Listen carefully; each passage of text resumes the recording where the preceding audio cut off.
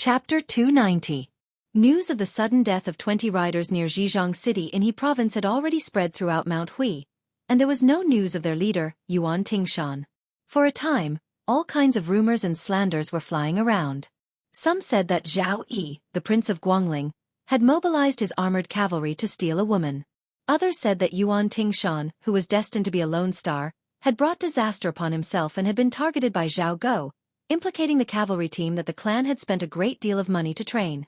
Others said that the young male and female of the Murong clan were not ordinary people and had the protection of immortals. All kinds of rumors were said, and all kinds of sneaky. Because the old family head had been in closed-door training for many years, and Shenyuan Guoqi, who was in charge of Mount Hui, was having a sword competition with someone at the Dongyue sword pool, the Shenyuan mansion on Bull Mound was without a leader.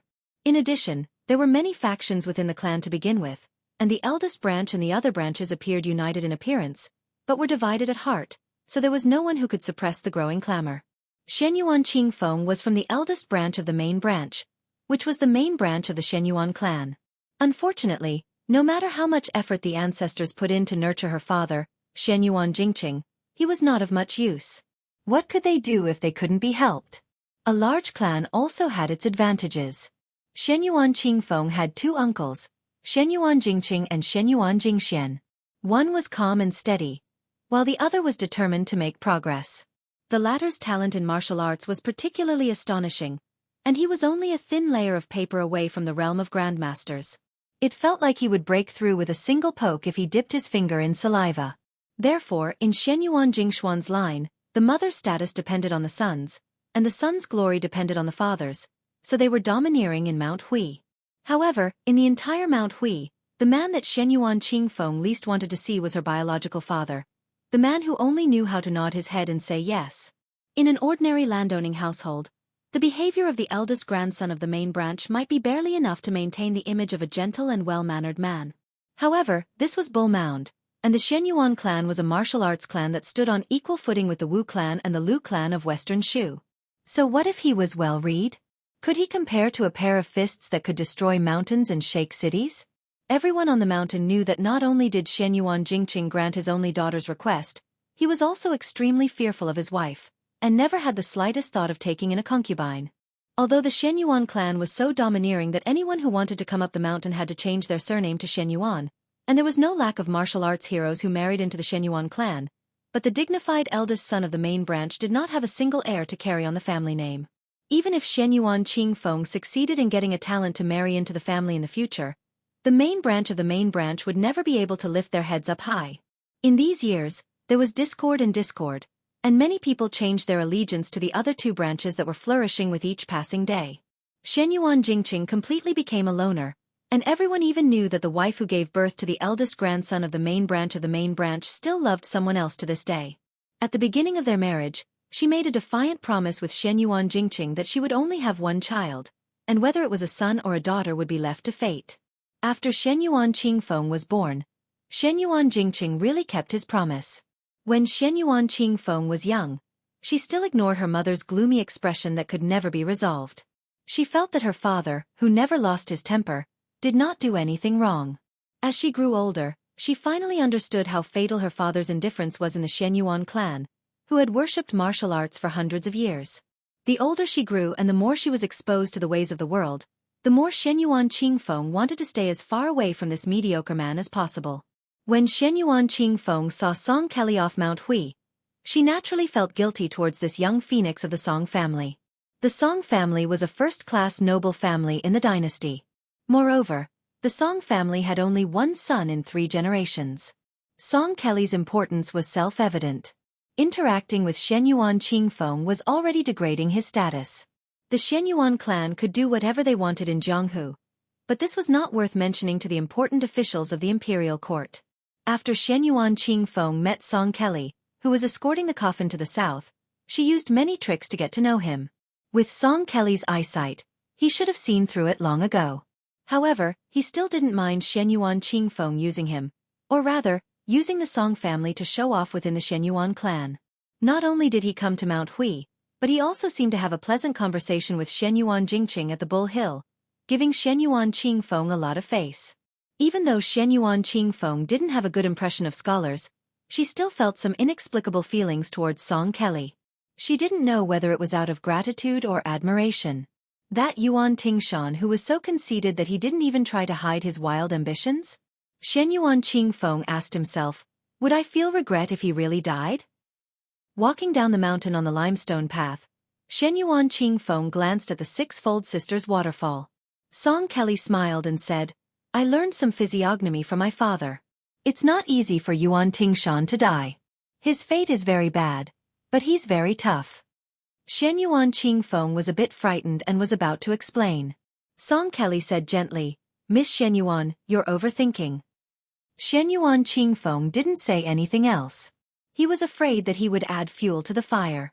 The two walked silently on the path. When they reached the foot of the mountain, they saw a boat. Song Kelly suddenly stopped and hesitated for a moment. In the end he said, Mr. Shoujua is very knowledgeable and has analyzed the three doctrines in simple terms. I've been talking with Mr. Shoujua through candlelight for the past few days and have learned a lot. Mr. Shoujua said that learning from reading scriptures is like looking at plum blossoms and drawing pancakes. His words enlightened me. In the past, I remembered my family's teachings to be humble and respectful in all matters and not to be overbearing. However, in the end, I didn't understand why I had to be humble. In the eyes of a wise person, my childish words and actions would only make me a laughing stock. Miss Shenyuan, please forgive me for speaking bluntly, but Mr. Shoujua is definitely not a mediocre person. Shenyuan Qingfeng smiled and didn't think much of it. He only joked, Did my father ask you to be a lobbyist? How many books did he give you? Song Kelly was stunned and murmured, A father knows his daughter best. Everything is within Mr. Shoujua's expectations. While Shenyuan Qingfeng was puzzled, Song Kelly turned around and bowed to Bulgang. He said happily, I admire you. Looking at Song Kelly's back as he boarded the boat, Shenyuan Qingfeng was confused. Chapter 291. Song Kelly stood at the bow of the ship and slowly sailed towards the Shi River. He didn't forget to wave at Shenyuan Qingfeng who was on the shore. After going up the mountain, Song Kelly's bearing was impeccable. Not to mention talking about Buddhism and Taoism with Shenyuan Jingxian, he was also neither servile nor overbearing when exchanging martial arts experiences with Shenyuan Jingxian. In fact, the truth was that Shenyuan Qingfeng didn't need to make any arrangements. He would go to Mount Hui to visit Shenyuan Jingqing. Putting aside whether this person was hiding something, just his meticulous planning in politics was enough to impress his grandfather. Song Kelly's deceased teacher greatly praised him. Song Kelly went south to Jianghu to escort the coffin as a disciple, but more importantly, he wanted to test Shenyuan Jingqing's ability. If he was truly talented, the Song family wouldn't mind promoting a scholar from a common family to help him consolidate his position in the family. If he was only an armchair strategist, Song Kelly could also turn to Shenyuan Jingxian. After all, this power had been rooted in Jianghu for hundreds of years and could help him do many things that scholars couldn't do. Before going down the mountain, Shenyuan Jingqing smiled faintly and said, When the scholar and the butcher become neighbors, let the scholar use his mouth. When fighting, the butcher will use his hands. There's no harm in helping each other. Although this reassurance was not small, it was still not enough for Song Kelly to make up his mind to marry Shenyuan Jingqing. Marriage between a noble family and a commoner family was a big taboo in the scholarly community, second only to the loss of descendants. The ship sailed into the Shi River and the view was broad. Song Kelly had the impulse to sing a song about the heroism of the great river. Deep down, the young phoenix of the Song family was not very courteous. The ghosts of Xianxia cried, the monkeys of Shu Dao cried, and the waves of the river were vast and boundless. He wanted to write a poem to express his feelings. Unfortunately, Song Kelly's family had learned a lot and he was not inferior to a famous scholar. However, during the journey, Song Kelly would send out beautiful poems into the scholarly community every once in a while. The unknown inside story was that many of these poems were written by his father or even his grandfather. How difficult was it for a scholar to become famous? Hoping to write a poem that would shock the world? It was almost impossible. Without the support of the seniors in the literary world, and without the support of the students, no matter how well it was written, it could only be described as passable. Nowadays, the famous works were not famous when they were first published. It was only after hundreds of years of being passed down through generations and generations that they were gradually recognized by the giants in the literary world.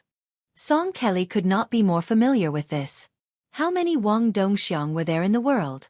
What's more, the first snow was a voluminous 500,000 words long. While Song Kelly was having mixed feelings, he saw a tall ship coming towards him. A handsome young man with a sword was standing at the bow of the ship. Beside him was a maid in green and a one-armed old man wearing a sheepskin coat. Song Kelly didn't pay much attention to them and just thought that they were ordinary pilgrims visiting Longhu. Song Kelly stayed in Mount Hui because he wanted to wait for the Baelyang crown prince. Unfortunately, he still had things to do under his father's orders. He couldn't wait any longer. The two tiger kuei that finally didn't have to stay in the carriage played coquettishly at Su Fengnian's feet. Su Fengnian pointed at the bluestone roof of Mount Hui and asked, "Bull's gang?" The old god of swords nodded.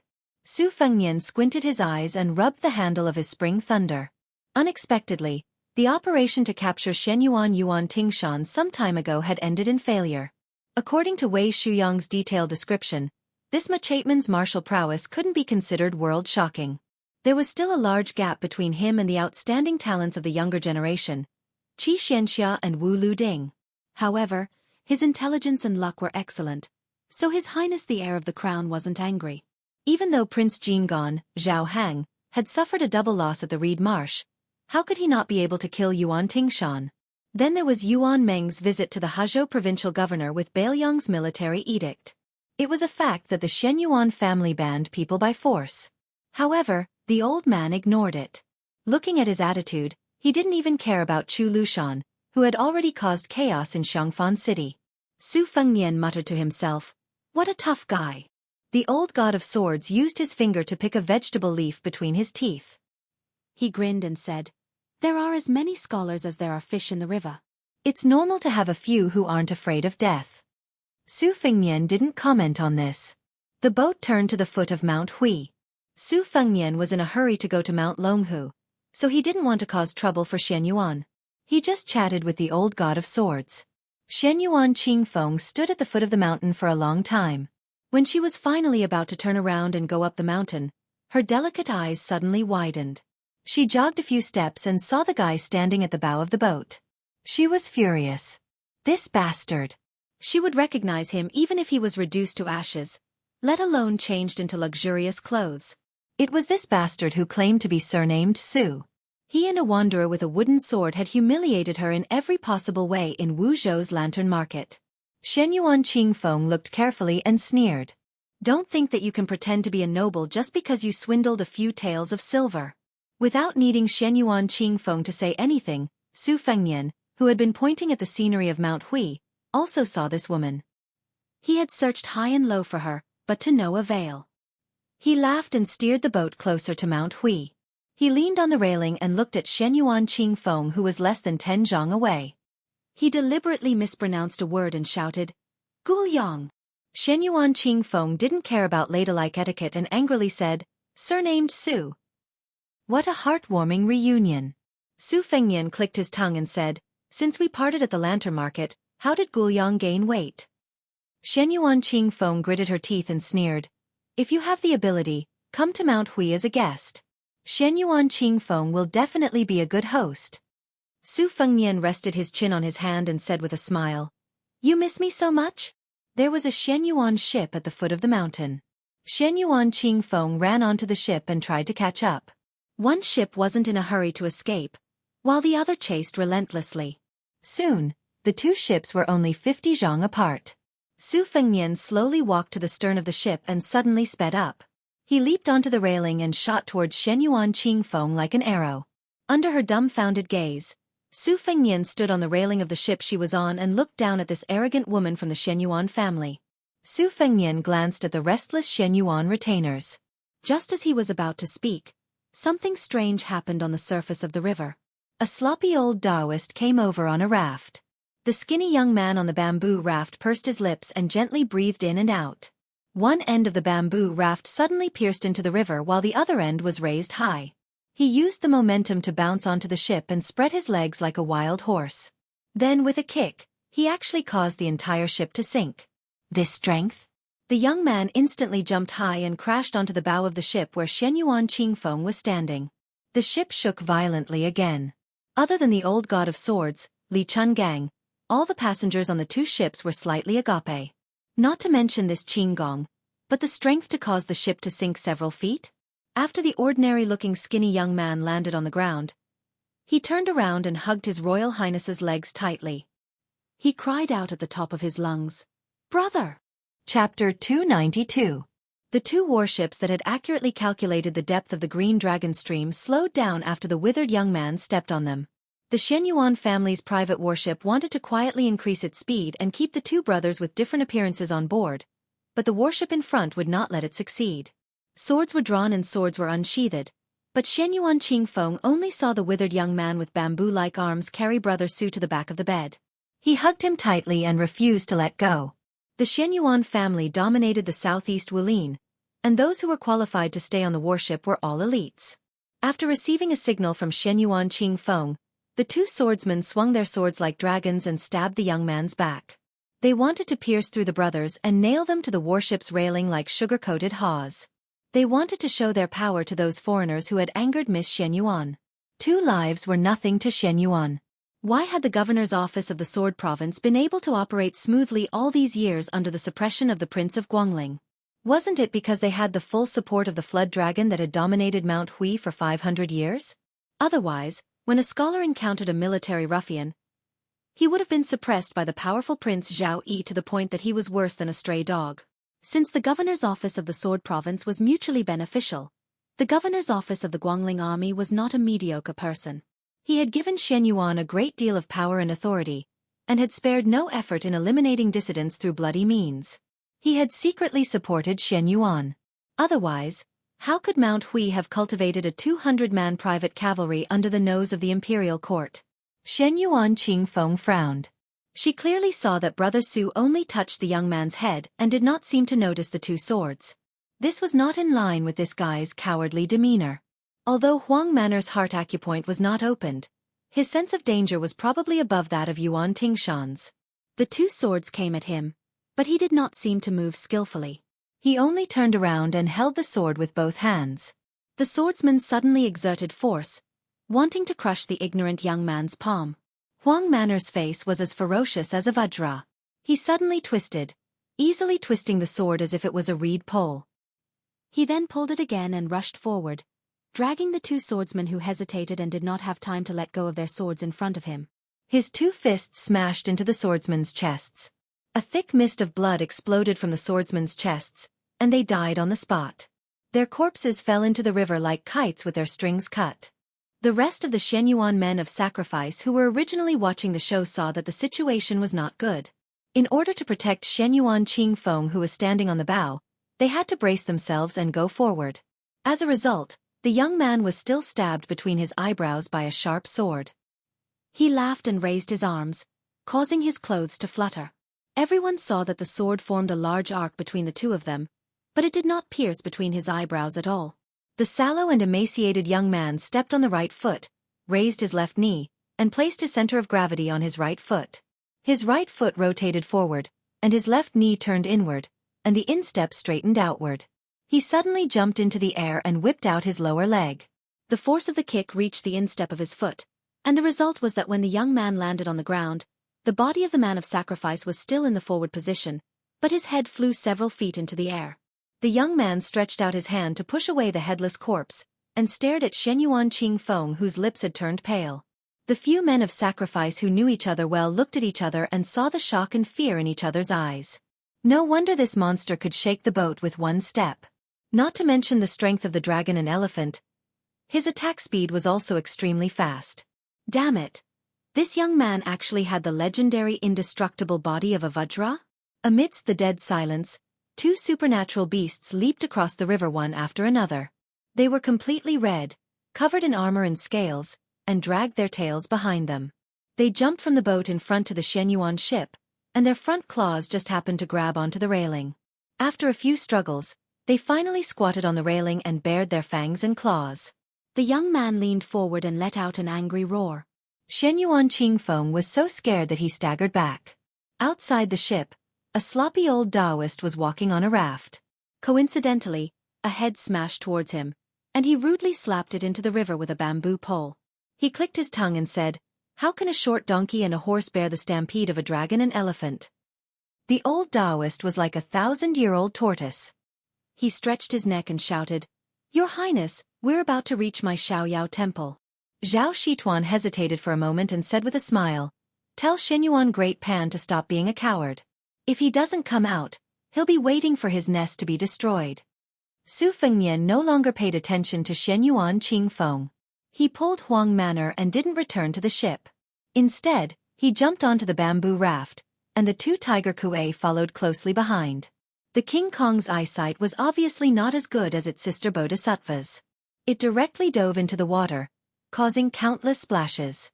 Bodhisattva, who was on the bamboo raft, saw her brother having fun in the river and also jumped down. Su Fengnian smiled and said, "Old Taoist, I didn't say that I'm going to Mount Hui to cause trouble. What are you blindly making a fuss about? Are you planning to divert the trouble from the west to the east?" The old Taoist, who was the quietest and most unknown Taoist in the Taoist master residence, purposely exclaimed in surprise. He was afraid that the eccentric crown prince of Bailiang would turn hostile. To be honest, as the second Taoist master of the Taoist immortal abode, old Taoist Zhao Shituan's seniority in the Taoist orthodoxy could be said to be superior to the 33 heavens.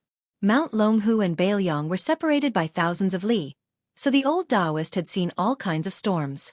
When he was in Bailiang's territory, he didn't mind putting his arm around this junior's shoulder. It wasn't necessarily because he was afraid of the great pillar state Su Shao. It was just that he had a carefree temperament to begin with. When he was young, he was also an extraordinarily frivolous and alcoholic. He was truly a rare talent with great ambition. Otherwise, he wouldn't have left the country to travel far away with his sword. Once he left the mountain, he didn't return to Mount Longhu for a whole 20 years. Now that he met His Royal Highness, who was frivolous and unrestrained, he was quite suitable. If it were Zhao Donxia and Zhao Donping's nephews, one of whom was a minister of Yu and the other a prime minister of Xianxia, who were together with Crown Prince Su Fengnian, they wouldn't have such an attitude. Su Fengnian glanced at the giggling Huang Manor, then raised his head to look at the old Taoist. He asked in surprise, "You're not afraid of water anymore?" Chapter 293. The old Taoist nodded. "I've been afraid for a long time. Xiaoyao Temple is right next to the Green Dragon Stream. I told him to follow the stream to Mount Hui where the Dragon King River enters the Shi River, then keep going north until it reaches the Spring God Lake. We'll be getting closer and closer to Bailiang. I told him that your brother will come to Mount Longhu in autumn. Dragon Elephant will wait for you at the stream if he has nothing to do. Then he won't be afraid of the water anymore." Su Longxiang hit the water with his palm and a big fish was shaken out of the water. Its claws were like hooks. After catching the fish, he looked at his brother and grinned foolishly, as if he was asking for credit. Su Fengnian patted Huang Manor's head and shook his head. "When in Rome, do as the Romans do. Just eat some vegetarian food. Let the fish go." Huang Manor put the fainted fish back into the water, but it was eaten by a tiger kuei chasing after the bamboo raft. Su Fengnian suddenly asked, "Is there an old Taoist called Zhao Huangchao in Mount Longhu? A very old senior?" Old Taoist Zhao Shituan thought for a while and shook his head. "There are many century enlightened masters in seclusion on the mountain, but none of them are called Zhao Huangchao." The boats and rafts sailed up leisurely while the Shenyuan cruise ship turned around and returned to the Mount Hui pier. Shenyuan Qingfeng stood at the window of the cabin. His lips were livid and his body was trembling. It was hard to tell if he was scared or angry. She wasn't blind. Although her martial arts talent was mediocre, she had a good memory and was outstanding on Mount Hui. No matter how complicated the moves were, she would never forget them. To put it nicely, Mount Hui was a place where people from all walks of life accepted talents. To put it bluntly, it was a place where people of all walks of life lived together. The Shenyuan family had a rich collection of books. Other families and sects regarded them as treasures, but the aspiring tripod pavilion in Mount Hui had countless books. In terms of the number of books, it was only inferior to the Tide Listening Pavilion in Bailiang. Yuan Tingshan said he wanted to marry her because he saw her as a shortcut to the peak of martial arts. Even if she couldn't enter the aspiring tripod pavilion, as long as Shenyuan Qingfeng personally taught her, all problems would be solved. How could Shenyuan Qingfeng not see how terrifying the yellow-skinned youth was? Perhaps in the entire Hui Mountain, there were no more than 10 people who could create such a huge commotion. If the invincible Vajra behind the youth was included, the number of people who could be counted on one hand. That was fine. This unfamiliar word made Shen Yuan Qingfeng's heart tremble. After the spring and autumn period, although the title of crown prince had a tendency to spread in the dynasty, as long as one was a legitimate son of a noble family or a bastard son, they were qualified to hold this title. However, the title of crown prince became more and more precious. Only the princes and princesses of the imperial family could be called crown prince. In the southeast of the dynasty, according to the law, only the descendants of Zhao Yi, the crown prince of Guangling, could be considered crown prince. Zhao Yi had 3 sons and 6 daughters. The crown prince, Zhao Yu, hadn't been hereditary. Speaking of which, it was strange. It was probably due to the heavenly Tao's retribution that the lecherous Zhao Yi had snatched countless beauties. The 7 concubines who had broken the rules were all beautiful enough to captivate the birds and beasts. However, their children all resembled Zhao Yi. All of them had big heads and ears, and were as fat as pigs. They did not inherit the looks of the concubines at all. If that was the case, who was the fellow whom the Longhu Taoist addressed as Your Highness? There was no need to doubt the identity of Crown Prince. If he wasn't a descendant of a Crown Prince, who would dare to bring elite soldiers with him? Even the powerful Guangling Duke, Zhao Yi, would not hand over such information to the imperial court. His children leaving the duke's manor to play was even more relaxed than ordinary families. His surname was Su? Shen Yuan Qingfeng's face was pale.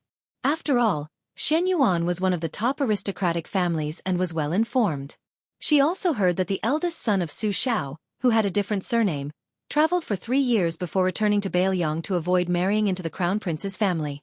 For some reason, he went out again this time. Not long ago, he caused trouble in Gangnam-do. Thousands of scholars from the Imperial College in the capital clamored for the emperor to issue an edict to Jiangnan. Otherwise, the country would be in chaos and the law would be against the law. Unfortunately, the butcher who took away the title of pillar of the country was still favored by the emperor and protected his royal highness. As long as the king of Beiliang was in the capital, no official above the 4th rank dared to impeach him. Only the scholars of the Imperial College wrote tearful letters in blood, which made them a joke. Shen Yuan Qingfeng still remembered the arrogance of the Beiliang cavalry under Mount Longhu when the older generation of Mount Hui talked about it. At that time, it wasn't because of her family's righteousness, but because after the iron hooves flattened Mount Longhu, they were intimately interdependent. Shen Yuan also didn't have a good ending, so she had to bite the bullet and stand with the Taoist priests of Mount Longhu. If it really was the crown prince of Beiliang, what should she do? It was fine if she had to swallow this anger, but if that beggar turned into crown prince who came to Mount Hui to denounce her, how would her family deal with it? Her father was cowardly and would definitely be too scared to argue. Because of her father's decline in power, the other branches wouldn't hit him when he was down. Her family originally wanted to marry her to Zhao Yi's 6 sons, but because of Song Kelly's arrival, there was a slight silence. Once her uncle Shen Yuan smelled the opportunity, how could he show mercy? Who didn't know that this uncle had openly teased her mother, saying, "The dumplings are delicious, but not as delicious as sister-in-law?" Her father only knew how to study behind closed doors, so how could he say anything about it? Was there a lack of such jokes? Shen Yuan Qingfeng walked out of the cabin in a daze when the boat docked. A lone boat shot over. An old Confucian scholar with white hair flew across the river and landed at the bow of the boat.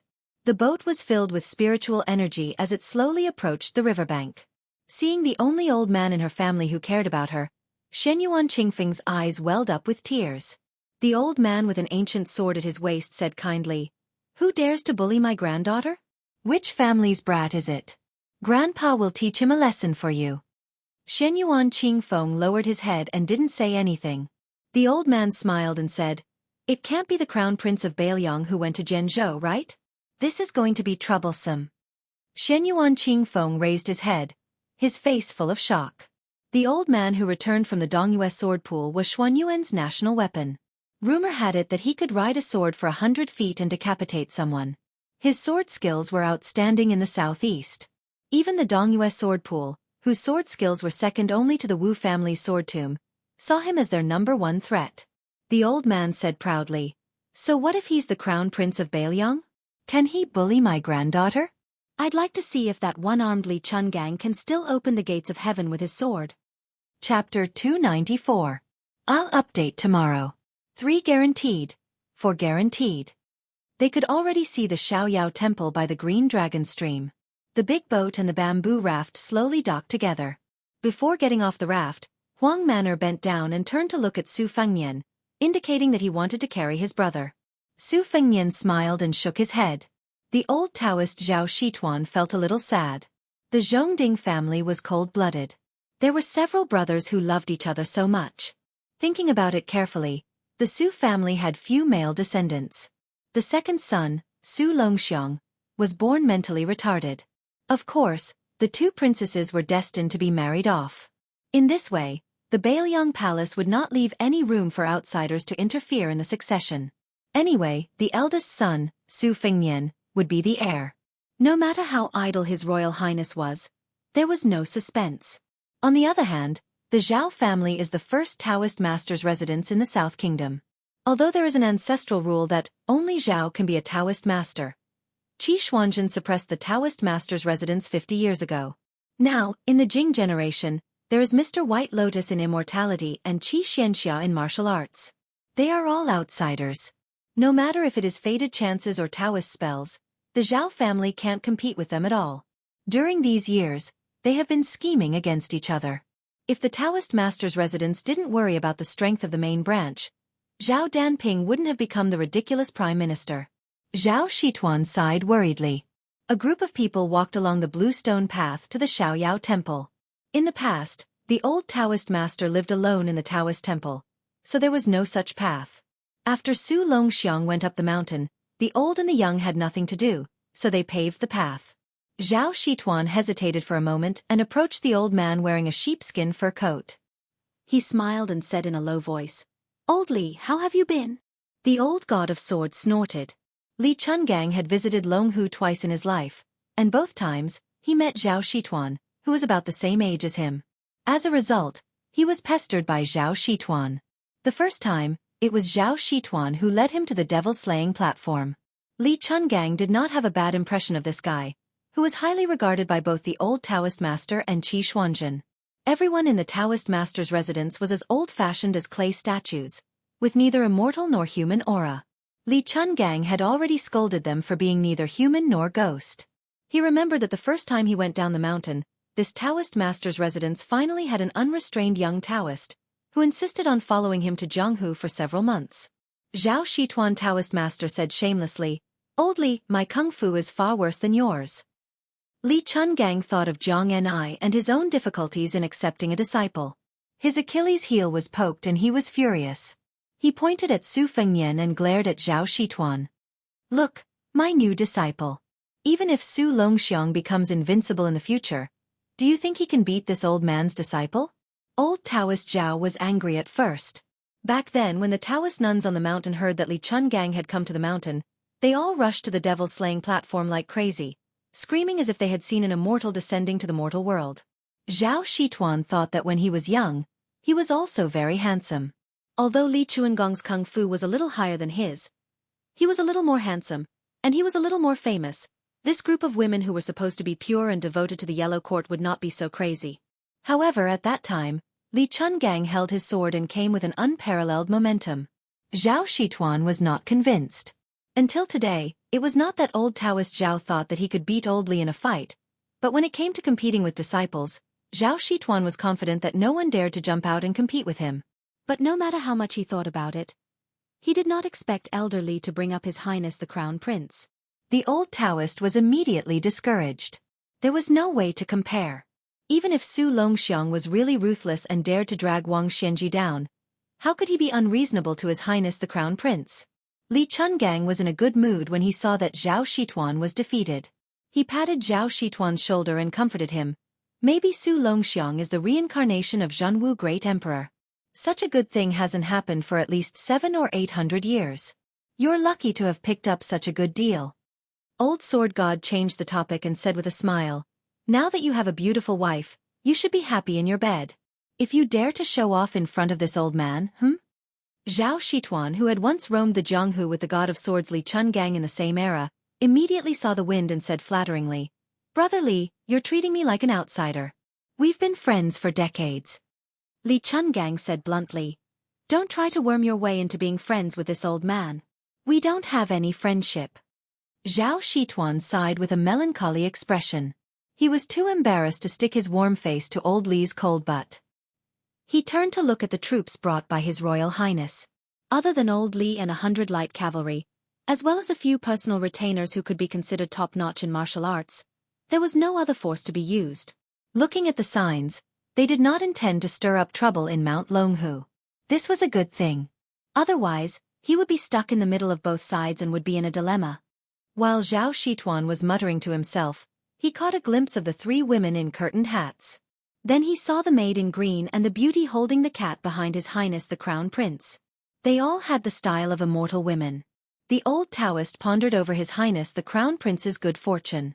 In the southeast, only old man Shen Yuan, who enjoyed the good fortune of the land alone, and Prince Guangling, Zhao Yi, who collected beauties from all over the world, could compare. Su Fengnian walked to the door of the Taoist temple and stopped. Zhao Shituan's expression was ugly. He admitted that he was in the wrong. It was not easy to trick Su Longxiang from Beiliang to Mount Longhu, but in the end, he was cultivating in this dilapidated Taoist temple. He was really embarrassed. Just as he was thinking about how to explain to His Royal Highness, Su Fengnian, who had never treated the old Taoist master as an expert, slowly turned around and faced Zhao Shituan, bowing deeply. Zhao Shituan was flustered. He was pleasantly surprised, but also fearful and restrained. He hurriedly helped him up and said, "I don't deserve such courtesy from your highness. It's too much." Chapter 295. The old god of swords looked on coldly from the sidelines. He was still a little surprised in his heart. Li Chungang, who had experienced many hardships, had long since figured out Su Fengnian's temperament. Now that he had bowed so openly and sincerely, it could be considered that he had given Zhao Shituan and Mount Longhu enough face. Otherwise, given Su Fengnian's stubborn personality, he would have fought to the death even if he had provoked some king of Jing and Zhao Heng, or some scholarly group of Gongnam-du. Yu Yuwei held Wu Mainyang between her breasts. The white cat was comfortably pretending to be asleep, half asleep and half awake. Occasionally, it would use its furry head to rub its perky bosom.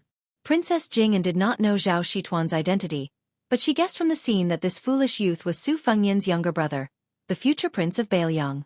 She could not imagine that the 2 brothers of the Marquis clan could get along so well. As for why the young prince was cultivating with a sloppy old Taoist in a shabby monastery at the foot of Mount Longhu, Pei Nanwei did not bother to make wild guesses. What shocked Zhao Shituan even more was the following scene. After His Royal Highness bowed with his hands clasped, the White Horse Cavalry, led by Ning Amei, gripped the hilts of their Beiliang sabers with their right hands and crossed their left arms before their chests. They took a step back in unison as a sign of respect. Everyone knew that the Beiliang cavalry were the best in the world, arrogant because of their proficiency in battle. During the Spring and Autumn War, when they traveled with Gu Jiantang and the other vassal armies, they always took the lead and no one dared to cut in. Throughout the Spring and Autumn War, only once did the Beiliang army give way to a scholar-led brigade that achieved great merit. Within the northern Liang army, this tradition had always been passed down. Those who did not have great military exploits would have to give way to those who had great military exploits. Even if it was a military officer with a high military rank, he would have to give way to those who had great military exploits. For example, the scouts who accumulated their reputation by killing the barbarians' heads, even if they were just low-level armored soldiers, in Beiliang's military towns. Even if they ran into border officials at the level of county governor, they could still advance on the official road without getting off their horses or bending down. Zhao Shituan sighed inwardly. His Royal Highness had changed. It was a good thing for him, but it might not be a good thing for Mount Longhu, especially the Celestial Master residence. The old Taoist brought the group into the Taoist temple with mixed feelings. Su Fengnian, who was sitting beside the secluded ancient well with Su Longxiang, smiled and said, "Old Celestial Master, please help me arrange the Phoenix Battalion." Zhao Shituan nodded and said, "There's no need for your highness to say anything. Mount Longhu will naturally make the appropriate arrangements." Su Fengnian joked, "I heard that this Taoist ancestral temple, Yuzhang Chenglin, was imposing, and that the Yi sect was like the heavenly gate. Old Celestial Master, your temple is deserted to a whole new level." Zhao Shituan blushed with shame and smiled. "My social relations are poor. There's nothing I can do about it. I've made His Royal Highness laugh." Su Fengnian waved his hand and said, In any case, Huang Man doesn't care about this. I see that he's quite happy here. It's not any worse than when he was in Bailiang Palace. Isn't that right, Huang Man? Su Longxiang grinned foolishly.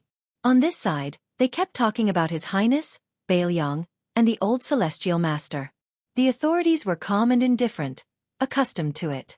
As a result, the Murong siblings, who were outside the situation and were kept in the dark, were greatly frightened.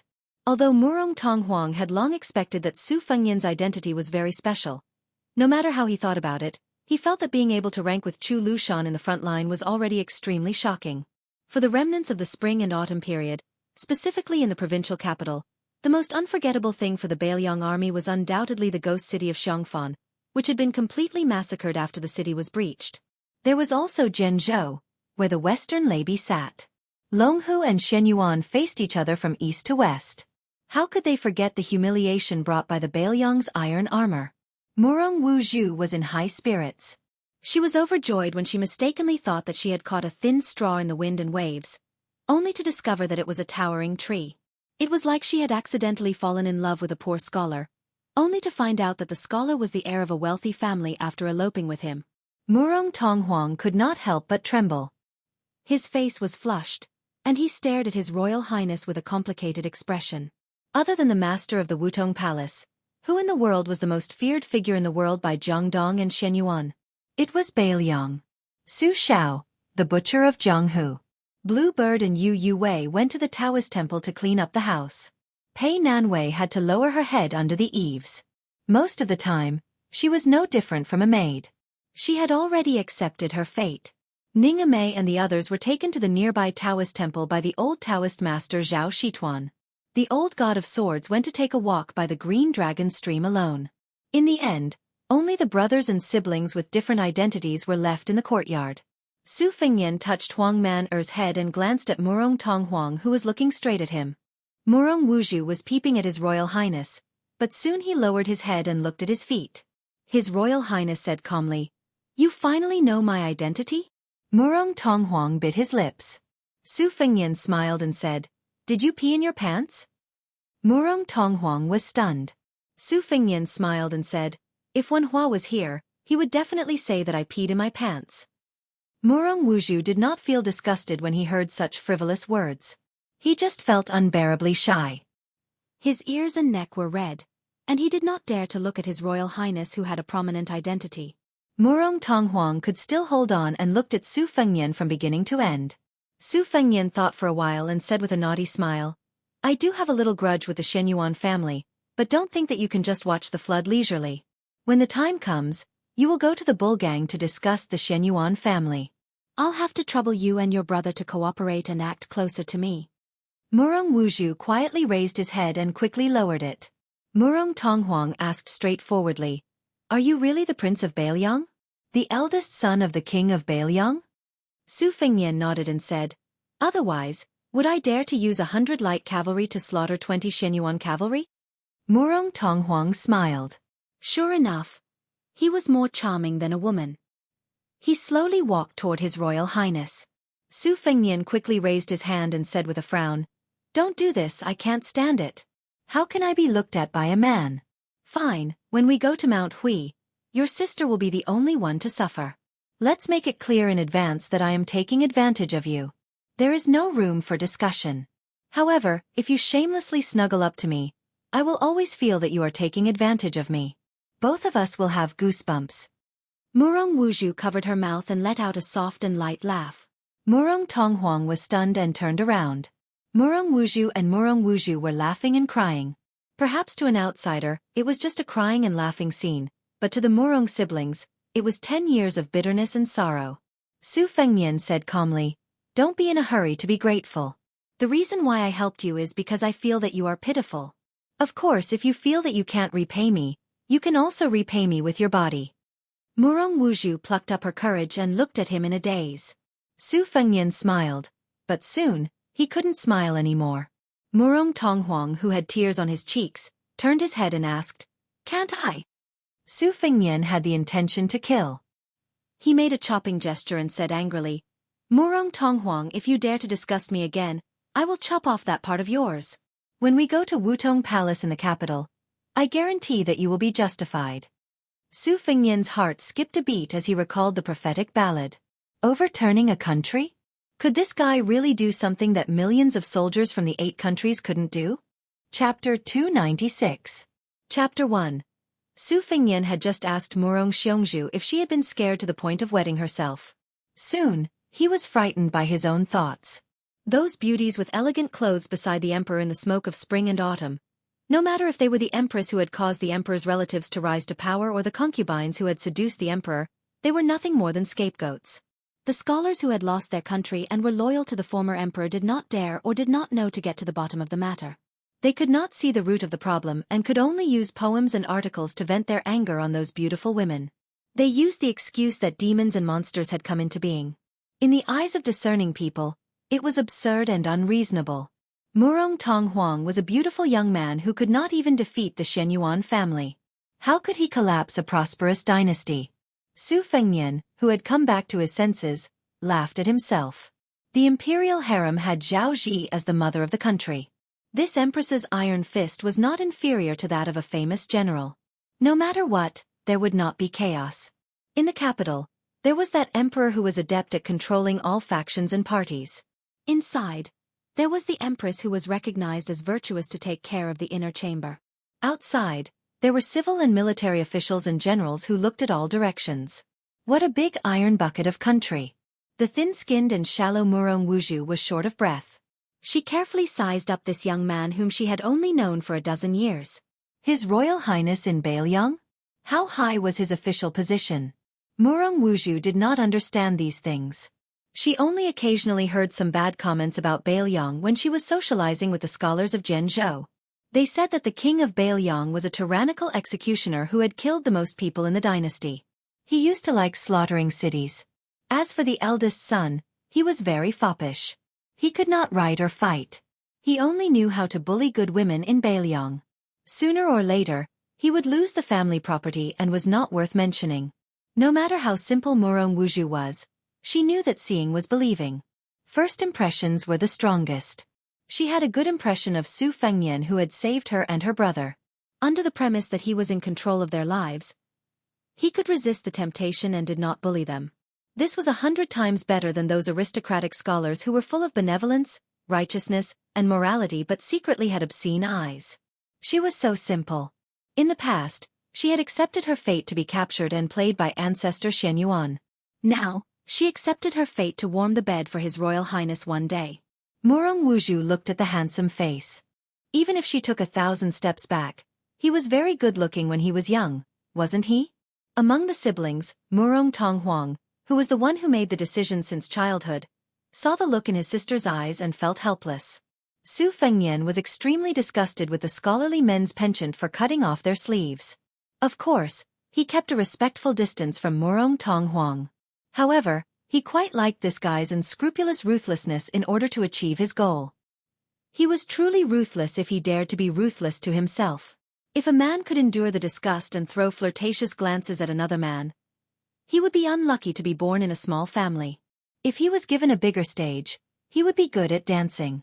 Since Murong Tonghuang's words and actions were straightforward, Su Fengnian couldn't disappoint him. He gently kicked away the tiger Kuei King Kong who was biting his robe and said with a smile, "If you want to use Beiliang's tiger skin as a banner to intimidate others, you don't need to hide it.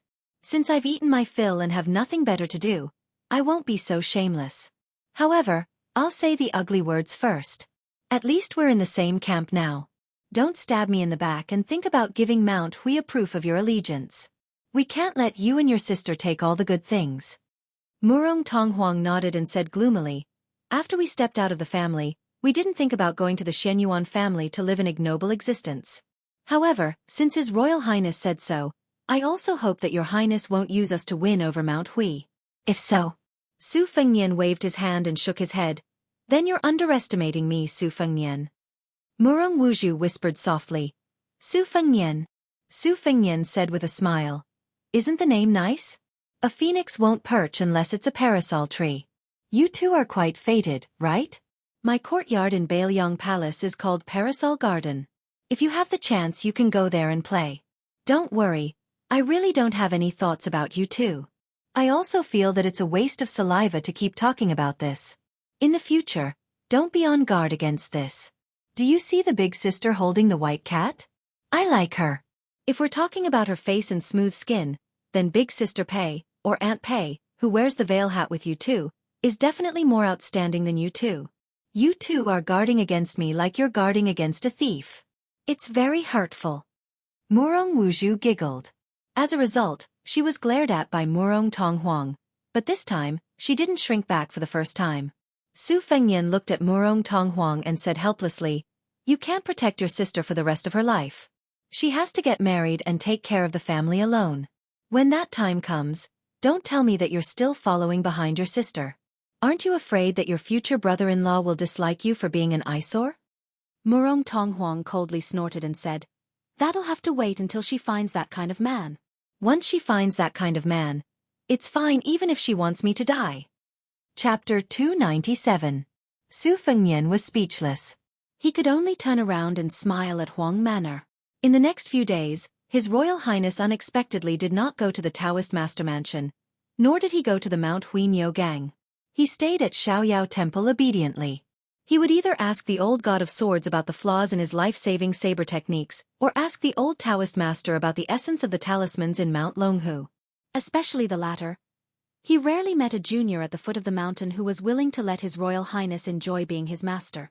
He told him everything he knew.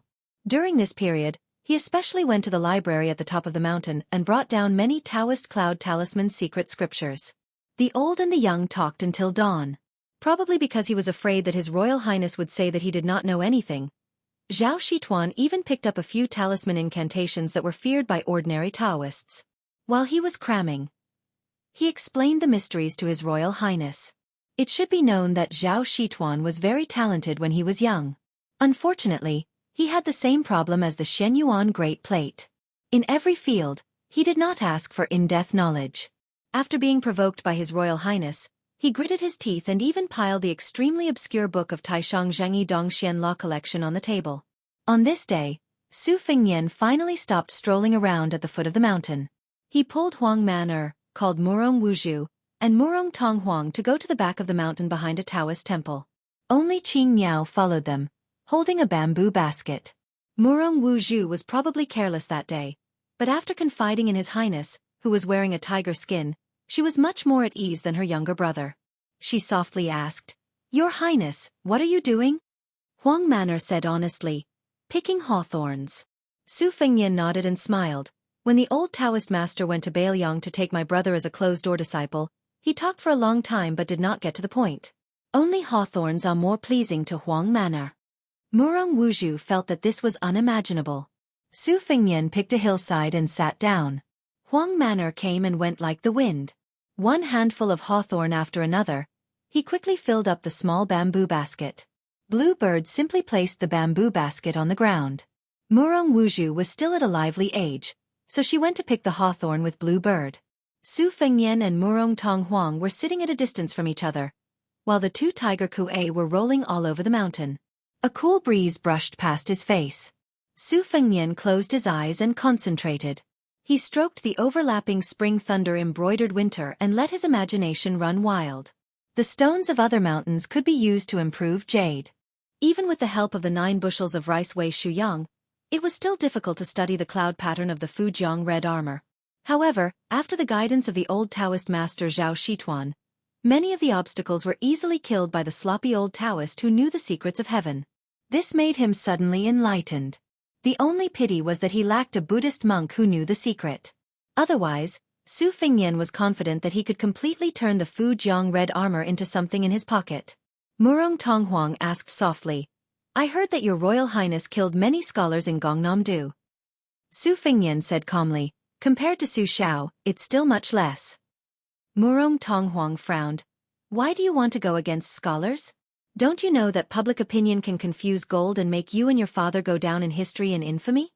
Su Fengnian wiped the spring thunder with his slender fingers and said slowly, "The winner takes all. Think about it. The history books of the 8 kingdoms of spring and autumn were all written by the historians of the Liang dynasty. For those who wanted their ancestors to be known as loyal ministers, even if they only left a dozen words for their descendants, they would not hesitate to become officials in the new imperial court. For those who wanted their fathers not to be known as traitorous ministers, they would even rush to the capital and rack their brains to please the Hanlin emperor. They would cry and shout, wishing that they could present their wives and concubines with both hands.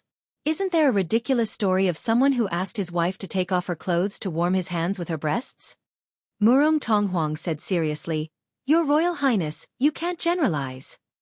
Su Fengnian opened his eyes and said calmly, "I understand this." It's not that Su Xiao didn't admire scholars from the bottom of his heart, but it seems that not many of them had a good ending. Sun Ping of Hezhou, who submitted the 21 treatises on governance, was cooked by the people. Zhao Guangling vomited blood and died in the military tent outside the West Shu imperial city. Li Yishan, who used to be a judge of civil and military affairs, was killed by some literary giants who were also scholars.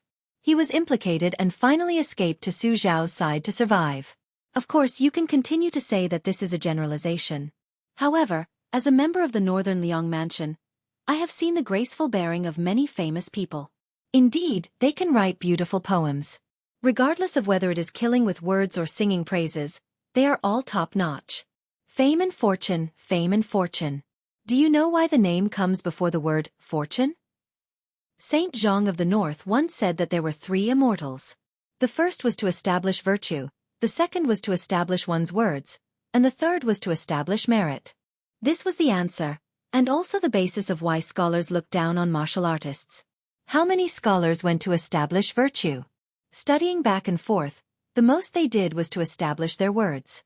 Establishing one's words, accumulating one's character, earning fame, bringing honor to one's ancestors, leaving one's name in the annals of history, how could they care about the people's hunger and hunger?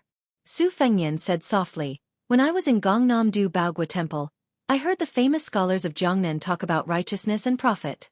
In the end, it was just a poor scholar who originally didn't have the qualifications to enter the banquet who sought profit for the people. What kind of scholars do you think those famous scholars are? They only know how to recite the wind, the flower, the snow and the moon, talk about profound mysteries, and if the whole world applauds, is it really good? Reading 10,000 books, there's no book that you don't read, no scriptures that you don't understand. Don't you know that there is a frozen bone outside the Vermilion Gate? Is that a scholar's scholar?" Su Fengnian laughed and said, "You might not believe it, but after Xiangfan Confucian Wang Yongming committed suicide, he was originally at the top of the list of traitorous officials. It was Su Xiao who had a quarrel with the old Grand Secretary, rolled up his sleeves and personally cut it off. And the history books of West Chu did not leave half a word about this scholar who once sat alone on the fishing platform for West Chu for 10 whole years. This time, it was the old leader of the imperial court, West Chu's old Grand Preceptor Sun Shiji, who personally erased it." Murong Tonghuang was still persisting, but he was no longer as confident as he was at the beginning. Lowering his head, he said, "Scholars are still mostly good people." Su Fengnian said self-deprecatingly, "I didn't say that I have to make life difficult for scholars. Besides, there are a lot of people and things that have no right or wrong to speak of. If we get into a dead end and insist on either one or the other, then there's no reason to speak of." Murong Tonghuang grunted.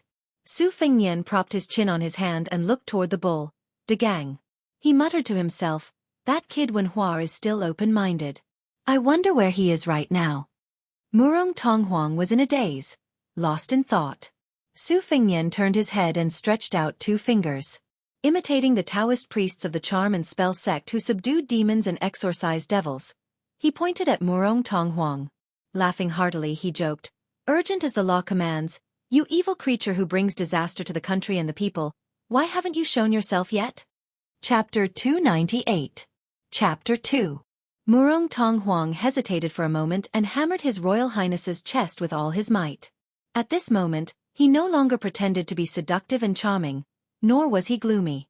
Instead, he exuded an unfamiliar aura of awe-inspiring heroism.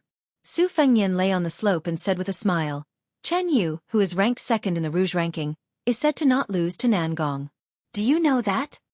Murong Tonghuang nodded, but he was confused as to why Meng Qi mentioned Chen Yu and Nangong. Su Fengnian said with a smile, "That Nangong is the same as you. He is a man with a white fox face. He is even more good-looking than you. Now he is reading secret manuals in the Tide Listening Pavilion of Bailiang Palace. When he comes out of the pavilion, he might be the #1 in the world." These two sabers of mine, Spring Thunder and Embroidered Winter, were originally his. Later, I gave one to him and borrowed the other. Murong Tonghuang laughed and said, if you continue to explain, be careful that you don't say that you are trying to hide 300 taels of silver. Su Fengnian felt relieved. There were thousands of knots in his heart. If he could help this pair of siblings untie one by one, he would deal with the mess of the Shenyuan family. As for Murong Tonghuang's life, he only needed to lay down some foreshadowing. After that, he would no longer pay attention to him. He really needed to learn from that old monster Huang Sonjia to play chess. Regardless of whether he was drawing a tiger or a dog, he needed to learn first. Su Fengnian suddenly thought of the celestial being from Mount Longhu, Zhao Huangchao, who came by dragon in his dream. This Zhao was not the Zhao from the Zhao family of the Taoist master mansion. Su Fengnian still had not figured out whether it was a dream or reality. If it was the truth, why didn't Miss Hehe, who was climbing the cliff all night long, respond? Even the old god of swords, Li Chungang, did not notice it. However, if he were to treat it as a dream, then everything the white python told the black dragon and the middle-aged Taoist priest, Zhao Huangchao, said was reasonable and well-founded, especially the bearded heavenly dragon that rose from the cliff. It was almost exactly the same as the one in the evil Spring Thunder Flood dragon painting. This painting of the heavenly king and the heavenly maiden came from the hands of a great Qi practitioner and was supplemented by an ominous prophecy. Su Fengnian frowned. For the time being, he did not dare to mention this strange matter to anyone. Perhaps he would only be able to mention it to Su Xiao and Li Yishan once he returned to Bailiang. His Royal Highness didn't know that not long ago, someone had coincidentally arrived at Mount Insignia. Shenyuan Qingfeng and his grandfather, Shenyuan Guoqi, were standing on the Wangjiang terrace of the aspiring cauldron pavilion. The two of them were leaning against the railing. The aspiring cauldron pavilion was built against the cliff, while the Wangjiang terrace was abrupt. The mountain wind was blowing, and it was very cold at the top. Shenyuan Qingfeng pulled the collar of his fur coat. The old man with white hair on his temples smiled and said, "Are you cold? You mischievous girl. You're just like your father. Both of you are unwilling to work hard on the path of martial arts. Practicing martial arts doesn't necessarily mean you have to fight and kill. Strengthening your body is fundamental." Shenyuan Qingfeng's cheeks were flushed from the strong wind from the river to the wall of Bull Mound. He shrunk his neck and said coquettishly, "It's not too late to learn now." Shenyuan Guoqi, who had an ancient sword hanging from his waist, smiled but didn't say anything. The old man was the only son of Shenyuan of Mount Insignia's generation. After his ancestor, Shenyuan Great Plate, suffered defeat after defeat, he went into seclusion to cultivate.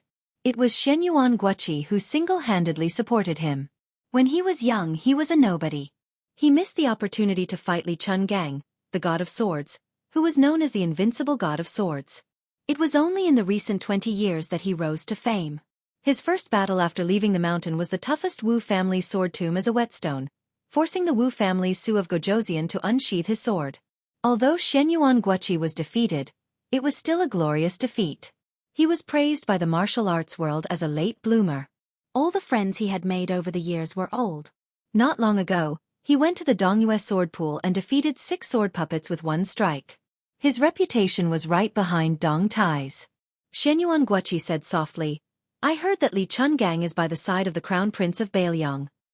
The old man flicked the scabbard with his finger, and the ancient sword in the scabbard hummed, even louder than the whistling of the mountain wind. However, Shenyuan Qingfeng did not react at all. The old man sneered and said, "Li Chungang used to be a sword immortal. When did he become a lackey of the Bailiang? How disappointing. I wanted to find this sword Dao senior to spar with him after I returned from the sword pool. Although it's convenient now, I don't know if Li Chungang is worthy of unsheathing the plain sword." Shenyuan Qingfeng smiled and said, "A starving camel is still bigger than a horse. Isn't that old man the 8th? Shenyuan Guoqi smiled indifferently and said, "Girl, don't try to goad me. Do you know that once one's sword Dao realm regresses, the difficulty of advancing again, especially for an expert at Li Chuangong's realm, is comparable to ascension? As long as he's not a first-stage sword immortal, your grandfather can fight him. If this 8th rank is real gold and silver, then that's fine. But if it's only because of Li Chuangong's unparalleled heroic figure that they gave him a title, then I might as well expose this fig leaf." The former sword god without the wooden horse and one arm being defeated by the plain embracing sword is better than being used as a stepping stone by those young people. Shenyuan Qingfeng was about to say something when the old man waved his hand and said, "Girl, go first. Don't catch a cold from the wind. That bookish father of yours is going to nag me for a month or so." Shenyuan Qingfeng left the aspiring cauldron pavilion with a gloomy expression. How could one survive in the Shenyuan clan where martial arts fanatics gathered? Shenyuan Qingfeng walked in the pavilion. There were bookshelves on both sides, and her slender hand slowly touched the secret manuals arranged according to the pronunciation of the first word. Her eyes were dull. The ancient books that her fingers touched were all martial arts secret manuals that Jianghu dreamed of. She had read most of them and memorized them in her mind. Because she knew that once she got married, she would no longer be allowed to enter the aspiring cauldron pavilion, even if it was to find a son-in-law. Therefore, she had been painstakingly memorizing the contents of the secret manuals all these years, page after page, book after book, hoping that she could find a man she could rely on in the future to revitalize the first wife's branch whose spirit had been sapped by her scholarly father and restore the glory of a great sect. After walking out of the aspiring cauldron pavilion, Shenyuan Qingfeng's face was filled with determination. An old woman who had taken care of Shenyuan Qingfeng since she was young hurriedly ran over and whispered, "Miss, Yuan Tingshan is back. There are signs of him being seriously injured and dying." Shenyuan Qingfeng calmly asked, "Can he be saved?" The old woman shook her head and said, "Using normal methods, he'll definitely die." Shenyuan Qingfeng stood there in a daze, as if her soul had left her body. The old woman said sympathetically, "Miss, if Yuan Tingshan dies, then so be it. Just find another young man and nurture him with all your heart." Shenyuan Qingfeng's lips turned pale as she murmured, "There's no chance for that." She suddenly turned around and walked past countless bookshelves in the pavilion to the Riverview Terrace. With a plop, she knelt down behind Shenyuan Guoqi. The old man, who had mastered qi cultivation, remained silent and didn't ask anything. Shenyuan Qingfeng put her hands and knees on the bone-chilling green jade floor and said in a low voice, "Grandpa, please save Yuan Tingshan's life." Shenyuan Guoqi said something that others couldn't understand. If you want to have the ability to humiliate others, you must first have the ability to humiliate yourself. Shenyuan Qingfeng's body began to tremble more and more violently. In the end, she lay on the ground, feeling as if a knife was twisting in her heart. She sobbed and said, "Grandpa, why did the great ancestor choose me for dual cultivation? Why? As long as Grandpa can save Yuan Tingshan, as long as Yuan Tingshan can withstand 10 strikes from the great ancestor, Qingfeng won't have to be a bull anymore." Shenyuan Guoqi shook his head. A middle-aged Confucian scholar who resembled Shenyuan Guoqi walked into the Riverview Terrace while coughing. His hair was tied up in a bun, and he held the forbidden thunder mantra of virtue in one hand and covered his mouth with the other. After releasing his hand, he put his hand behind his back, leaving behind a pool of blood. Shenyuan Guoqi was slightly angry. "Jingqing, since you're not well, don't walk around." Shenyuan Jingqing said bitterly, "Life and death are predestined. Just accept your fate." Shenyuan Guoqi, who had his back to the father and daughter, waved his sleeve. Clearly, he was quite angry. Shenyuan Jingqing took the Taoist book from his bloody hand and held it tightly. He bent down, freeing his hand to support his daughter. Shenyuan Qingfeng's limbs were already weak, but at this moment, a surge of strength surged up and she threw her father's hand away. She cried and cursed, "You don't deserve it." The eldest grandson of the Shenyuan family, Shenyuan Jingqing, had a bitter expression on his face. He said softly, "Let's go. Your mother has warmed a pot of Angelica wine for you to warm your stomach." Shenyuan Qingfeng stood up shakily and staggered out of the Wangjiang terrace, leaving Shenyuan Jingqing with a resolute and desolate back view. Shenyuan Guoqi was angry at his son's lack of struggle and lamented his misfortune. He raised his voice and reprimanded, "Look at you. Back then, in order to marry a loose woman who could be anyone's wife, you disgraced the family. What have you been doing all these years?" Shenyuan Jingqing said calmly, "Reading. Reading the spring and autumn annals of righteousness. Reading Taoism without action. Reading Buddhism with compassion." Shenyuan Jingqing said word by word, neither warm nor angry. His tone was extremely slow. Indeed, if it wasn't for his gentle temperament, how could he have endured 20 years of supercilious suppression? The other two branches were already riding on top of his head to shit and piss, but this scholar never uttered a word, only reading his book. Jingqing wants to let the ancestor know that his so-called understanding of the three religions is bullshit. Shenyuan Jingqing walked to the railing and stood side by side with Shenyuan Guoqi. Shenyuan Guoqi was so angry that his eyebrows were twitching. He wanted to slap this good-for-nothing son of his to death. Shenyuan Jingqing smiled. He held the forbidden thunder spell of virtue tightly. Blood seeped into the pages. He said, "Since I can't become an immortal Zhenren." "Shut up, you disgraceful thing." Shenyuan Guoqi slapped his son's face and walked away. Obviously, if this middle-aged scholar was allowed to continue, his words would only shock people to death. Shenyuan Jingqing, who was slapped, was indifferent. He looked at Longhu. Logically speaking, with the strength of Shenyuan Guoqi's hand, even if he restrained it, the slap on Shenyuan Jingqing's face would not disappear in a flash. When there was no one left in the Wanding Pavilion, he threw out the forbidden thunder spell of virtue and leaped over the railing. He flew out of the bull mound and went straight to the surface of the Dragon King River. When he fell in mid-air, he stepped on the book with the tip of his foot and swept across the sky like an eagle or a falcon.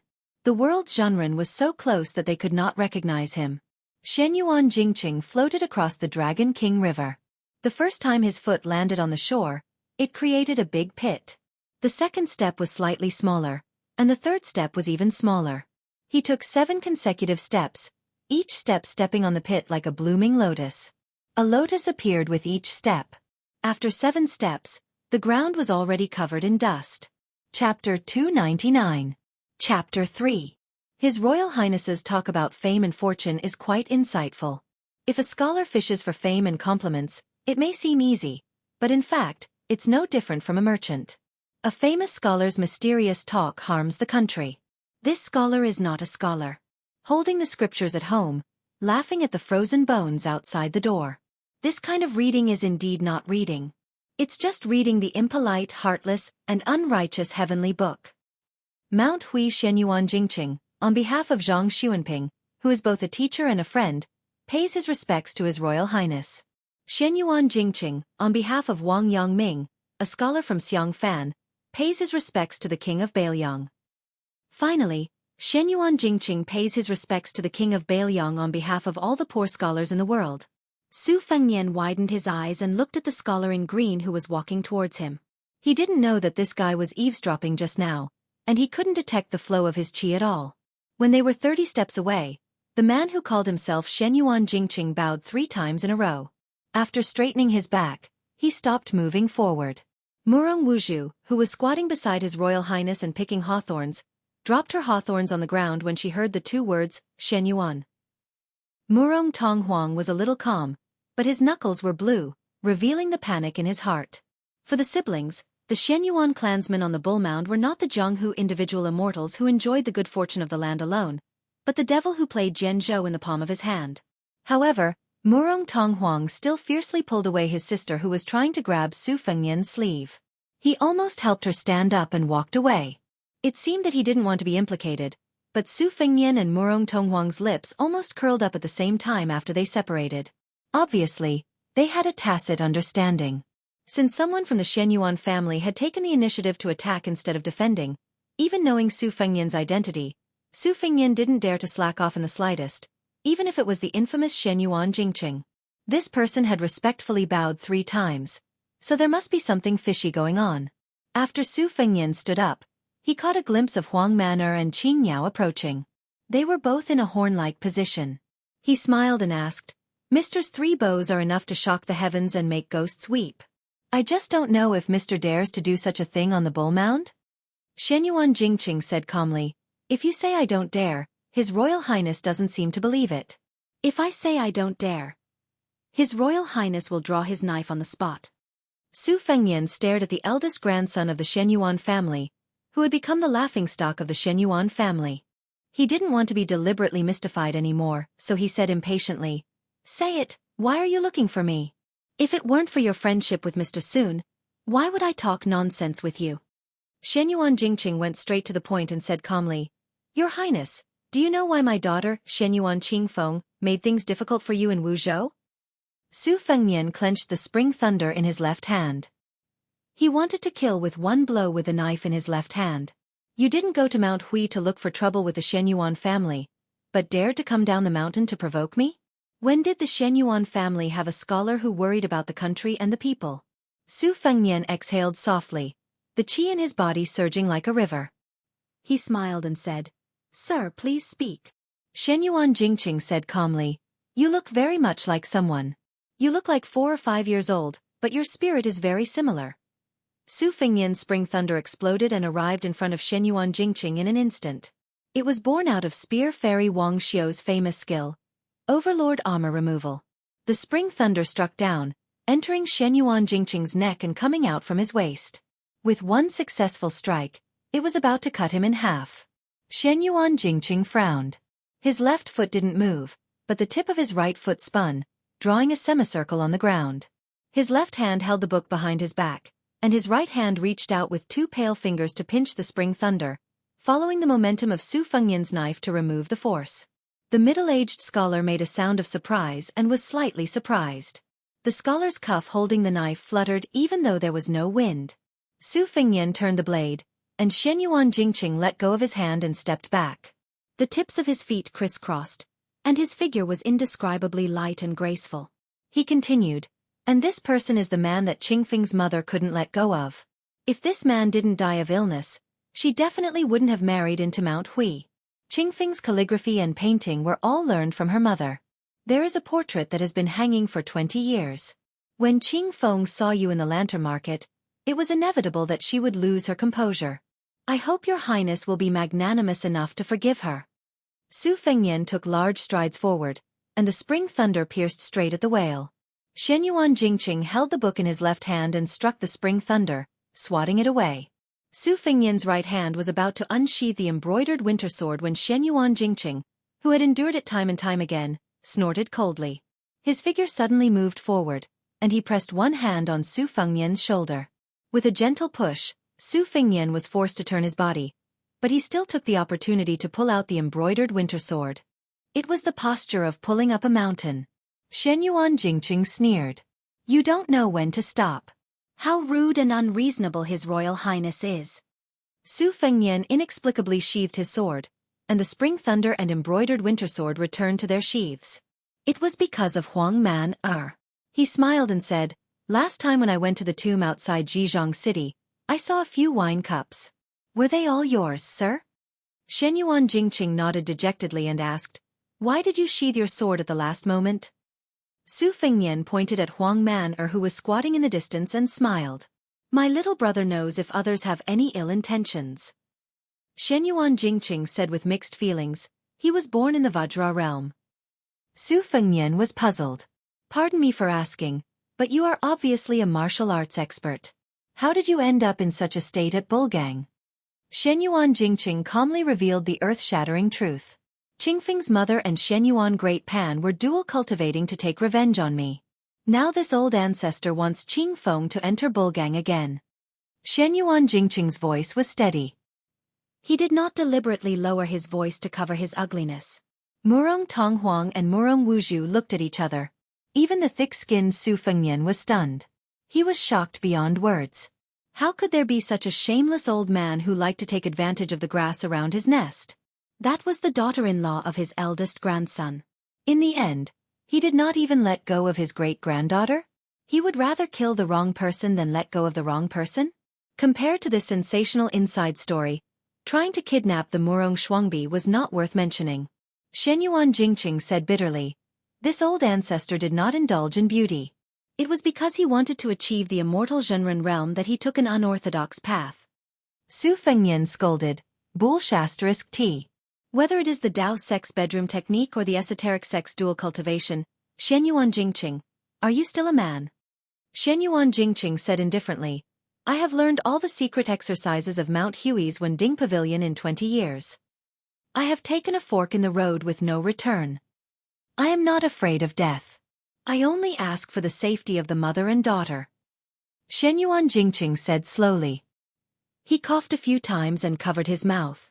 The bloodstains were scarlet. It was a ghastly sight. Su Fengnian could not keep up with the thoughts of this sickly scholar. He asked, Can you fight with Shenyuan Great Plate to the death? I heard that this old monster's strength is very strong. The Taoist classics in Shenyuan Jingqing's hands were already stained red. He put them behind his back. He smiled at Su Fengnian and said, I can. He wants to achieve immortality. I will let him experience it. However, the immortal Zhenren realm that I have achieved is not really immortality. Therefore the outcome is 50-50. However, after I die, what will happen to the mother and daughter? I have been thinking about this problem. That is why I have been waiting for His Royal Highness. Today, I came to see Your Highness. Your first blade was excellent. Not to mention that your bladesmanship is accomplished. Your blade is even more ruthless. Shenyuan Jingqing sincerely asks for Your Highness' help. In this world, only Your Highness can save the mother and daughter. Su Fengnian was shocked again. Shenyuan Jingqing continued, once Shenyuan Great Plate dies, only my father Shenyuan Guoqi and my younger brother Shenyuan Jingxian will be troublesome in Mount Hui. If these two die, as long as Your Highness can protect Qingfeng's life, you can use her as a puppet to control the bullgang. Su Fengnian asked, is this a trap set by the Shenyuan family? Shenyuan Jingqing shook his head and said, no. Su Fengnian was helpless. He shook his head and said, if it is as you said, it is not difficult for me to do it. However, you must help to get rid of either Shenyuan Guoqi or Shenyuan Jingxian. Otherwise, it will be too difficult for a helpless Shenyuan Qingfeng to swallow an elephant. Shenyuan Jingqing said without hesitation, all right. I will go up the mountain and kill Shenyuan Jingxian first. Su Fengnian was speechless. Was this man completely crazy? Shenyuan Jingqing looked at the navy blue bullgang and murmured, I am here.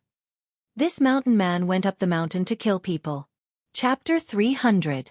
This bull hill that confronted the mansion of Taoist master was really a mixed group of good and bad people. Enjoying the good fortune of the land alone? Su Fengnian sat back on the hillside and wrote a few names on the ground with the spring thunder. He asked Murong Tonghuang, how much do you think Shenyuan Jingqing's words can be trusted? Murong Tonghuang sneered, even if Shenyuan Jingqing really endured the humiliation for 20 years, it's hard to guarantee that this lunatic won't attack His Highness. Killing Shenyuan Dandan and Shenyuan Jingxian, this person will definitely die. But Shenyuan, the Grand Master of Swordsmanship, has been guarding Mount Hui for hundreds of years. How can His Highness's 100 cavalrymen easily suppress him?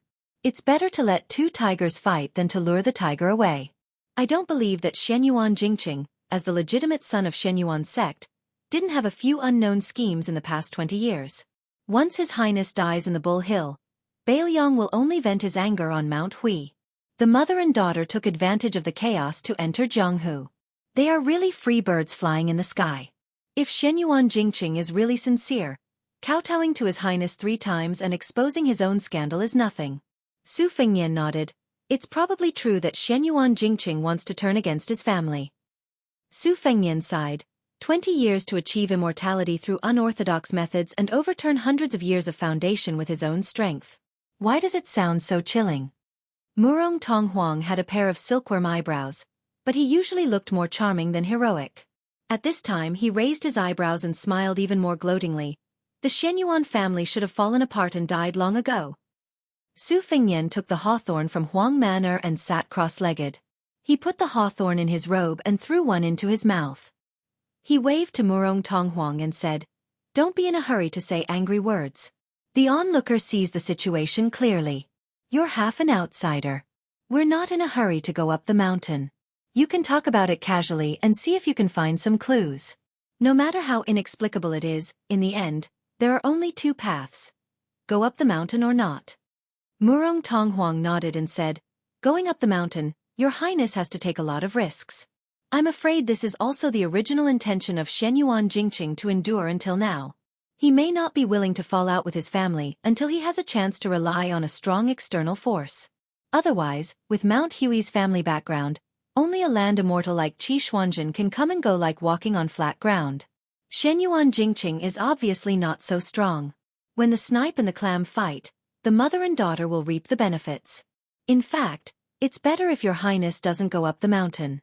Or rather, you can go up the mountain slowly and let Shenyuan Jingqing fight with all his strength. I believe that by that time, Hui Mountain's vitality will be greatly damaged. However, if you want to fish in troubled waters at this time, it's far better to take the risk and go up the mountain to hold the line for Xianyuan Jingqing. Su Fengnian always couldn't finish the hawthorn because he almost finished one. Huang Man had already carefully wiped a handful with his sleeve. Su Fengnian wiped the carelessly written words on the ground with spring lightning and threw some hawthorns to the siblings. He said with a smile, "Go up the mountain, we have to go up the mountain early." Murong Tonghuang frowned and said, "Why?" Su Fengnian stood up and looked at Bulgang and said softly, "To watch a fight." Murong Tonghuang asked carefully and tentatively, "Your Highness is addicted to martial arts?" Su Fengnian said self-mockingly, "I'm just greedy for life and afraid of death. Of course, there are also the thoughts of chivalrous heroes who want to save beauty since childhood." Murong Tonghuang turned his head and couldn't help laughing. The words chivalrous heroes could be said by anyone, but it was said by the eldest son of Ren too, who made the whole Jianghu tremble under the sound of horse hooves. It was ridiculous. Su Fengnian said with a smile, "Laugh if you want." Although Murong Tonghuang had let down some of his guard, he didn't have the guts to be presumptuous in front of His Royal Highness. Of course, he didn't dare to make fun of him. Su Fengnian patted Huang Maner's head and said, "Let's go to Mount Hui. Tear apart whoever blocks the way." Huang Maner's originally turbid eyes instantly blossomed with light. Su Fengnian turned to Blue Bird and said, "Go to Xiaoyao Temple and tell the old god of swords and the Phoenix Battalion. You'd better bring the instant spear. We'll meet at Qinglong Creek. This time, we'll play big. By the way, I'll remind the old celestial master Zhao Shituan that Mount Longhu better not get involved. You can explain to the old celestial master that Xianyuan Jingqing invited us to go up the mountain. Let him know that this is a family matter of Mount Hui, and not me trying to make trouble for the Xianyuan family." Blue Bird held the bamboo basket and nodded, "Got it." On top of the mud wall of Xiaoyao Temple, old Taoist Zhao stretched his neck and looked at the middle-aged Confucian scholar who was walking on the river. Li Chungang sneered, "This old man really doesn't understand the ways of the world." Back then, heavenly phenomenon aside, a Finger Xian realm cultivator could rank among the top 10 in the world. Now, Finger Xian realm cultivators are as worthless as roadside cabbages. Are they embarrassed to greet people if they're not in the Vajra realm? Zhao Shituan, who had just touched the threshold of the Finger Xian realm, blushed and said, "Old brother Li, you must be joking. These 30 years in the Jianghu are indeed different from the previous 30 years. There are many geniuses and freaks, but there aren't as many Vajras as dogs. His Royal Highness going out to travel is naturally different from ordinary people roaming the Jianghu. If Su Fengnian wasn't the son of the king of Beiliang and His Royal Highness could be hereditary, how could he have met Wu Lu Ding who blocked the river? How could he have met the 11th Wang Mingyin? Even more so, he wouldn't have been humiliated by Xianyuan Jingqing who had just arrived at Mount Longhu. It's not that the Jianghu is changing too quickly, but that old brother Li is following this brat who's too eye-catching. How could a Jianghu person without any ability dare to humiliate himself in front of the heir of Beiliang? Let's not talk about old brother Li. These 100 elite Phoenix Battalion are enough to make a big pot of water. Small fishes and shrimps would have been slapped to death long ago." Li Chungang snorted and said, "What's up with this Xianyuan Jingqing who floated down the bull mound? What's up with your so-called immortal Zhenren realm?" The old celestial master stroked his beard and squinted his eyes. "This young man has a tough life. He's very talented, but as the eldest grandson of the Xianyuan family, he chose not to walk the path of martial arts. When he went down the mountain to take the imperial examinations, he fell in love with a Jianghu woman who didn't know how to repay kindness. That woman didn't come from a good background, but she was stubborn. She probably didn't want to be brought up to Mount Huishan. Xianyuan Pan saw the opportunity and used both the carrot and the stick to dual cultivation. As for whether Xianyuan Pan had the intention to force his grandson to practice martial arts, only God knows. In the past 20 to 30 years, Xianyuan Pan had devoted himself to cultivating the joyful Zen and the art of sex. He had no taboos at all. A few yellow crowns from Mount Longhu had been killed by him. However, those Taoist nuns were also strange. After the incident, they did not say a word. Instead, they took the initiative to be cauldrons at Yunyu side. Xianyuan Pan's ability to control people was impressive. Heh, this old bastard was already popular with women when he was young. I heard that in the past 2 years, he took a fancy to Xianyuan Jingqing's daughter, Xianyuan Qingfeng. I guess this time he finally crossed Shenyuan Jingqing's bottom line and no longer swallowed it. However, I'm not sure how Shenyuan Jingqing became an immortal Zhenren. I only know that this kid has been borrowing books from the Celestial Master Residence for the past 20 years. He's always been on good terms with my arrogant nephew, Zhao Danping. How strange. I'll have to ask Zhao Danping later. The old god of swords sneered. Looking at his ocean of qi, it's the reverse path of seeking death. It's not worth mentioning. The old celestial master said regretfully, if this kid wasn't so eager for success, the land of bliss on the stone tablet would be worthy of its name. The old god of swords spat and said, if he didn't seek death and used his life to exchange for the realm, would he just watch his daughter enter the mouth of that old bastard Shenyuan Pan? Zhao Shituan put his hands in his sleeves and sighed continuously. He frowned and said, Brother Li, do you think His Royal Highness will take over this hot potato? Li Chungang said without hesitation. Nonsense, it's at least a battle of Shen Finger against Shen Finger. It might even be the peak battle of celestial phenomenon. Would that kid not go? Zhao Shituan still sighed and said, if that's the case, Jiangdong Shenyuan will really be unable to recover for at least 30 years. Li Chungang sneered and said, Shenyuan and Swordpool are already a few levels lower than the Wu family's sword tomb. Back then, the Wu family swordmaster came out and defeated 10,000 riders with 9 swords. That's true glory. Shenyuan and Swordpool are nothing. Can they stand shoulder to shoulder with the Wu family's sword tomb? It's all the flattery of those bastards in the Jianghu. Seeing Bluebird carrying a bamboo basket of hawthorns towards Xiaoyao Temple, the old god of swords asked, are you going to Mount Huishan later? The old celestial master laughed bitterly and said, I'm not feeling well. Li Chungang floated down the wall and said disdainfully, old woman, you still have such matters? Zhao Shituan stared but didn't dare to refute. Li Chungang added insult to injury and said, aren't you afraid that your disciple will be at a disadvantage? The old celestial master suddenly became spirited and said happily, my disciple won't be at a disadvantage.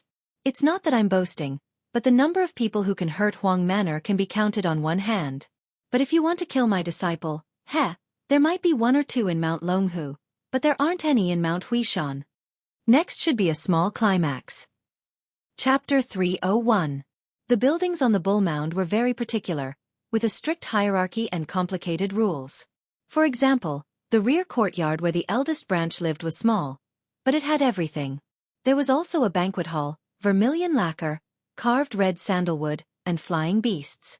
A large plaque hung on the wall with the words, Heavenly Eternal Winter. There was a courtyard in front and a garden in the back. The east and west wings had a building above them, and there was a large glazed vat half the height of a person in the courtyard. It could hold several thousand catties of water, and there were 8 or 9 lotus flowers planted there. They were slender and elegant, their roots visible, and a dozen or so fat red carps leisurely swam inside. It was early autumn, and yellow leaves covered the blue stone tiles under the eaves between the red walls and green tiles. No one cleaned the place, so it was cold and cheerless.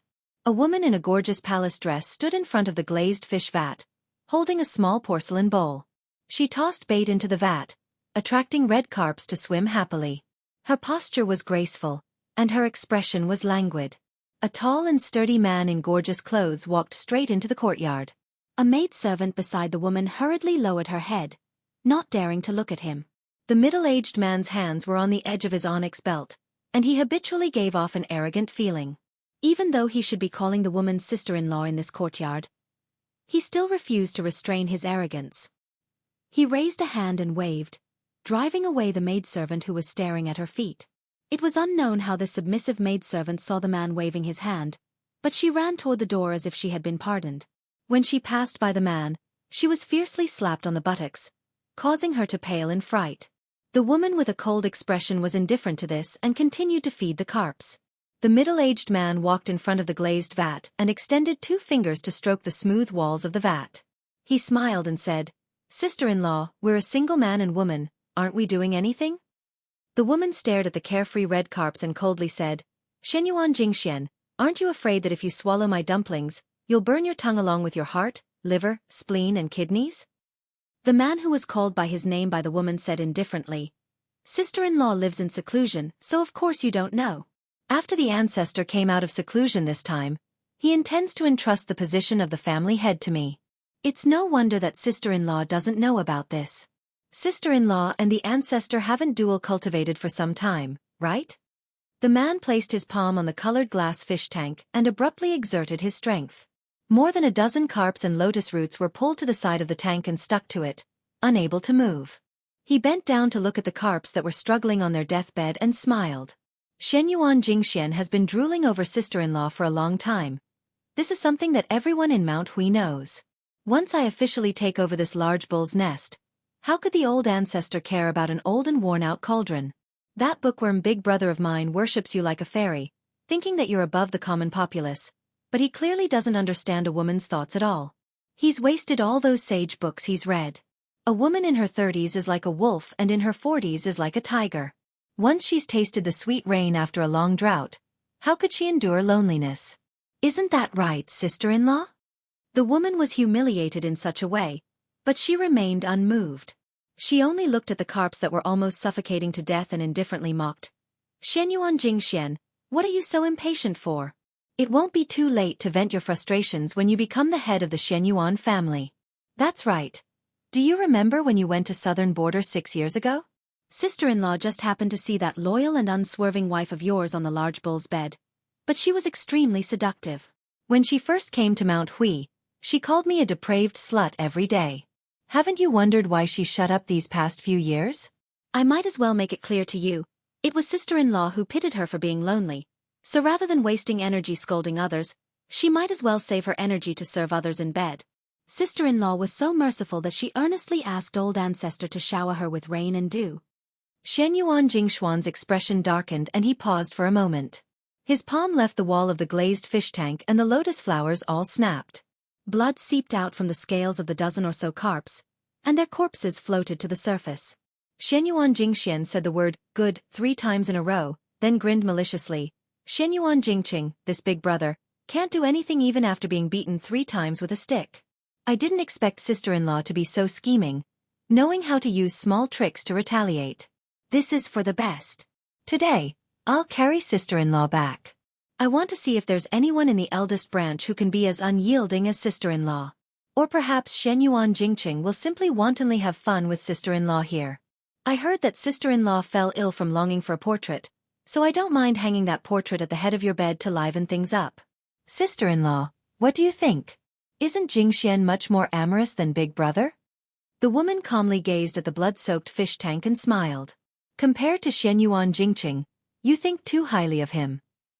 Shenyuan Jingxian asked, Sister-in-law, when you're in bed later, you'll have to use all your skills. A woman's 18 types of martial arts. Shenyuan Jingxian, you're worse than an animal. An angry roar came from the door. When Shenyuan Jingxian heard the familiar voice, he couldn't be bothered to turn around. He laughed indulgently and said, Qing Feng, I heard that the bastard surnamed Yuan you thought so highly of is already half dead, so your mother's fate today will be your fate in a few years. Uncle has the patience to wait for that day. Uncle might even wonder if Qing Feng already has a young daughter by the time he reaches 60 years of age. In the past, I didn't understand the meaning of the words enjoying the blessings of the land alone on the stone tablet. But now I understand that this kind of blessings is truly something that only immortals can enjoy. Shenyuan Qing Feng stood at the door, his fingernails digging into his palms. When she saw her daughter, a trace of panic finally flashed through the woman's eyes. She coldly said, Qing Feng, leave this place. Shenyuan Jingxian clicked his tongue and laughed. What a touching mother-daughter relationship. Chapter 302. A series of untimely coughs could be heard. Shenyuan Jingxian was stunned and slowly turned around. When he saw a figure appear in the doorway, he was subconsciously startled, but he was immediately amused by his own panic. He stood next to the large glazed vat and unbridled guffawed. The reason why he was surprised was because Shenyuan Jingxian knew that anyone could set foot in this large sex inner court except for the man at the doorway. And that man just so happened to be the husband of the woman behind Shenyuan Jingxian. How absurd was this? Back then, his wife in her prime would rather dual cultivate with the old ancestor, causing the eldest son of the first wife to become a laughingstock. She would rather stare blankly at a yellowed portrait for 20 years than look directly at her husband. No one would believe it even if he told them. Shenyuan Jingxian, who was on the verge of tears from laughing, wiped the corners of his eyes with a sinister expression. He remembered the warm scene of the three brothers standing on the Aspiration Cauldron Pavilion's river-gazing platform when they were children, standing on their tiptoes and leaning against the railing. He clearly remembered that his eldest brother said that he wanted to be a civil official whose name would go down in history. His second brother said that he wanted to revive the family's prestige and surpass the Wu family sword tomb, and Xianyuan Jingxian declared that he wanted to be a martial artist like Wang Xianji who could smash the enlightened masters of Longhu into meat patties with a single punch. The three brothers were still as close as brothers at that time, but after they grew up, the three of them had completely different futures. Second brother Xianyuan Jingyi had the demeanor of a great general and was clever in all aspects, absorbing many forces in Jianghu that could not be underestimated. Xianyuan Jingxian himself had made great strides on the martial path, and was now on the verge of stepping into the Grandmaster realm. His future achievements would only be greater than his father's. But as for his eldest brother, despite the great expectations and resources the old ancestor had bestowed upon him, he was still a useless piece of trash who could only be submissive when speaking to others and would only retreat when arguing with others. In the Xianyuan family, where martial arts were highly valued, how could a martial arts fanatic like Xianyuan Jingxian respect an older brother who had never touched a sword or a staff and only knew how to hold a few books? After coughing, the middle-aged scholar still did not enter the courtyard. He covered his mouth and said vaguely, "Jingxian, you should have waited a little longer. Unfortunately, you've never had much patience since you were young. This is not good." Xianyuan Jingxian seemed to have heard the funniest joke in the world. He had just stopped laughing when he couldn't help but laugh again. He placed his hands on his agate belt and looked straight at his sickly older brother, Xianyuan Jingqing. "Eldest brother, what do you think I should have waited? Should I have waited for you to become the head of the family with your righteousness and morals? Should I have waited for my niece to become a pitiful cauldron furnace, or should I have waited for my fathers to run out again?" Jingshuan's father, Jingshuan's father. But eldest is, use, my eldest, even my s. Is tus. Xianyuan Jingqing loosened his grip and nodded. "Go on." Xianyuan Jingxian chuckled. "I've endured it for many years and I really don't want to endure it any longer. 2. Xianyuan Qingfeng's expression changed drastically. The pale-faced scholar slowly said, "But you know that this kind of excessive enthusiasm is like a tree without roots. It has no long-term benefits to the martial path." Xianyuan Jingxian rubbed his stomach and sneered. "You sure are sincere when you say these words. It enlightens me. My stomach hurts from laughing." Xianyuan Jingqing turned to look in the direction of Bull Landing and murmured, "Mount Hui will only be cleaner when it snows heavily in winter. Our family is really too dirty." Xianyuan Qingfeng extended his hand and motioned for his mother to leave the courtyard and stay away from his uncle who had reached the finger-profound realm. But the woman did not move. She would never approach that man of her own accord. The middle-aged scholar stared deeply at her and smiled faintly. There was an indescribable sense of open-mindedness and relief. He, who had never set foot in this courtyard, actually walked over the threshold for the first time. She and Xianyuan Qingfeng were both dazed. Xianyuan Jingxian still had a disapproving and arrogant expression. He sneered, "Big brother, what? Are you going to beat me with a book?" Xianyuan Jingqing shook his head. "Mount Hui cannot be built without destruction. Xianyuan Great Pan has already led Mount Hui down a fork in the road. Today, I will turn it back on the right path. In terms of martial talent, you and Xianyuan Jingqing cannot compare to me. You are the finger-profound realm, so I will kill you with the finger-profound realm." The middle-aged scholar spoke unhurriedly. The sleeves of his wide green robe fluttered elegantly. The mother and daughter only saw this man who had stood aloof from worldly affairs his entire life walk straight toward Xianyuan Jingxian. He seemed to be walking slowly, but he arrived in front of Xianyuan Jingxian in the blink of an eye. Xianyuan Jingxian, who was clearly already at the finger-profound realm, widened his eyes. The middle-aged scholar grabbed him by the neck with one hand and continued walking. They passed through the large glazed vat and arrived at the rear courtyard. The scholar stopped and threw Xianyuan Jingxian into the room. His body exploded in midair. The middle-aged scholar, who was bleeding slightly from his 7 orifices, turned around. He seemed to want to reach out and touch his wife, but in the end, he did not have the courage. When he passed by his daughter at the entrance of the courtyard, he said softly, "Qingfeng, from now on, you will take care of your mother." The woman suddenly shouted, "Xianyuan Jingqing, Where are you going? The middle-aged scholar continued walking and smiled warmly. To Bull's Descent Snowfield. After sweeping this house clean, you will be truly free. The saints said that if you do not sweep a house, how can you sweep the world? Unfortunately, Shenyuan Jingqing can only reach this step in this lifetime. Shenyuan Jingqing does not regret marrying you back then. Chapter 303. Dead.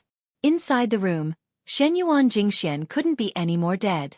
Even the legendary Earth Immortals wouldn't be able to survive if their sea of qi exploded and all their meridians exploded. Outside the room, the woman stared blankly at the shattered glass vat.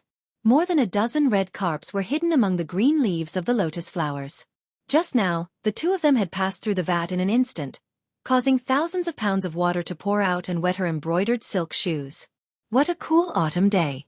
The autumn wind and autumn chill spread from the soles of her feet to her entire body. Shenyuan Qingfeng leaned weakly against the door. Even though she had always been praised by her elders for being able to remain calm during major events, she had lost the ability to think. Her mind was blank. No matter how immoral her uncle, Shenyuan Jingxian, was, after all, a genuine top-notch martial artist. He had cultivated a Vajra physique for several decades by following the prescribed order. In Mount Hui, he was publicly recognized as second only to the great ancestor and Shenyuan Guoqi, who possessed immortal qi. He had even claimed to have entered the mysterious Finger Xian realm. So what if he had just entered the Finger Xian realm and his foundation was still unstable?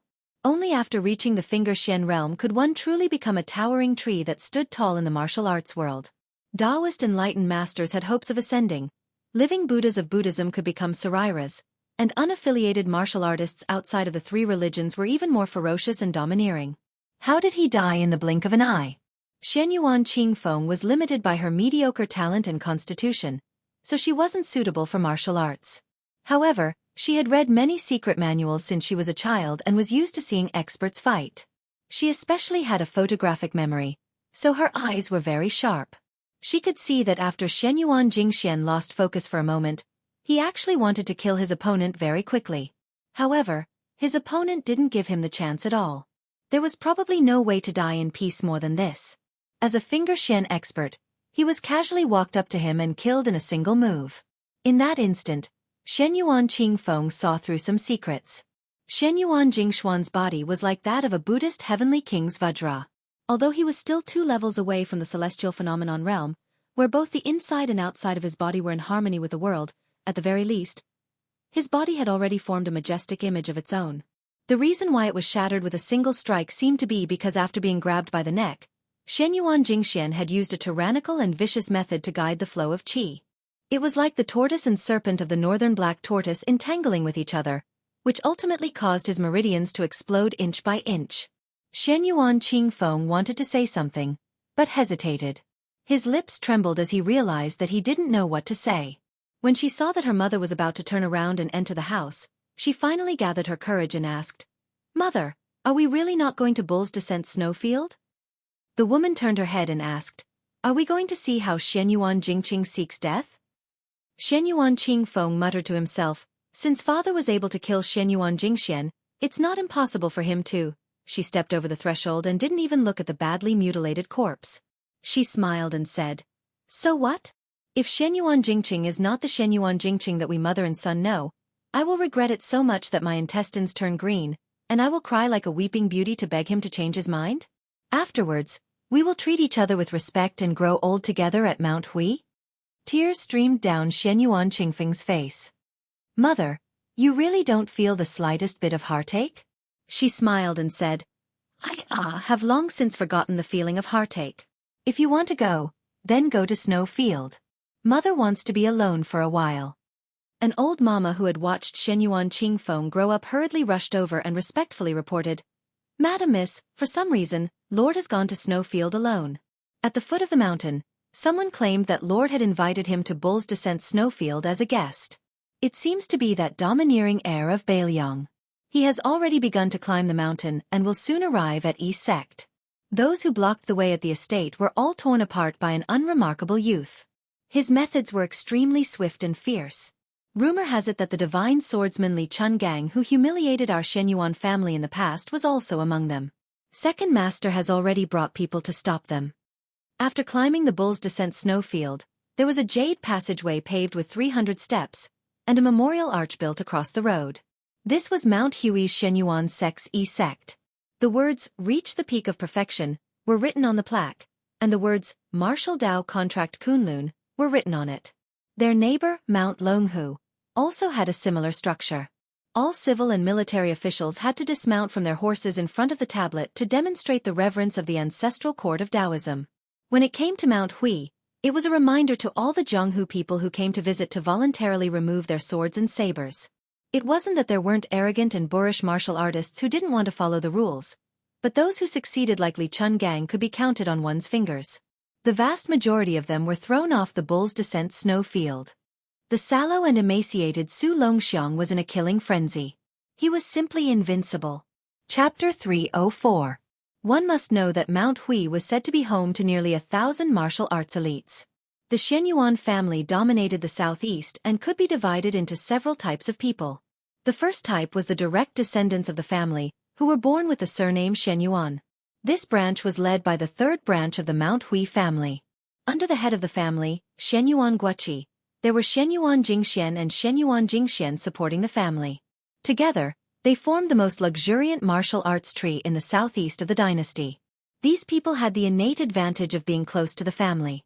Based on their bloodline and talent in martial arts, they could go to the Wending Pavilion to obtain secret manuals. Then there were the lackeys that Shenyuan had raised with both secret manuals and a lot of money.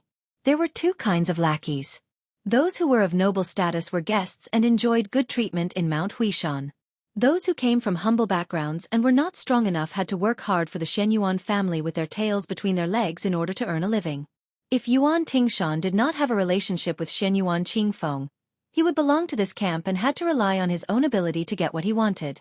Then there were the private forces that Shenyuan had carefully cultivated. There were two main forces. One was made up of 200 cavalrymen and 50 heavy cavalrymen who had spent a lot of money. The other was made up of 150 light cavalrymen, who were relatively cheaper. The other group was made up of loyal men of sacrifice. Their identities were complicated. Some of them were warriors or rangers who had fled to Hui Mountain to seek refuge. Most of them were assassins who had been slowly cultivated by Shenyuan as pawns since they were young. Very few of them could live to 30 years of age, which showed how active the Shenyuan family was in the southeast Jianghu. His Royal Highness and Huang Manor stood together under the E-gate. Beside them stood the old man with the sheepskin fur coat. Blue Bird held the instant spear. Behind them were the halberd Ning Amei and 100 white horses. Near the two gates were a crowd of people. Sabers, spears, staffs, and all kinds of weapons were present. Shenyuan Jingxian stood on the steps with a gloomy expression. Close to 100 archers with outstanding arm strength held the geographical advantage, ready to shoot. More than 30 guests had turned out in full force. They were all experts who had been famous in the Jianghu for a long time. Su Fengnian clicked his tongue and sighed. What a turbulent Jianghu! Dark clouds had already gathered overhead, and there was actually a sign of heavy rain. A few decades later, Old Man Li, who was now one-armed and without a sword, dozed off while standing. He did not say a word. Su Fengnian turned his head and asked, "How far is it from here to the thieves' lair?" The elderly god of swords opened his eyes slightly and said lazily, "It's not too far." Outside of Bull Landing, there was a large piece of flat land, which was the snow plateau.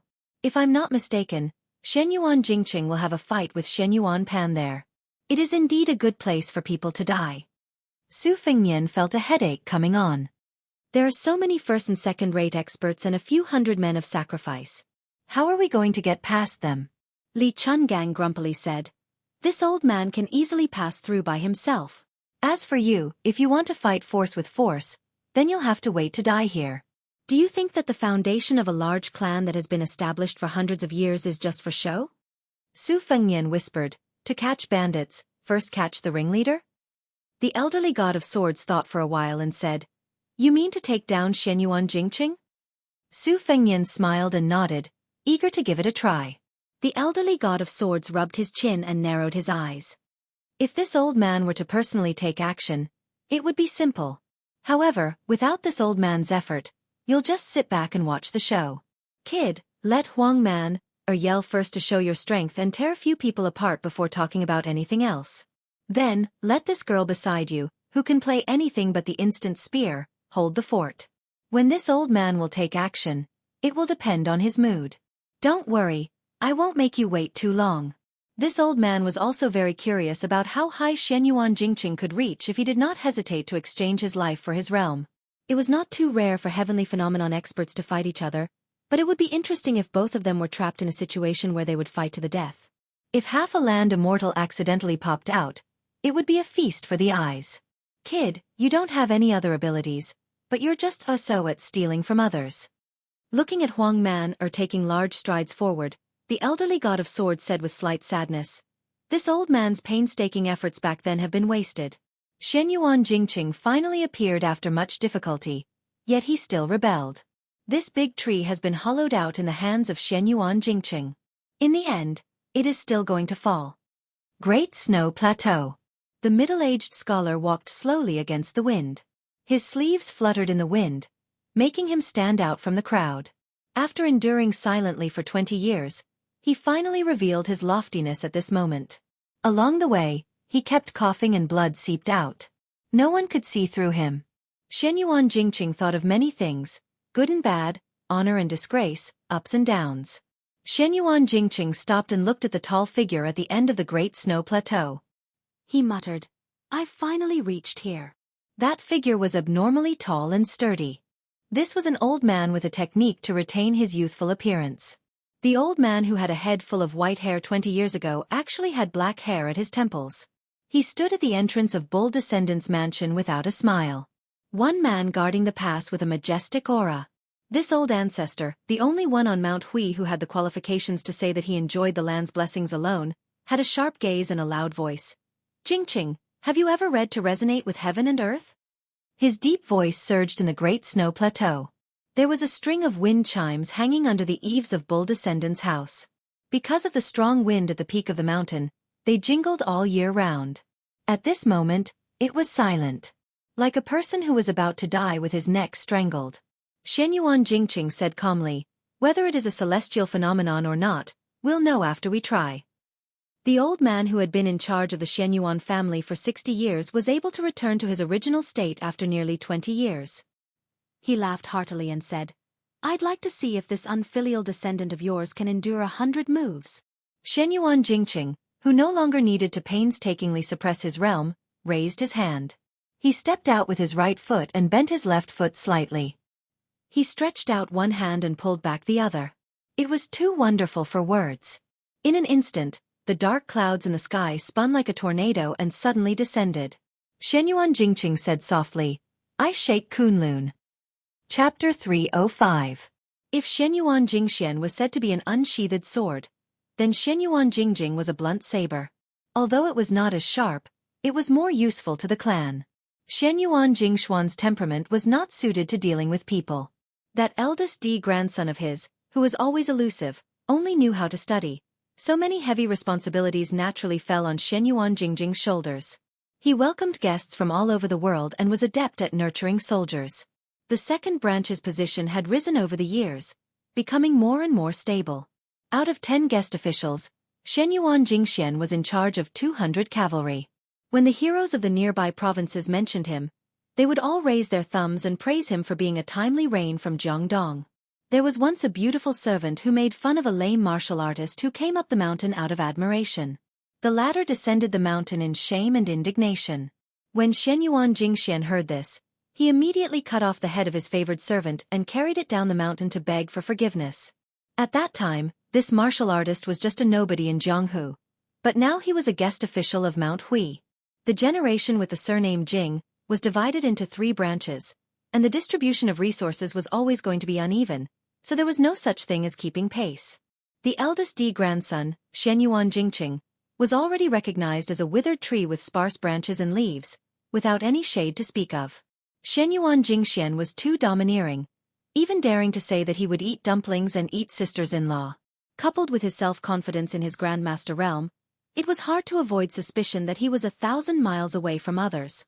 Did Xianyuan Jingjing have any thoughts of moving into Yunyu town in the future? Now that he was riding a tiger, it was hard to get off. He himself did not want to, but with everyone propping him up on the bonfire, it seemed that he had no choice but to fight for it. In the family, there were only free and unfettered dogs, but no free and unfettered people. His eldest brother, Shenyuan Jingqing, had already given him the desolate fate of not fighting for it. Shenyuan Jingxuan's appearance was dignified, and when he was young, he was known as an elegant young master of Jiangdong. However, his temperament was honest, and his sharpness was restrained, so it was very easy for people to feel close to him. At this moment, Shenyuan Jingxian had a headache as he faced off against those uninvited Bailiang barbarians, but he wasn't afraid. He had more than 100 archers by his side, and their arm strength was undoubtedly much better than that of ordinary soldiers. A volley of arrows rained down like water. What's more, the guests of Mount Huishan had heard that it was Ran Tu's son who had ascended the mountain. They were united against a common enemy. Even those from third brother's side had rushed over after hearing the news. In Shenyuan Jingzong's opinion, if the other side did not have the support of the old divine swordsman Li Chungang, it would be like using a butcher's knife to kill a chicken. Li Chungang was single-handedly wielding a spear and riding a horse. No matter how old he was, how could the 30 guests not be able to surround him? However, there were many things in this world that could not be explained by ordinary reasoning. In a chess game that he was certain to win, Shenyuan Jingxian did not dare to be too presumptuous. If he really got carried away and accidentally slaughtered that Bailiang heir, what good would that do for Mount Hui? Shenyuan Jingxian gazed at His Royal Highness under the Yi sect. There was a great disparity in numbers between the two sides. Since victory was already in his grasp, he only needed to control the strength of his blows. Shenyuan Jingxuan's thoughts drifted. He was confident that his martial arts talent was not inferior to his younger brothers, but these past few years, his father, Shenyuan Jingxian, had devoted most of his time to the sword. Most of the year, he was either in seclusion or exploring secluded places in search of otherworldly experts to sharpen his swordsmanship. Shenyuan Jingxian poured his heart and soul into managing an aristocratic family, so it was inevitable that his martial arts cultivation would be delayed. In his youth, his eldest brother, Shenyuan Jingxian, had not touched martial arts other than a few techniques to strengthen his body. Shenyuan Jingxian and Shenyuan Jingxian were equally matched when it came to martial arts. After reaching the age of 30, Shenyuan Jingxian had even surpassed him. After reaching the no-doubt state, he had to worry about the trivial matters of the family, and it was only then that his third brother, Shenyuan Jingxian, gradually began to leave. How could Shenyuan Jingxian not hate his eldest brother? If it wasn't for the fact that Shenyuan Jingqing was unwilling to learn martial arts and take up the heavy responsibility. Thinking of this, Shenyuan Jingqing couldn't help but laugh at himself in his heart. 10 years ago, he was still secretly grateful to Big Brother Ling for not fighting for power. It was only later that he realized that the glamorous position that seemed to be in his hands was neither enticing nor reliable. The guests on the bull mound were divided into 3 distinct groups. Those who had clearly joined Shenyuan Jingqing and Shenyuan Jingxuan's camps were split into 2 groups. The rest were still undecided. The situation of who the next family head would fall into was still unclear. This group of Jianghu bigwigs clearly decided that they wouldn't act unless they saw a rabbit. Birds of a feather flocked together. The guests of Mount Hui besides Shenyuan Jingqing all had relatively gentle personalities. They all had good reputations in Jianghu. They belonged to the type of heroes who eliminated evil and eliminated evil. Each of them was awe-inspiring righteous. When they saw His Royal Highness and his group walking up the mountain, they all showed expressions of righteous indignation. On the other hand, Shenyuan Jingxuan's group was the complete opposite. Most of them were fugitives who had fled into the mountains in search of protection, and they were all infamous for their ferocity. Among them, there were a few bandits who were among the best in the southeastern region of the dynasty, and there was also a notorious flower picker. The last group was both good and evil. They didn't adhere to morals. They were called the martial loose men by the orthodox people in the imperial court who had a good impression of Jianghu. These people usually didn't do great evil. When they felt like it, they would do some good deeds. Over time they had accumulated some reputation. At this time, the 2 guests' gazes met and then immediately looked away, as if they were disgusted. Shenyuan Jingxian inwardly smiled. This was the result of his deliberate management. The number of guests in Mount Hui was astonishing, and most of them were quite strong. Even those who were mediocre in martial arts had some strange skills. However, Mount Hui spent a lot of money to give these guests a comfortable and luxurious life. If they wanted women, they gave them women. If they wanted secret manuals, they gave them secret manuals. But the important figures of Mount Hui had a clear account book in their bellies. There were only 7 or 8 people who really caught the eye of Buldagong. Among these people, the chief guest Huang Fengfua and the second guest Hong Yu were the most worthy to be accepted. Hong Yu was the lame son of a nameless soldier. This person didn't disappoint Shen Yuan Jingshuan's expectations. In Mount Hui blessed land, where geniuses were everywhere, his martial arts talent didn't lose to Shen Yuan Jingshuan's. His cultivation improved by leaps and bounds. Because of Hong Yu's heroic character and heroic spirit, he was the most popular among the guests. Not only that, Hong Yu was also proficient in the art of war. After he was given the power to command the cavalry, he helped the entire second branch, which allowed the second branch to suppress the third branch. He could be said to be Shen Yuan Jingshuan's lucky general. The chief guest of Mount Hui, Huang Fengfua, was the #1 martial artist in Jianghu. He was close to the realm of Grandmaster. When he encountered a big bottleneck in martial arts, he came to Mount Hui just to borrow secret manuals. Under normal circumstances, Buldagong wouldn't ask Huang Fengfua to do anything. After all, guests weren't like the lackeys of the family who came and went as they pleased. These experts mostly followed the rules of guests who stayed and left if they didn't. Moreover, the most difficult people to serve in the world were the literati and experts. The originally arrogant and domineering Mount Hui was cultivated under Shen Yuan Jingxian. For more than 10 years, they had been pursuing harmony and wealth.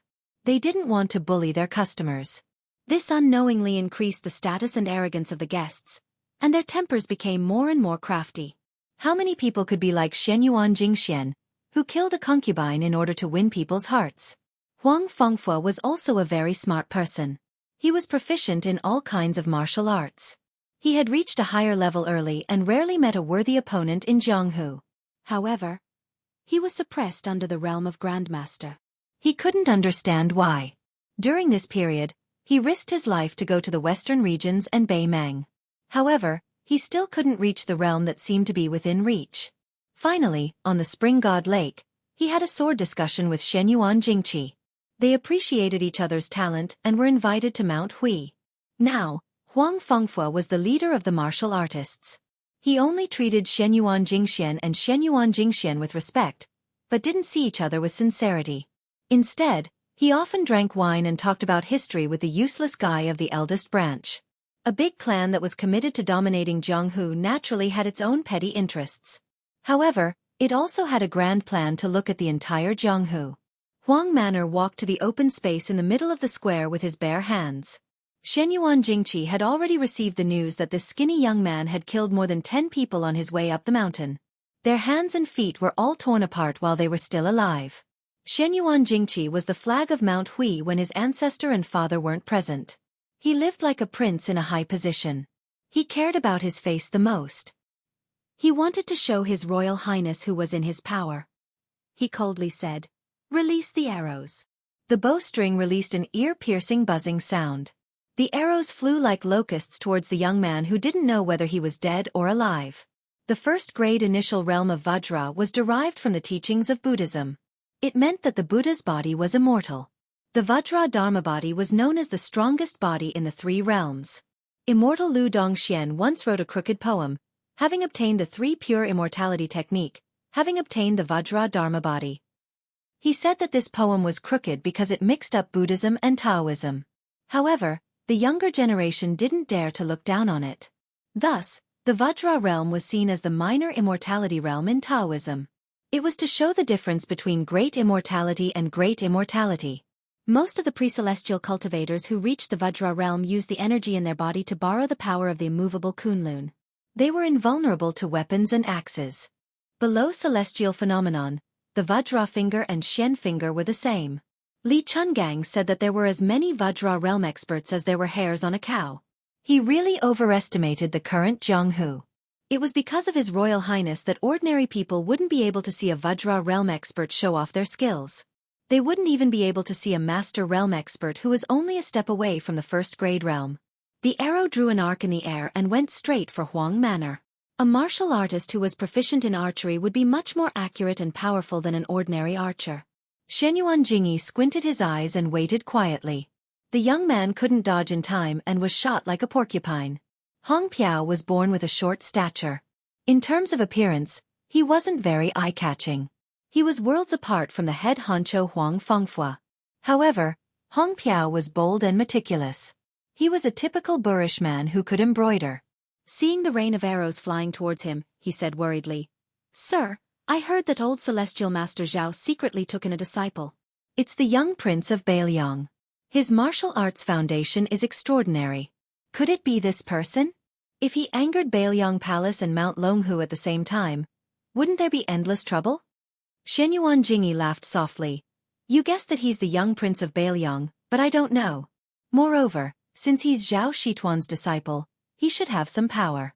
Otherwise, do you really think that the Great Bull Gang is like the taverns and tea houses at the foot of the mountain that you can come and go as you please?" Shenyuan Jingyi and Hong Piao were both stunned. Chapter 306. The flying locusts fell from the sky aggressively. There was no sign of the young man's qi dynamic. He did not dodge and reached out to deflect a few arrows. Those that could not be deflected in time were shot at his body. However, the arrows that were shot at him were all broken as if they hit a metal rock. It was the result of hitting a rock with an egg. A few arrows that were calculated in the direction of the young man's escape hit the ground and created a burst of sparks. It was obvious that the archer's strength was great and the arrow's momentum was fierce. This made the scene even more strange. Since the young man did not use qi dynamic to strengthen his body, how could he deflect those arrows? The guests of Mount Hui who knew their stuff looked at each other in dismay. Huang Fengfo said indifferently, "What a good-born Vajra state. In the past, I only heard the seniors talk about strange things and I did not dare to believe it. Today I have opened my eyes." At the edge of the guests, there was a handsome man who was waving a fan in autumn. Although he had a pair of peach blossom eyes, there was an evil aura around him. There were more than 10 women painted on the front and back of the fan with their names and families written on it. There were more than 20 words to describe their romance. These women were all under his evil clutches. There were more than 10 fan of beauty and they were all carefully kept. They said that they were to be passed on to their descendants as family heirlooms. This self-proclaimed master of love and painting had been unrestrained in these years. If he had not poisoned a county chief's daughter 2 years ago and completely angered the government, he would not have come to Mount Hui to live under people's skin. The mountain was not as happy as the foot of the mountain. It was true that Mount Hui had beautiful mountains and clear waters and beautiful women, but this land's happiness was exclusive to the direct descendants of Shenyuan. He had been dissatisfied for a long time and complained a lot. This person's reputation was extremely bad. It was hard to imagine that such a perverted thief who everyone wanted to kill could write so many heroic poems that said, "Life is only 100 years, but to scold to one's heart's content for eternity." When he saw the young man who was said to be the heir of Beiliang with a sword, he was quite displeased. There were 2 kinds of people he hated the most in his life. One was ugly women who would dirty his eyes. The other was men who were more handsome than him. He could ignore the former, but the latter would most likely be tortured by him until they were disabled. The young man's strength was amazing, but he thought about it and saw that the young man's expression was dull and dull. He felt that he was just a brute. He was not afraid of this at all. To be a flower thief, the most important skill was to be able to escape. Therefore, his lightness skill could be ranked at the top of Mount Hui where there were many masters. He felt that staying in Mount Hui was really boring. Some of the beautiful women were divided up and could only be seen but not eaten. It was too annoying. Mount Hui was full of hidden dragons and crouching tigers. Climbing over the wall to pick flowers was no different from suicide. It was better to go down the mountain and out of sight. 2 years had passed and he was almost out of the limelight. It was time for him to reappear in Jianghu.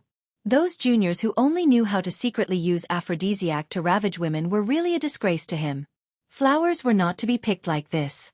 The highest level of flower picking was to pick them and enjoy them before planting them back in the pot. This way, they would be more delicate and beautiful than rashly breaking them and losing their vitality. Since he was going down the mountain, he had been eating and drinking well in the bullgang for 2 years. He had to return a favor. Today's situation was tricky. He was sure that many of the guests in Mount Hui were afraid of the king of Beiliang's name and did not dare to make a move. But he was different. Behind the mountain, "I don't care if you're the king of heaven or a different surname." Huang Manor turned around and looked at Su Fengnian. After getting permission from his eyes, he started to run. You're not allowed to use such a desperate move like the Overlord's armor removal. If you can't beat us, then run. It's okay to lose face. As long as there's life, there's hope. Sooner or later, we'll be able to get back at you. His Royal Highness turned around and teased Blue Bird. As he spoke, he felt a little regretful. It was a pity that Wen Hua wasn't present. Otherwise, in such a lively scene, he might not be good at fighting, but his scolding skills were definitely at the peak. He could scold people until smoke came out of their 7 orifices. His 18 generations of ancestors, generation after generation, he wouldn't repeat half a word. Su Fengnian, who had learned a lot of verbal skills from the village women, had to admit that he was inferior and was unwilling to admit defeat. That year, when he met Shenyuan Qingfeng, whom he mistakenly thought was Shenyuan Qingfeng, it was nothing more than a fart of 2 debauches refusing to give way to a well-bred young lady. Fighting was nothing more than swallowing the humiliation. But that bastard Wen Hua's mouth was really undisciplined and out of control. He called a dog his father and called her mother. He even spouted nonsense about how her armpit hair had a body odor that could smoke mosquitoes. He even did the vulgar action of taking off his pants and revealing his 2 buttocks in public. Even if Shenyuan Qingfeng was a bodhisattva with a good temper, he would still get angry and beat him up. This time, on this trip to Mount Hui, he didn't have Wen Hua, who was comparable to a land immortal in terms of quarreling skills, to accompany him. Blue Bird held her spear and rushed out. Her figure wasn't as surprising as Huang Manor's. First it was the foolish youth, then it was the delicate girl. Other than that old god of swords, Li Chungang, this Bailiang prince didn't have any other capable experts? Long Xuanyu followed the rules and asked Shenyuan Jingyi to fight. Almost at the same time, a guest elder with firm and fierce fist techniques also stepped out. Long Yuxuan saw the green-clothed female servant coming over with her spear. Shenyuan Jingyi didn't need him to say anything and signaled Long Yuxuan to deal with that impetuous girl. The youth was handed over to another guest elder to capture. The outcome was decided. Shenyuan Jingyi could be considered to have guessed the outcome, but the outcome was already decided on his side. Chapter 307. It was unknown if the guest elder, who was famous for his fist techniques, had underestimated him, but in just one exchange, he was forcefully blocked by that young man's fists. His body didn't move, but his feet sank deep into the shattered floor. Then with a punch, the guest elder's head was chopped off. It wasn't accurate to say that it was chopped off. The entire head was smashed away by the young man. The scene was extremely bloody and cold. Long Yuxuan, who was laughing loudly and floating towards the lady in green, was about to tease her when he caught a glimpse of this scene from the corner of his eye. He was so frightened that he swallowed his words. As expected, the spear suddenly swung down and cut a 2-meter-long crack on the ground. Fortunately, he moved quickly. Otherwise, wouldn't that spear be like a watermelon being cut by a knife? That lady let the entire Mount Hui know what it meant to have a spear technique that was as strong as a swimming snake and explosive thunder. Long Xuanyu's Qinggong was undoubtedly excellent, but that red spear moved like a shadow. As long as the spear touched the ground, countless stones would be shattered. Even if it swept through the air, it would still make a whistling sound. The experienced and knowledgeable Huang Fengfua was once again shocked when he saw the young man who was born with Vajra. He muttered, "The spear Immortal King embroidery has finally appeared? But that's fine, but how can a young lady be so domineering?" Su Fengnian had been glancing at the old man with the sheepskin fur coat. If he didn't take advantage of everyone's shock to take down the leader of the bandits, Shenyuan Chongyi, it would be a good opportunity to squander. Li Chungang rolled his eyes and said, "My heart aches for that daughter. This old man doesn't understand. You clearly care about her so much, so why don't you eat her up? To a woman, this kind of care is the most practical." Su Fengnian flew into a rage out of humiliation. "Cut the crap, senior, make a move." The old god of swords raised his chin and said in annoyance, "Wait a while more, look over there." Su Fengnian looked in the direction and saw Shenyuan Qingfeng walking over slowly. She said to Shenyuan Chongyi in a clear voice, "My father invited His Royal Highness to Bull Hill to view the scenery and has already obtained the permission of the old ancestor." The moment she said that, there was a commotion. Shenyuan Chongyi frowned and said, "Qingfeng, don't mess around." It was obvious that he saw this niece's words as a fake imperial edict. Shenyuan Qingfeng said calmly, "Uncle, if you don't believe me, You can go and ask the ancestor yourself. Shen Yuangong narrowed his eyes and smiled. That won't be necessary. However, His Royal Highness wants to make friends through martial arts. Let's wait until the fight is over. He turned to the second guest chamberlain and said, Brother Hong, are you going to spar with that junior? Only with you personally leading the formation will we be able to show the sincerity of Mount Hui's hospitality. Hong Piao was expressionless as he prepared to attack. Shenyuan Jingyi, on the other hand, was observing the subtle changes in his niece's expression from the corner of his eye. He didn't have any good feelings towards Shenyuan Qingfeng. As a woman, she wanted to seize power from him, her own uncle. She truly had a heart higher than the heavens and a life thinner than paper. Shenyuan Jingzong waited until she spoke, and concluded that Yuan Tingshan, who was exhaling more than inhaling, had been abandoned by his niece. Instead, he had turned to cling to the thigh of the heir of Bailiang, hoping to borrow an external force to contend against the mansion of the old ancestor. However, did this infamous His Royal Highness have the ability to challenge the old ancestor? However, Shenyuan Jingyi understood his niece's feelings. After all, to any woman, entering and leaving Mansion of the Bull was a completely different world. Shenyuan Qingfeng's mind was already in turmoil, and she was wholeheartedly focused on smashing a broken jar. Naturally, she didn't care about Shenyuan Jingyi's erroneous guesses. In the backyard of the eldest branch, a young woman with a cold expression quietly watched the wine stove that was gradually heating up. The wine's name was Angelica, and it was sandwiched between tea leaves from Mount Hui's old tea before the rain, as well as osmantha seeds picked every mid-autumn festival. The wine's color was golden and translucent, with a hint of green. The wine's aroma was a combination of tea and osmanthus. It was slightly bitter in the mouth, but when tasted carefully, it lingered for a long time with an endless aftertaste. This wine had the meaning of, after bitterness comes sweetness. But it wasn't popular in Mount Hui. Mount Hui was also known as Yaozhao Mountain.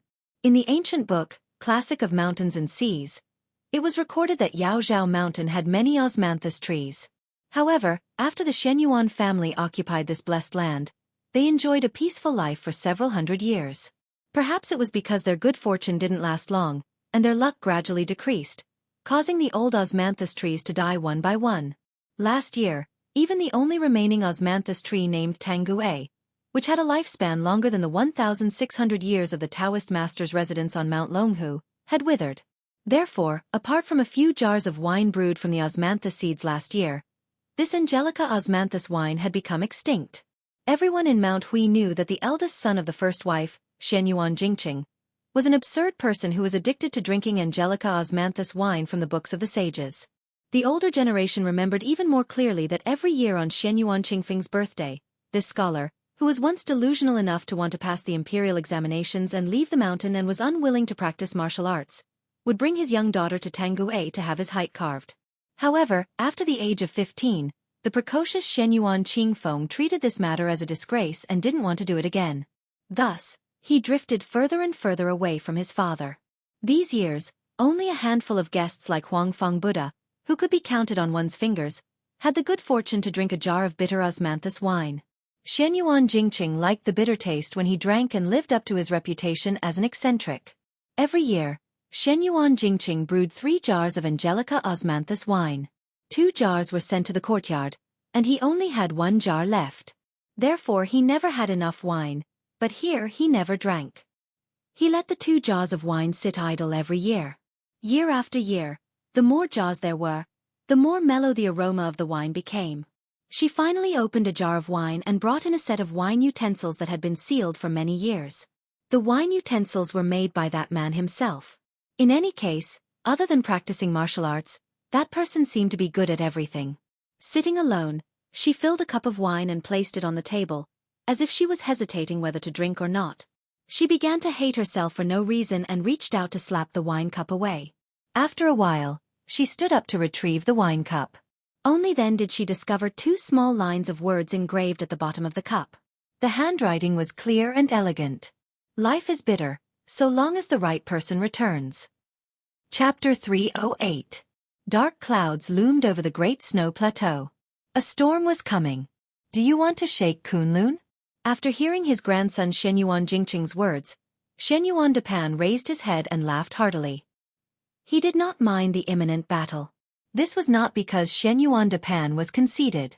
He counted the opponents that the hunchbacked old man had challenged before. When he was 20 years old, he challenged the family's ancestor and caused him to be seriously injured. When he was 30 years old, he fought the spear immortal Wuxia and was slightly inferior. When he was 40 years old, he single-handedly entered the sword tomb of the Wu family and forced the sword crown of that generation to use the flying sword technique. Although he was defeated, it was still a glorious defeat. After the Battle of the Sword Tomb, he comprehended swordsmanship for 10 years and was confident that his swordsmanship was comparable to that generation's sword god Li Chungang. Not to mention that Xianxia also competed with the immortal Qi Xuanzhen during this period of time. It was natural that he was defeated. However, if his cultivation was ordinary, why would Qi Xuanzhen, who had stayed on the demon-slaying platform all his life, fight? Xianxia seemed to have competed with others and lost every time. Therefore, he was mocked as Xianxia invincible. However, not to mention Qi Xuanzhen, the only person in 500 years who could compete with Ancestor Lu, and Li Chungang, who was invincible in the secular world at that time, even the most inconspicuous Gu Jiantang now had extraordinary swordsmanship. If he claimed to be second, no one dared to claim to be first. In this way, how many people dared to underestimate this ancestor of the Xianxia family? Xianxia had lived for nearly 100 years. He was different from Li Chungang, whose realm was declining day by day and eventually could not recover. Generally speaking, he had been steadily improving. People predicted that he had reached the celestial state when Xianxia was in charge of the dynasty. In these years, he had devoted himself to dual cultivation and devoted himself to fusing Confucianism, Buddhism, and Taoism into one. With Xianxia age and strength, it was not impossible for him to reach the realm of Earth Immortal. After Qi Xuanzhen ascended to immortality, there was no longer a Zhenren of this realm in Longhu Mountain. Once Xianxia achieved immortality, the hatred of the past would be returned to the ancestral court of Taoism. At that time, even if Gu Jiantang's swordsmanship was superb, how could he be a match for an Earth Immortal? Those who were well-informed speculated about Li Chuangong's ascension. The one-armed old man wanted to use Xianxia to establish his authority. Most of them were not optimistic about the old god of swords, whose realm had declined greatly. The busybodies of Jianghu had specially placed bets on the outcome of Li Chungang and the various first pin masters. Without exception, the odds were extremely high, indicating that they did not have high hopes for Li Chungang. As for the odds against Wang Xianji and the new god of swords, Dong Tai, the odds were about 5,000 taels of silver on Li Chuangong's victory. Jianghu was forgetful and fickle, just like the saying that scholars despised each other since ancient times. Xianxia 10 years of seclusion showed that his realm had improved greatly. His sideburns had turned from white to black. It was a clear proof that he had returned to his original state. It was a mysterious sign of becoming an immortal Zhenren. When Qi Xuanzhen was slaying demons on Mount Longhu, he was 70 years old, but his appearance was as handsome as a young man. Xianxia was not in a hurry to make a move. He had waited for 20 years and finally, this day had come. Usually, as he got older, his patience would get better. Xianxia looked at his eldest grandson from afar, who was not tainted by worldly affairs. There was no emotion in his eyes. To him, blood relations could be heavy or light. If he was obedient and had the potential to become a dragon, then he would nurture him. If he was a good-for-nothing with mediocre roots, then even if he was his biological grandson, then he would simply abandon his intentions. Since when was Xianxia the kind of elder who liked to play with his grandson? The joy of family relationships was not worth mentioning compared to his own immortality. He made an exception and gave this eldest grandson whom he had high hopes for another chance. The first time was during Xianxia Jingqing's coming-of-age ceremony. He asked him if he was willing to learn martial arts. Unfortunately, this stubborn child insisted on learning from Sun Ping of Zhejiang City. Xianxia was really amazed by this grandson's talent. Even if he was an unpolished jade for the rest of his life, it would be good to just leave him at home and collect dust. Later on, Xianxia Jingqing met the woman in distress and returned to the mountain to beg for help from his family. Xianxia then gave him another chance. However, this grandson who had wasted his talent actually refused again. Xianxia was furious and no longer regarded him as his eldest grandson. He turned to nurture the less talented but ambitious Xianxia Jingxian. Later on, that woman actually took the initiative to ask for dual cultivation. Xianyuan de Pan was just going with the flow. Since he had decided to abandon Xianyuan Jingqing, it was fine to have a young granddaughter-in-law who was suitable to be a human cauldron. Xianyuan Pan looked indifferently at the tornado that was attracted by Xianyuan Jingqing's abundant qi. It was in the shape of a giant funnel, and the root of the wind spun violently on the great snow plateau as if it reached the heavens. It continuously tore down the black clouds in the sky, becoming more and more intense. Xianyuan Jingqing stretched out one hand and drew an arc, while his other hand slowly lifted upwards. He said softly, "Rise again." Another huge tornado appeared in the sky on the left side of the great snow plateau. The phenomenon of heaven and earth revolved around the dragon axis, causing endless wind and sand to blow. In one go, Xianyuan Jingqing's aura skyrocketed, but it did not show any signs of weakening. He clenched his hands into fists, and his qi instantly climbed to the peak. He said slowly, "Rise 3 times." A tornado appeared on the right side. On the great snow plateau, 3 dragons draw water. Xianyuan Pan's gray hair was messed up by the strong wind. He said calmly, "Stealing the power of heaven and earth, is this your heavenly phenomenon stage? This kind of opportunistic behavior is fine for scaring people, but if you want to hurt me, it's really laughable." Xianyuan Jingqing did not say anything. The 3 tornadoes surged with heaven's might and quickly moved towards the motionless Xianyuan Pan. The 3 dragons suddenly converged and pressed down on ancestor Hui Shan, who was in the center and did not bother to dodge. "Good timing." Xianyuan Pan laughed loudly. His hands hooked into claws, and his left hand reached out into the 2 tornadoes. The vast sea of qi that contained the accumulation of nearly 100 years of internal energy began to exert its power, rolling like a boiling boiler. The reason why he looked down on Xianyuan Jingqing's heavenly ability was related to Xianyuan Pan's own cultivation.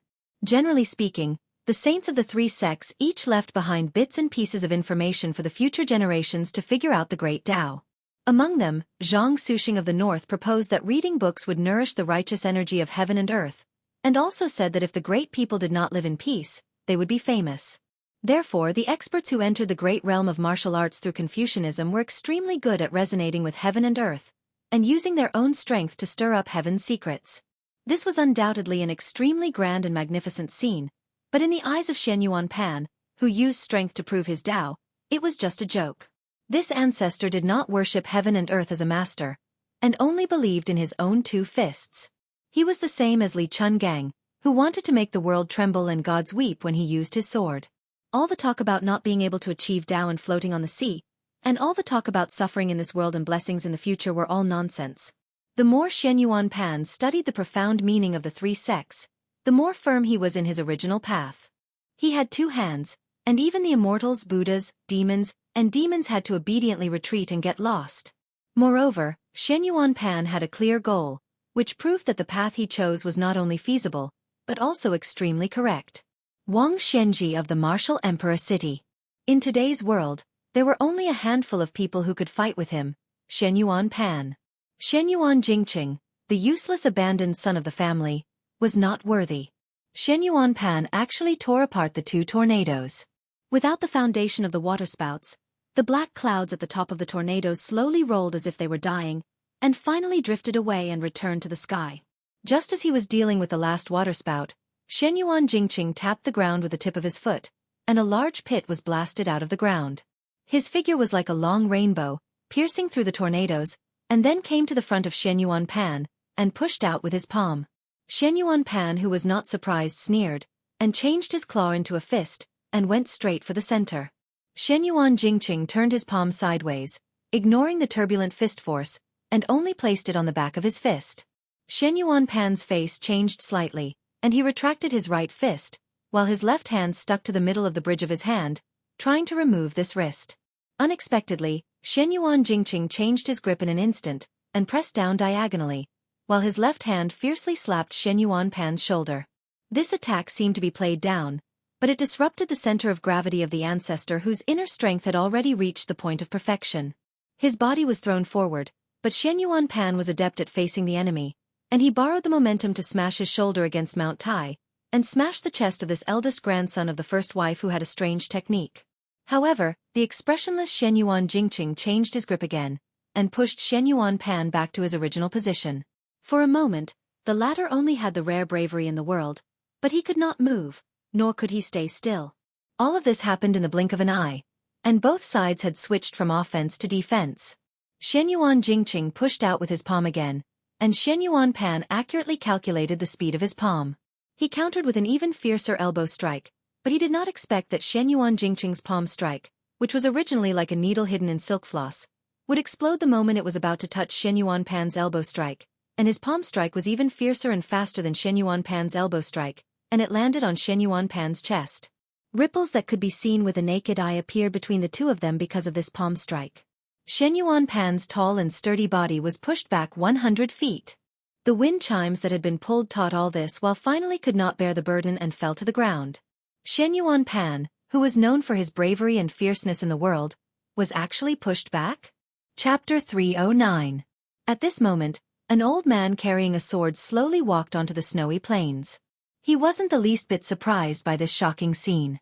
Lowering his head, he said in a clear voice, "Father, Shenyuan Jingxian has been killed by Shenyuan Jingqing." Shenyuan Pan hummed indifferently. He looked thoughtfully at Shenyuan Jingqing, who clearly wanted to commit treason to the end. He asked, "How many moves did it take to kill your third brother, who had just entered the profound finger realm?" Shenyuan Jingqing, who had been expressionless all this time, suddenly smiled. He coughed a few times and covered his mouth. Smiling vaguely, he said, "We agreed beforehand that I would kill him with the profound finger realm. However, I actually used the heavenly phenomenon realm. That's why it was only one move." The ancient sword at Shenyuan Guoqi's waist wailed incessantly, his expression furious. Shenyuan Pan nodded. "Your last palm strike just now was also the same. Everything before was merely a diversion." Shenyuan Jingqing, whose face was as white as snow, said indifferently, "Insignificant skill. Of course, it can't slay the evil flood dragon. Dare I ask if old ancestor's hand is warm? If it is, Jingqing will no longer be polite." Shenyuan Guoqi, who was watching from the side, was stunned. Shenyuan Pan let out a burst of joyful laughter that came from the bottom of his heart. Pointing at Shenyuan Jingqing, he said, "You brat, arrogant to the point of being adorable. You are worthy of being the one I think most highly of in the entire Insignia Mountain. Truly a pity." Shenyuan Jingqing covered his mouth and coughed a few times. Raising his head to look at the rolling black clouds, he softly said, "When I was young, I read that an ant trying to shake a large tree was laughable and overconfident. At the time, I only thought it was laughable. Later, after careful consideration, I thought that changing the word laughable to respectful was not bad. An ant trying to shake a large tree was laughable and overconfident?" Of the 3 generations of Insignia Mountain, Shenyuan Jingxian was already a dead man, and Shenyuan Jingqing was also about to die. Shenyuan Jingqing retracted his gaze. With one hand behind his back and the other extended, he loudly said, "Shenyuan Jingqing invites old ancestor to die." Shenyuan Guoqi was immediately frightened speechless. When had his sickly cat-like eldest son become a fierce tiger that could bite and fight with his father, Shenyuan Pan? Insignia Mountain, which boasted of enjoying the blessings of the continent, was unable to escape the fate of 2 tigers. On the snowy plains of a storm. Over at the East sect, Shenyuan Jingyi was truly enraged. Especially after his niece, Shenyuan Qingfeng, had come to stir things up, adding fuel to the fire. Did that sloppy young heir really think that he had come to Mount Hui to enjoy the scenery? My Mount Hui and our neighbor, Mount Longhu, are mutually supporting each other. Even Prince Zhao Yi of Guangling, who is second to none in the southeast of the empire, dares to defy us. You, who has roots far away in Beiliang and His Royal Highness, who has yet to inherit the throne, dares to behave atrociously here? It was true that he was wary of this Beiliang dragon, but he wasn't really afraid of him. The one that Shenyuan Jingyi didn't dare to use his full strength to crush wasn't Su Fengnian, who only had skin and a title. It wasn't even Li Chungang, who was still ranked 8th in the world. It was that crippled butcher. Shenyuan Jingyi cast a sidelong glance at Shenyuan Qingfeng and coldly snorted. This little bitch who lives off others while helping others. As expected of the daughter of that shameless woman.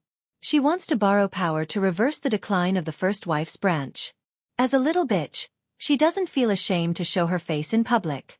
First, it was that uncouth brat from the countryside, Yuan Tingshan. Then, She threw flirtatious glances at the influential Song family. Now, she's even seduced the heir of Bailiang, who has a terrible reputation. The Shenyuan family's reputation has been completely lost. Shenyuan Jingyi's expression turned warm. He turned his head and smiled at the guest that he relied on the most. "I've troubled Brother Hong." Hong Yu indifferently replied, "It's my duty." Huang Manor, who had smashed the guest's head with a single punch, had nothing better to do. From time to time, he would stretch out his leg and kick the headless corpse's hand. Everyone from Mount Hui felt their hair stand on end. The youth, who was born with unparalleled physical strength, grinned when he saw Hong Yu step out. At this moment, the head steward of the second branch hurriedly ran over. A guest that had been worshipped by the third branch had ill intentions and tripped him. The steward fell flat on his face. He didn't even care about glaring at the guest and only cared about getting up and rushing to his master, Shenyuan Jingyi's side. For some reason, this steward felt a chill run down his spine. His lips trembled as he stood on tiptoe and whispered in his ear, "Third master is dead." Shenyuan Jingyi thought he had misheard and frowned. "What did you say?" The steward's body trembled as he repeated in a trembling voice, "Third master, Shenyuan Jingxian is dead." Shenyuan Jingyi's eyes widened, but he immediately suppressed his shock and tried his best to remain calm. "How did he die?" The steward, who seemed to be trying to resist the chill of early autumn, covered his chest with his hands and lowered his head. "First Madam said that Shenyuan Jingqing killed him." Shenyuan Jingyi finally couldn't hold back his anger. "Bullshit," the steward said with a sullen face. "It's true. Third master's corpse is still lying in the courtyard. No one dares to touch it." Shenyuan Qingfeng, who was well aware of the situation, sneered. She had never felt so carefree and happy before. His Royal Highness, whose nature was to wish for the world to be in chaos, was moved when he saw this scene. Blue Bird was currently chasing after the man with the fan like a stray dog. Su Fengnian laughed loudly. "Blue Bird, come back, come back. This great bull gang's backyard is already on fire. Shenyuan Jingqing killed Shenyuan Jingxian. Brothers killing each other is lamentable and lamentable." The crowd was in an uproar. The guests weren't blind. Aside from a few martial fanatics who didn't know much about the world, most of them were shrewd people. When they connected the dots with Shenyuan Jingyi's abnormal behavior, they knew that the Bailiang heir's earth-shattering words weren't too far from the truth. Was the towering tree of Mount Hui going to fall? When the tree falls, the monkeys scatter. Those who ran too slowly would be crushed to death by the tree. Especially those who tied their lives to the tree branches with ropes. They were destined to die the most miserable deaths. But would it fall? Would Mount Hui really change? Almost everyone didn't believe it. Even if Shenyuan Jingqing really did kill Shenyuan Jingxian, as long as the Grand Ancestor was present, the situation wouldn't change. As for how Shenyuan Jingqing killed Grandmaster Shenyuan Jingxian, no one could figure it out no matter how hard they racked their brains. They might as well not think about it. Instead, they turned their attention to His Royal Highness, who had caused a huge commotion as soon as he came up the mountain. Some of the more quick-witted guests of the martial arts world were secretly considering whether or not they could latch onto Bailiang Palace. There were many secret manuals in Mount Hui, but could there be more than the Tide Hark Pavilion? Grand Ancestor Xuanyuan's martial arts were profound and boundless, but in the end, he couldn't jump out of Jianghu. No matter how big Jianghu was, it was nothing compared to the king of Bailiang, who had coldly looked down on Jianghu from horseback in the past. The situation suddenly went completely out of control. What's going on over at the snowy plains?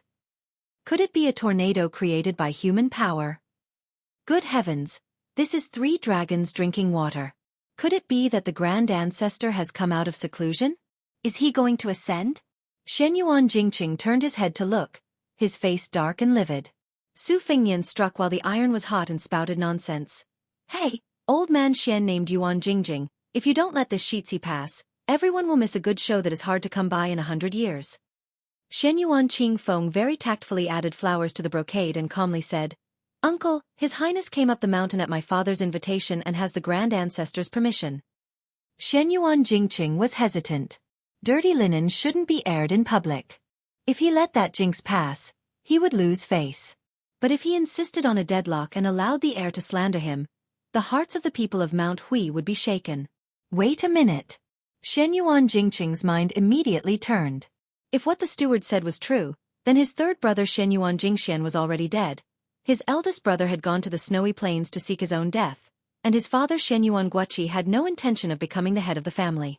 In the future, when the grand ancestor ascended to immortality, who would be in charge of Mount Hui? It was truly a case of searching high and low for something, only to find it by chance. Shenyuan Jingqing was overjoyed, but he still looked like he was in a dilemma.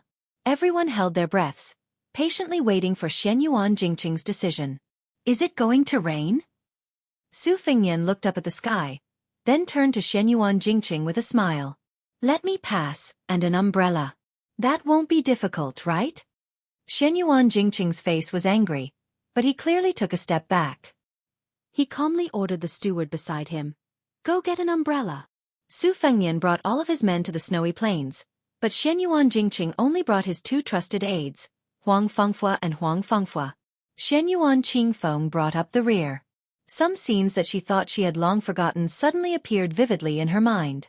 That man who mocked himself for being tasteless if he didn't read for a day, had personally taught her how to read, saying that as long as she opened a book, it would be beneficial, but she didn't need to understand it. He taught her how to write, and said that at the beginning of the book, she could use clever phrases to attract people's attention, causing them to be amazed at first sight, but it didn't matter if she started strong but finished weak. He had once let his young self ride on his neck, saying with a smile that dogs don't bark well, and humans don't speak well. If she wanted to be a good person, she should learn from dogs. At that time, Shenyuan Qingfeng was still young and didn't understand anything. When she reached an age where she could understand, she only had prejudice and contempt for him because she was too stubborn. All these years, she only had disdain and ridicule for his poems and essays. If I don't open my mouth first when spring comes, which bug dares to make a sound? Easy to rise and easy to fall, easy to be left and right, easy to be a fence-sitter, easy to reverse, easy to overturn a petty person's heart. Eating tea and eating food is suffering, being able to eat is a blessing, eating more is beneficial. Now that she read and thought about it again, Shenyuan Qingfeng couldn't help but cry. The snowy plains were cloudy with wind and rain, with lightning flashing and thunder rumbling. The torrential rain poured down, splashing on the heads of the group. Mount Hui seemed to have run out of luck. Chapter 3:10. The group quickly walked towards the snowy plains. The closer they got, the more violent the wind and thunder became. It was as if 10,000 horses were galloping, causing a piercing pain in their eardrums. Blue Bird held the kona in one hand and the umbrella in the other. Her expression was the same as usual. The old man wearing the sheepskin fur coat probably felt that this matter had nothing to do with him, so he walked rather lazily and leisurely, allowing the rain to fall on his body. With the old god of swords' vigorous internal energy, it wasn't difficult for him to keep the wind and rain away from him. However, for Li Chungang, this kind of gaudy expert demeanor wasn't something that could be faked. One umbrella couldn't block the wind and rain. The hem of Su Fengnian's brocade gown had long been soaked, and his boots were almost enough to raise a few small fish. He raised his hand into the rain and pushed the umbrella towards Blue Bird. However, he hadn't taken more than a few steps when Blue Bird quietly moved back. Half of her body was exposed to the rain. Su Fengnian was so angry that he laughed and took the umbrella. He hugged Blue Bird's slender shoulders and held the umbrella together. Shenyuan Qingfeng had been in a daze the entire way, swaying and falling. Her cultivation in martial arts had always been mediocre. The rain of soybeans slapped on her cold and elegant face, making her look extremely pitiful. Su Fengnian turned around and glanced at her. He didn't pity her at all. To be honest, he didn't have any irreconcilable enmity with this woman. It was just that he had bumped into a knife's edge when he was traveling back in the day and had a small grudge with her. In addition, the Shenyuan family was a big tree that attracted the wind. His Royal Highness couldn't get along with others, so he naturally wouldn't bicker with ordinary people. After a few rounds, he had picked Shenyuan Qingfeng and Hui Shan. Moreover, every time when Hua mentioned this daughter of a wealthy family, he would always gnash his teeth. As brothers forged in times of trouble, Su Fengnian had to vent his anger no matter what. He remembered that when Su Fengnian was playing wild chess to earn money, when Hua would pretend to be a chess player to win some copper coins, so as to lure the spectators into the trap. When Su Fengnian quarreled with others, he would say that a gentleman uses his mouth and not his fists. He would appear to be trying to mediate the fight, but he would shout with all his might to stop the fight, but in reality, He would kick those bastards who lost in chess but refused to pay up. Usually after a fight, the other party would inexplicably suffer countless monkey-plucking peaches or black tiger digging out the heart. Their entire body would be covered with Wan Hua's footprints. When they finally came back to their senses, they were already lying on the ground without the strength to fight back. As for Wan Hua, he admired Su Fengnian from the bottom of his heart. He remembered that once at the Lantern Festival in Lu Province, the two fellows saw a young lady in front of them. Her waist was really thin, so thin that it made people worry that her waist would be broken if they twisted it. Su Fengnian made a bet with Wan Hua that he could hug Gu Liang's small waist without being hit. How could Wan Hua be willing to believe it? As a result, Su Fengnian indeed openly put his hand on that young lady's small waist and even intimately whispered something into her ear. After that, Wan Hua's eyeballs almost fell to the ground. That young lady first glared angrily at Su Fengnian, but after hearing what he said, her eyes instantly became as gentle as water. She only glared fiercely at Wan Hua, but she did not struggle free. Su Fengnian immediately let go of that seductive small waist and chatted and laughed with the young lady. His hand, however, made a kneading gesture on her small perky buttocks for Wan Hua to see. Until now, Wan Hua still did not know how Su Fengnian did it. In fact, it was very simple. Su Fengnian told that young lady that Wan Hua behind her was a perverted thief with bad intentions. He was protecting the flower. The pitiful Wan Hua had looked at every woman in the past with eyes full of lust. Let alone a perverted thief. Even if he was a great perverted thief who mercilessly destroyed a flower, the young lady still believed him without a doubt. Su Fengnian hugged Bluebird's damp shoulders tightly and said with a soft laugh, "You called me young master one a few times. Wan Hua will really remember you for many years." Bluebird gave a puzzled grunt. Su Fengnian turned his head and stared at her face that could be considered delicate, but he never got tired of looking at it. He smiled and said, "It's nothing. My mind accidentally went astray." Shenyuan Jingyi walked at the very front, the little abacus in his stomach crackling loudly and loudly. After his eldest brother had caused the death of Shenyuan Jingxian, who was at the Grandmaster realm, he still dared to come to Bull's Descent Snow Plateau. Even if he brought a bramble to ask for punishment, he still wouldn't be able to get anything out of it. The old ancestor's temperament was hard to predict, but there was no doubt that he liked to seek revenge for the smallest grievance and to weigh the benefits extremely well. His eldest brother, Shenyuan Jingqing, had obviously studied to the point that he had become a cripple.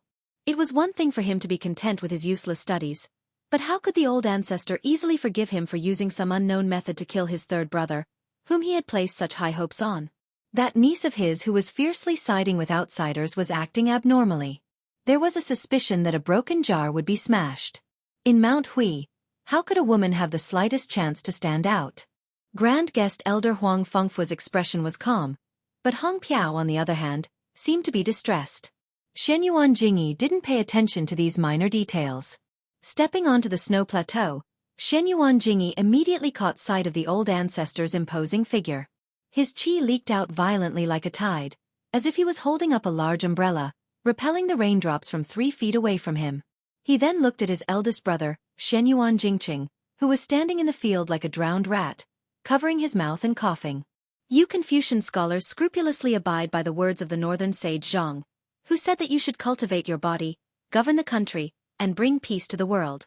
But let me ask you, Shenyuan Jingqing, what kind of body do you cultivate? What kind of family do you govern? After living your whole life, you can't even protect your wife and daughter. Other people reincarnate to be free and unfettered. Haha, it's fine if you don't reincarnate. The wind whistled at the top of the mountain, but old ancestor Xuanyuan's arrogant laughter was even more ear-piercing. According to common sense, Shenyuan Jingqing was far from 50 years old. It was appropriate to say that he had lived half his life, but Shenyuan Great Plate said that he had lived his whole life. It was obvious that he had seen through Shenyuan Jingqing's method of fighting for the realm at the cost of his life. Moreover, the old ancestor didn't intend to let this scholarly and crafty junior continue to live. It was enough for Mount Hui to have one land immortal. What was the point of enjoying the land immortal alone? If there were two, what kind of scandal would it be? How could he enjoy the land immortal alone? If Shenyuan Jingqing was willing to practice martial arts according to his wishes, Shenyuan Great Plate wouldn't mind letting him take over Mount Hui after he ascended. But if Shenyuan Jingqing could compete for the land immortal in his lifetime, Shenyuan Great Plate would definitely strangle him. It would be best if I could ascend. If I worked hard for 100 years to seek immortality without any results, after I died, who would care about the rise and fall of the family? My children and grandchildren would have their own fortune. Whether it was glory or disgrace, I, Shenyuan Great Plate, wouldn't care about this damn thing. When Shenyuan Jingqing heard this, he finally ate a pill of reassurance. There was no deviation in the development of the situation. This time, the old ancestor wouldn't tolerate his big brother's misdeeds. He was curious about how his big brother could kill Shenyuan Jingxian, who had already entered the finger-profound realm. Shenyuan Jingqing believed that he had the right time, place, and people to sit in charge of Mount Hui, but he still couldn't do it. Shenyuan Jingqing inadvertently saw his father's expression and was shocked. Why was his father so serious? Then Shenyuan Jingqing said something that made Shenyuan Jingqing sluggish. Heaven's evil can be forgiven, but the evil you bring upon yourself is the hardest to bear. Today, Shenyuan Jingqing was only enforcing justice on behalf of the heavens and sweeping away the 500 years of accumulated dust of Mount Hui. As for how much can be swept away, that would depend on the will of the heavens. In half a cup of tea's time, you exchanged 216 moves with the old ancestor as a heavenly image cultivator. Does the old ancestor have any chance of winning? Why use words to boost your courage? Shenyuan Great Plate, who had already accumulated power in Mount Hui for 60 years, was very calm. He said tit for tat, "You did your best without regard for your life, but did you ever hurt me?" Shenyuan Jingqing, who was dressed as a middle-aged scholar, smiled faintly. The old ancestor walked on the martial path for nearly 100 years. To Mount Hui, even if there was no merit, there was still hard work. If Shenyuan Jingqing won easily after 20 years of observation, the old ancestor would die unwillingly. Shenyuan Jingqing only felt that this big brother of his had lost his mind. But very quickly, Shenyuan Jingqing felt a monstrous chill fill his bones. Exchanged 200 moves with the old ancestor? Shenyuan Jingqing suddenly turned his head and said, "Third brother respected Shenyuan Jingqing because of charm, second brother respected you because of slyness. Both are not righteous. The sins of the heavens can be forgiven, but the sins of one's own making are the hardest to bear." Shenyuan Great Plate said with a ferocious expression, "I want to see what other tricks you can play." Shenyuan Jingqing said calmly, "Jingqing has been observing for 20 years. I hope that today will be the day when I have accumulated enough. I definitely won't disappoint the old ancestor. Since everyone is here, Jingqing will go first. If the old ancestor still wants to hide and suppress your cultivation at medium heavenly image, be careful that you won't have the chance to reach great heavenly image." Shenyuan Great Plate sneered, "Oh? You caused such a big commotion, and even that woman with broken shoes didn't come to watch. You can't wait to go to the Yellow Springs Road? Could it be that you can't hold on until then? Your method is mysterious, but it's much more unorthodox than mine." Without waiting for the old ancestor to finish speaking, Shenyuan Jingqing rudely stopped listening. Instead, he turned his head and looked at his daughter from afar. This scholar had an open-minded smile on his face. Cultivating one's body was the correct heart. Scholar Mo Dao didn't have the courage to ask the heavens and earth to sink into the sea. Successful people didn't only have extraordinary talents, they also had to have a tenacious will. Shenyuan Qingfeng's mind flashed by, and those poems and essays appeared one by one. "I've become a land immortal." Shenyuan Jingqing closed his eyes. He was bleeding from his 7 orifices, but his expression was calm as he spread out his hands. It was as if he wanted to encompass the entire world. With him as the center, the accumulated water on the snowy plains exploded outwards. In that instant, 9 bolts of lightning came from the heavenly court. Li Chungang, who had been silent all this time, sighed. "How is this kid a Confucian scholar? He's clearly a Confucian saint." Chapter 3:11. The heavenly thunder was as thick as a tree. In the blink of an eye, it was projected onto the great snow plateau, exploding 9 large holes. Fortunately, the spectators were all safe and sound. The great snow plateau was divided into 2 parts by the Confucian scholar Shenyuan Jingqing. The 9 purple serpent-like thunder and lightning struck the great ancestor Xuanyuan's side. The old man was so arrogant that he didn't even try to dodge. His fist, which was as big as a bowl, smashed towards one of the purple thunder pillars. Upon contact, the earth trembled and the mountains shook.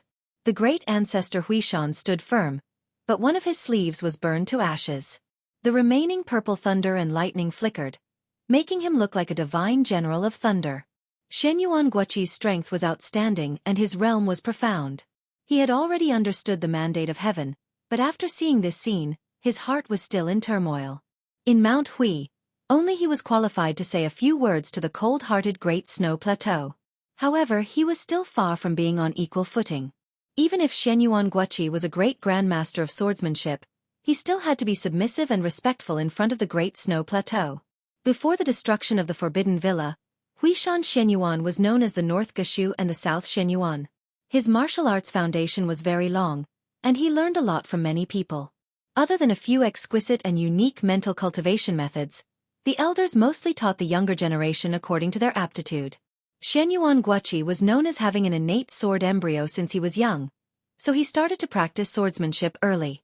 Now, there were 3 people in the current generation with the surname Jing. According to the custom, when they were 1 year old, they had to grab a book. The 3 people were different. Shenyuan Jingqing grabbed a book called The Spring and Autumn Annals, while Shenyuan Jingxian and Shenyuan Jingxian grabbed 2 martial arts secret manuals. In the next generation, because there were many children, it became more and more complicated. Shenyuan Qingfeng grabbed a jade rui, while Shenyuan Jinggong's eldest son, Shenyuan Qingmong, picked a string of bells. There were all kinds of strange things. Su Fengnian was about to ask when the old god of swords tilted his head and scratched his ear. It seemed that he did not feel any sense of accomplishment because he could not dig out the earwax. He said in a bad mood, "Open your eyes and watch carefully. The next 2 people are competing with something that can't be bought with money. Their moves may be ordinary, but after returning to the basics, it is nothing more than simplification. However, the flow of qi and timing are the key. For swordsmen like us, in the end, the sword is nothing more than a horizontal, vertical, and diagonal slash. Why is it that ordinary people use swords so inflexible, but brilliant swordsmen can generate upstanding qi? Sword immortals can fly and cut off heads? Once the sword is thrust, unless it is done with all its might and is as fast as it can be. Otherwise, once the qi circulates, although it seems fast, it will suddenly slow down, causing the opponent's expected counterattack to miss. When he changes, he will suddenly increase his speed. If he changes again, even if he can make it in time, he will lose his initial momentum. This is the most common and simple principle. When experts exchange blows, fighting strength is the foundation. Among them, a battle of wits, courage, and ruthlessness is the most exciting part. I remember that when the #1 expert of the Beimang went to the 2 Zen temples, he was stopped by the white-robed monk. The 2 of them did not seem to have truly exchanged blows. They did not make a single move and just stood there motionless. One of them was a martial sage, and the other could have been the reincarnation of the Bodhisattva of Buddhism. They could not be dozing off in a daze, right? But why didn't the son of the Beimang, who had reached the pinnacle of martial arts, make a move? This is the true beauty of the Vajra realm. The so-called first-grade Vajra realm experts of today's world are far inferior. Isn't the dead Shenyuan Jingxian known as the Vajra invincible finger? Invincible Vajra my ass. Shenyuan Jingqing abruptly used his qi to forcefully soar into the sky. After the 9 thunderbolts, there were bursts of heavenly thunder. In an instant, a strange phenomenon appeared. The water met the purple thunder. Li Chungang narrowed his eyes and said, "Little Su, if you don't want your retainers to be implicated and end up dying an unnatural death, then hurry up and get them to retreat. This old man only promised to protect your life. As for the others, the heavenly thunder is rolling down in a chaotic manner. This old man does not have the patience to block the natural disaster for them." Su Fengnian waved his hand, indicating that everyone except for Huang Manor and Blue Bird should retreat from the Great Snow Plateau. Shenyuan Jingqing and the 2 esteemed guests were shaken. Even though they were used to big scenes, at this moment, their faces were extremely pale.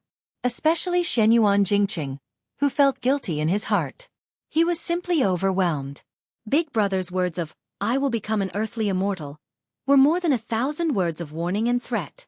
Earthly immortal realm? In the 100 years of the pugilistic world, other than Qi Xuanzhen of Mount Longhu, who was publicly recognized as a heavenly talent in his youth, even Wang Xianji, who occupied the 2nd place in the world for 60 years in Martial Emperor City, only dared to guess if she had such a divine ability. It could be seen how rare this earthly immortal realm was. The most mysterious thing was that this earthly immortal realm was far from what other first stage 3 realms could guess. In the past 500 years, There were some heaven-defying geniuses who had once reached the peak. However, they usually could not last long. It was like a swan stepping on snow and mud. They would occasionally leave a claw on the mud and quickly return to heavenly phenomenon.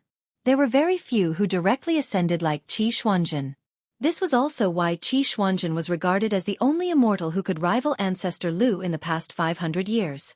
On the plateau, Shenyuan Jingqing once again surprised everyone. He gave up what was close at hand and went for what was far away.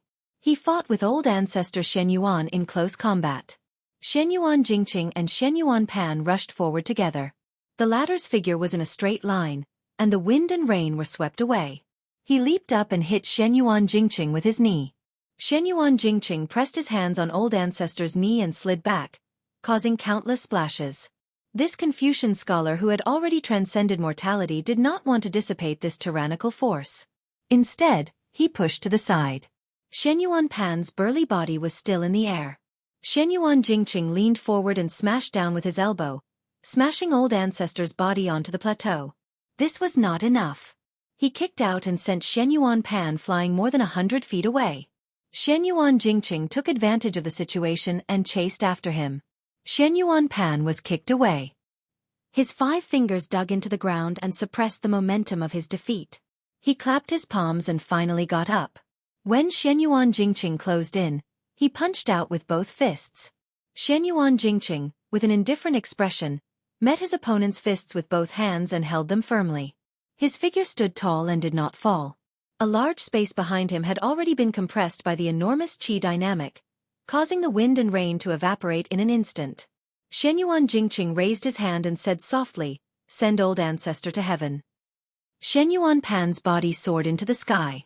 Heavenly lightning struck down from the sky. A loud boom. Shenyuan Jingqing, who was standing on the ground, did not show any mercy after gaining the upper hand.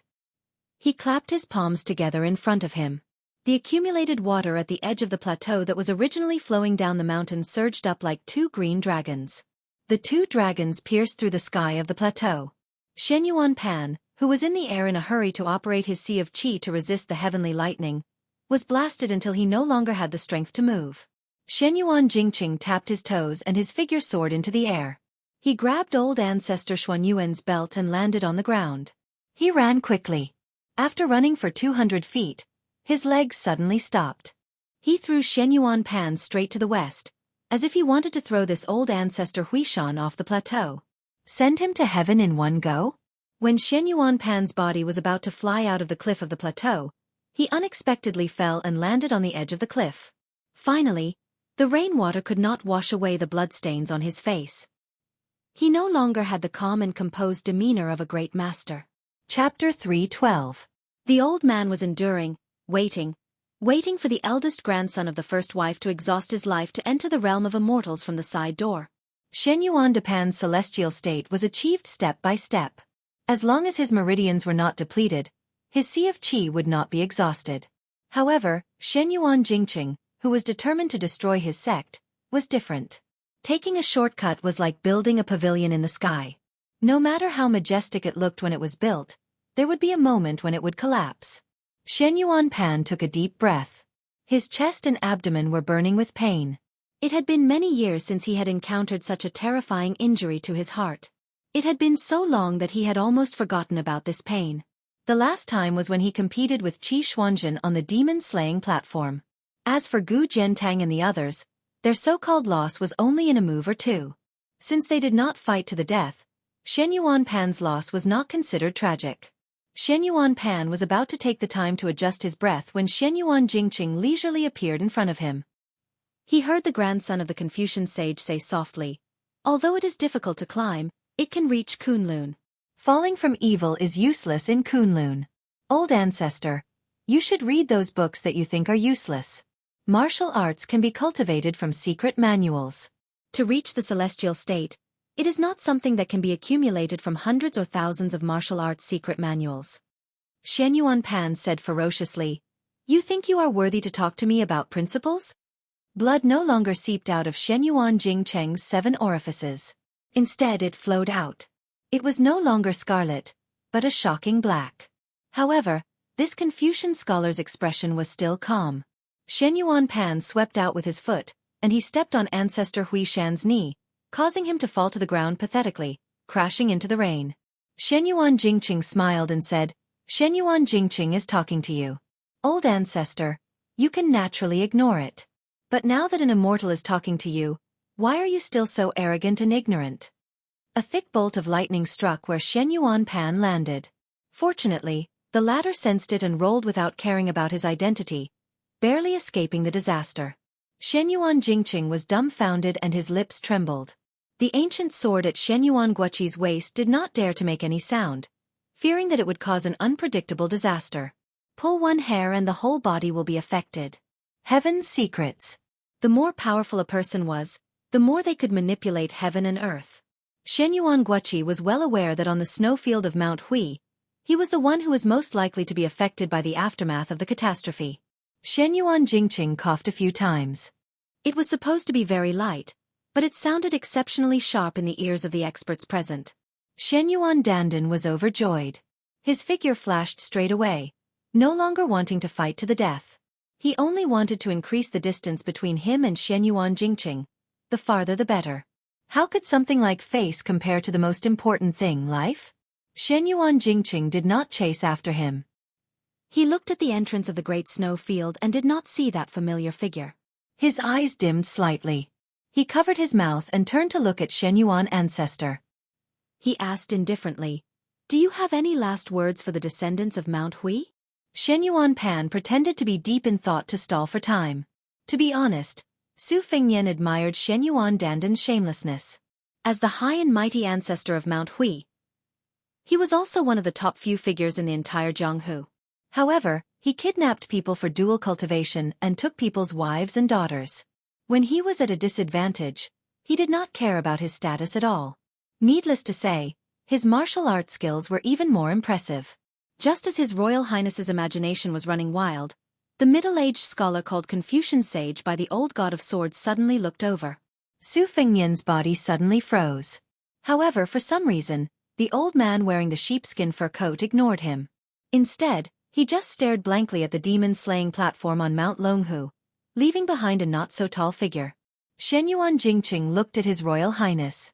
He coughed and said intermittently, After dealing with the family matters, Shen Jingqing will talk to Qing Feng about his martial arts experience. In the future, she will pass it on to you as a reward for His Royal Highness taking the risk to come up the mountain today. It's a pity that I won't have the chance to invite your Highness to drink a pot of osmanthus wine. Qingfeng's method of warming wine is excellent. Shen Jingqing looked at Su Longxiang again. There was admiration in his eyes. What a good saying. Li Bai won't be lonely anymore from the two Zen temples. Here, Shen Jingqing will say one more thing. Little prince, you shouldn't enter the celestial phenomenon state so easily. After entering the celestial phenomenon state, you will be invincible.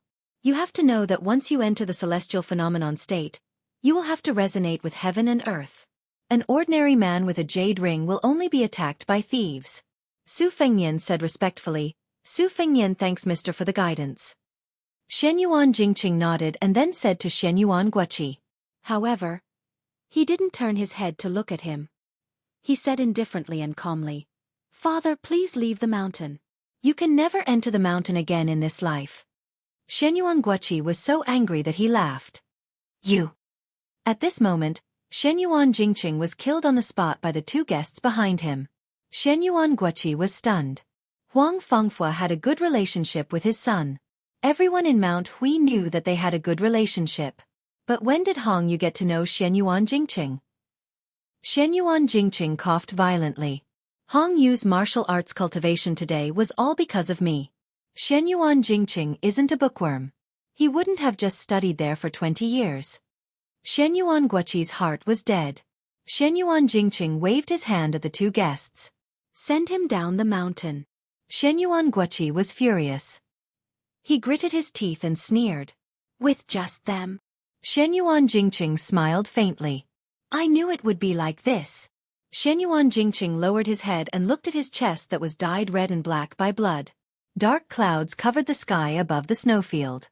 A huge and strange vortex appeared and covered the entire Mount Zhaoyao. This strange phenomenon was only a hair's breadth away from Qi Xuanzhen's ascension.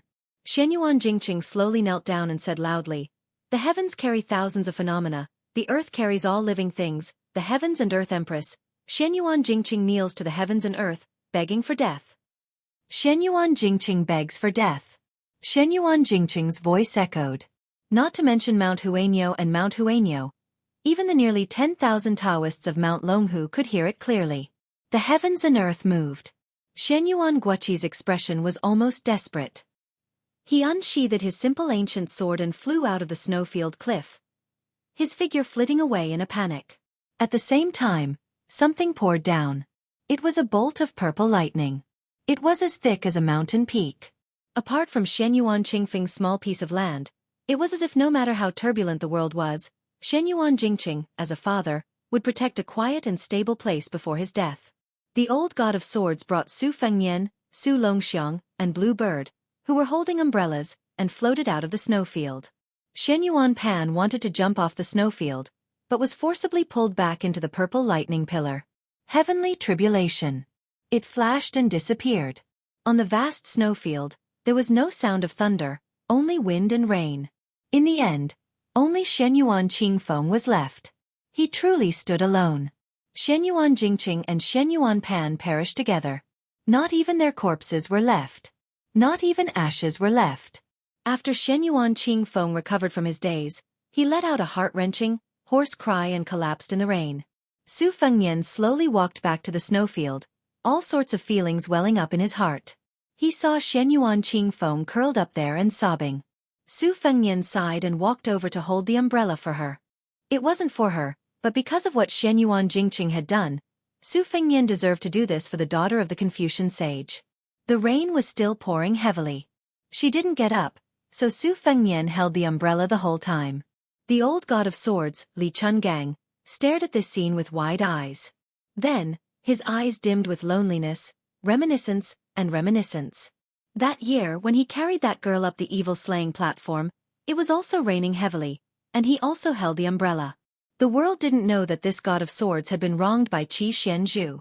It didn't matter that the wooden horse and ox were broken, nor did it matter that he was left with only one arm. These weren't the reasons for Li Chuangong's great drop in cultivation. Even after being trapped under the tide listening pavilion for 20 years, Li Chungang still couldn't walk out of his own prison. She was already invincible in the world. So what about herself? Li Chungang remembered her face when she died. At that time, she couldn't say a single word.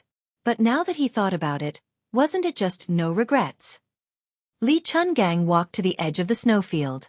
Behind him was a man and a woman holding an umbrella, just like the scene between him and the green-robed girl. When her chest was pierced by a sword, she said with a pale smile, "If the heavens didn't give birth to you, Li Chungang, it would be boring." Li Chungang shouted, "Swords come!" All the swordsmen of Mount Insignia unsheathed their swords and flew toward the snowfield. The Taoists of Mount Longhu unsheathed their thousands of peachwood swords and flew toward Bull Mound. 2 waves of flying swords. They blotted out the sun. On this day, god of swords, Li Chungang once again entered the realm of a land sword immortal. Chapter 313. Su Fengnian used to be a pauper when he was practicing the knife. He ate and drank in the Golden Imperial Palace every day and even complained about being poor. He used the knife to move books as if he was moving mountains. Finally, his horizons were broadened. Although he heard from the white-haired old man that the flying sword beheading the head was a celestial supernatural power, he only treated it as a legend. How could he expect to witness it with his own eyes? At this moment, His Royal Highness raised his head to look at the 2 groups of flying swords that filled the sky. Staring at this scene, his scalp exploded and his blood vessels expanded. He was dumbfounded and muttered to himself, "Oh my God, I can't reward this technical work." The 2 guests who were lucky enough to escape looked at each other in shock. Xianyuan Jingqing, who entered the realm of Confucian Saint through a side door, had just been annihilated. How could there be another celestial sword? The old man who wore a tattered sheepskin coat and liked to pick his earwax was indeed the #1 swordsman in the past, Li Chungang. However, after Deng Tea appeared in the world and roamed the pugilistic world, he would occasionally make a move with the imposing manner of a half-demon, half-immortal. Who would doubt that the old god of swords would be no match for the new god of swords? But the scene in front of them, forget about the hundreds of swords from Mount Huishan flying over. However, The thousands of peach wood swords from Mount Longhu were a few miles away from the Bulgang. Not to mention the swords of the Taoist priests in the remote Taoist temples. How could they be summoned to the great snow field by the old man's words? Didn't they say that Li Chuangong's realm dropped greatly after his arm and sword was broken? Huang Fengfua and Hong Yuang did not think highly of him even if he fought with Shen Yuan Pan, let alone Wang Shenji. However, the old man who had retired from the Jianghu for 20 years had reached the realm of prophecy. How could he be so mysterious? There was a secret in the Jianghu. The Confucian saint of the three sects had a vast aura that connected heaven and earth. Therefore, his words contained the heavenly law. Just now, when Shen Yuan Jingqing knelt to the Queen of Earth and said the words, seeking death, it attracted the heavenly thunder that was as thick as a mountain range. The great immortal Zhenren of Taoism could make prophecies come true. Therefore he could use the curse to kill demons and enforce justice on behalf of the heavens. Many bodhisattvas of Buddhism had great wishes and their words could shake the 3,000 worlds. Li Chuangong's means were naturally not far off. As expected of a sword immortal. Su Fengnian, who was still holding the umbrella for Shen Yuan Qingfeng, muttered to himself, "This sword descends from the heavens is very domineering. If it can even kill dragons and tigers, then it'll really be awesome. Let's see if those old Taoists still dare to be cocky." The old god of swords, who was facing the demon-slaying platform with his back facing the Crown Prince Palace, seemed to have heard Su Fengnian's nagging. His qi that was soaring into the clouds suddenly condensed, and more than 1,300 flying swords instantly fell into the cliff. He turned his head and said unhappily, "You're the only one who likes to show off.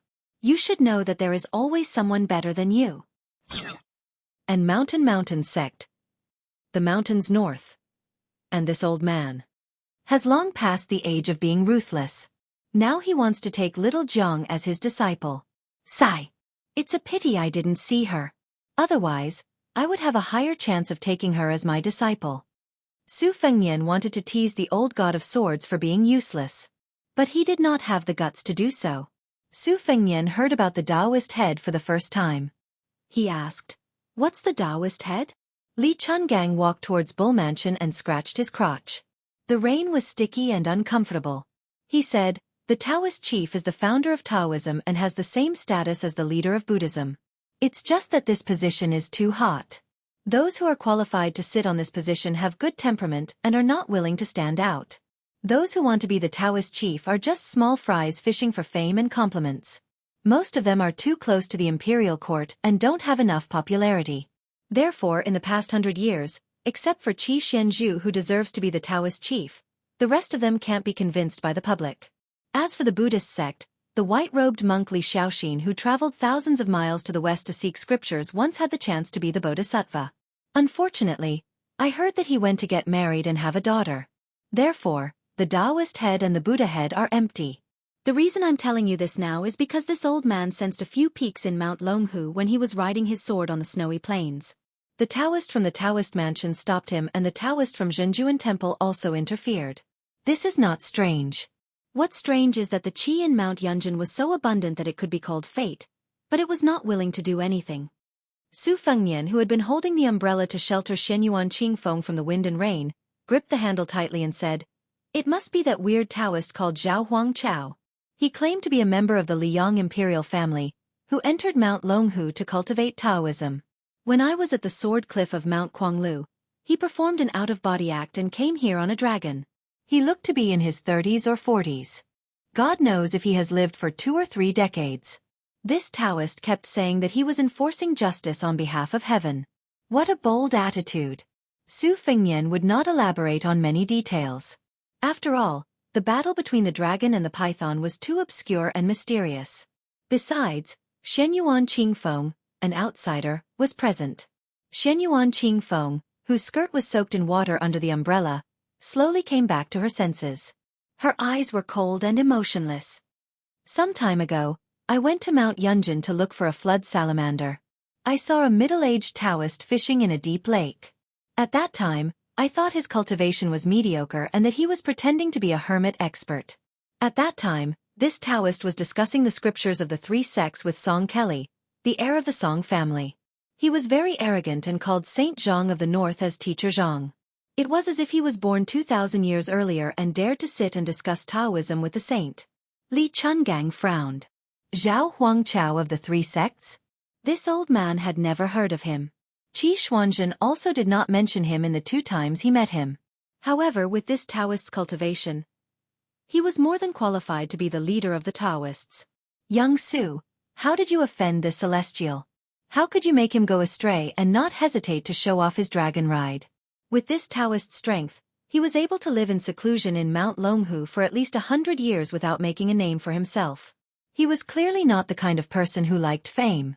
His surname was Zhao and he was from the Son of Heaven. This old man understood. He was just concerned about the gathering and dispersing of the world's fate. Based on this, you should be grateful that Chao Chongqing took Zhang away early. Otherwise, if Zhao Huangchao saw you and saw through the mystery, you would be in serious trouble.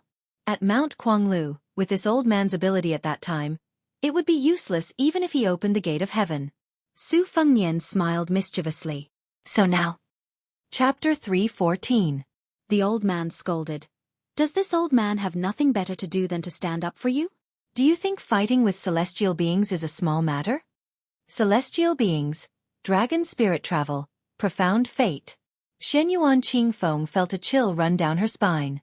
She used to be an arrogant and stubborn woman born in the most powerful family in the martial arts world, the only daughter of the first wife, and had a photographic memory.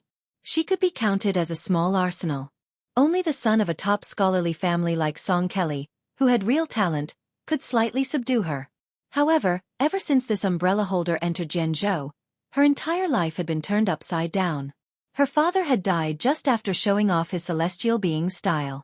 The 3 people of the generation with the surname Jing, who were supposed to support Mount Hui's prestige for the next 50 years, were all dead.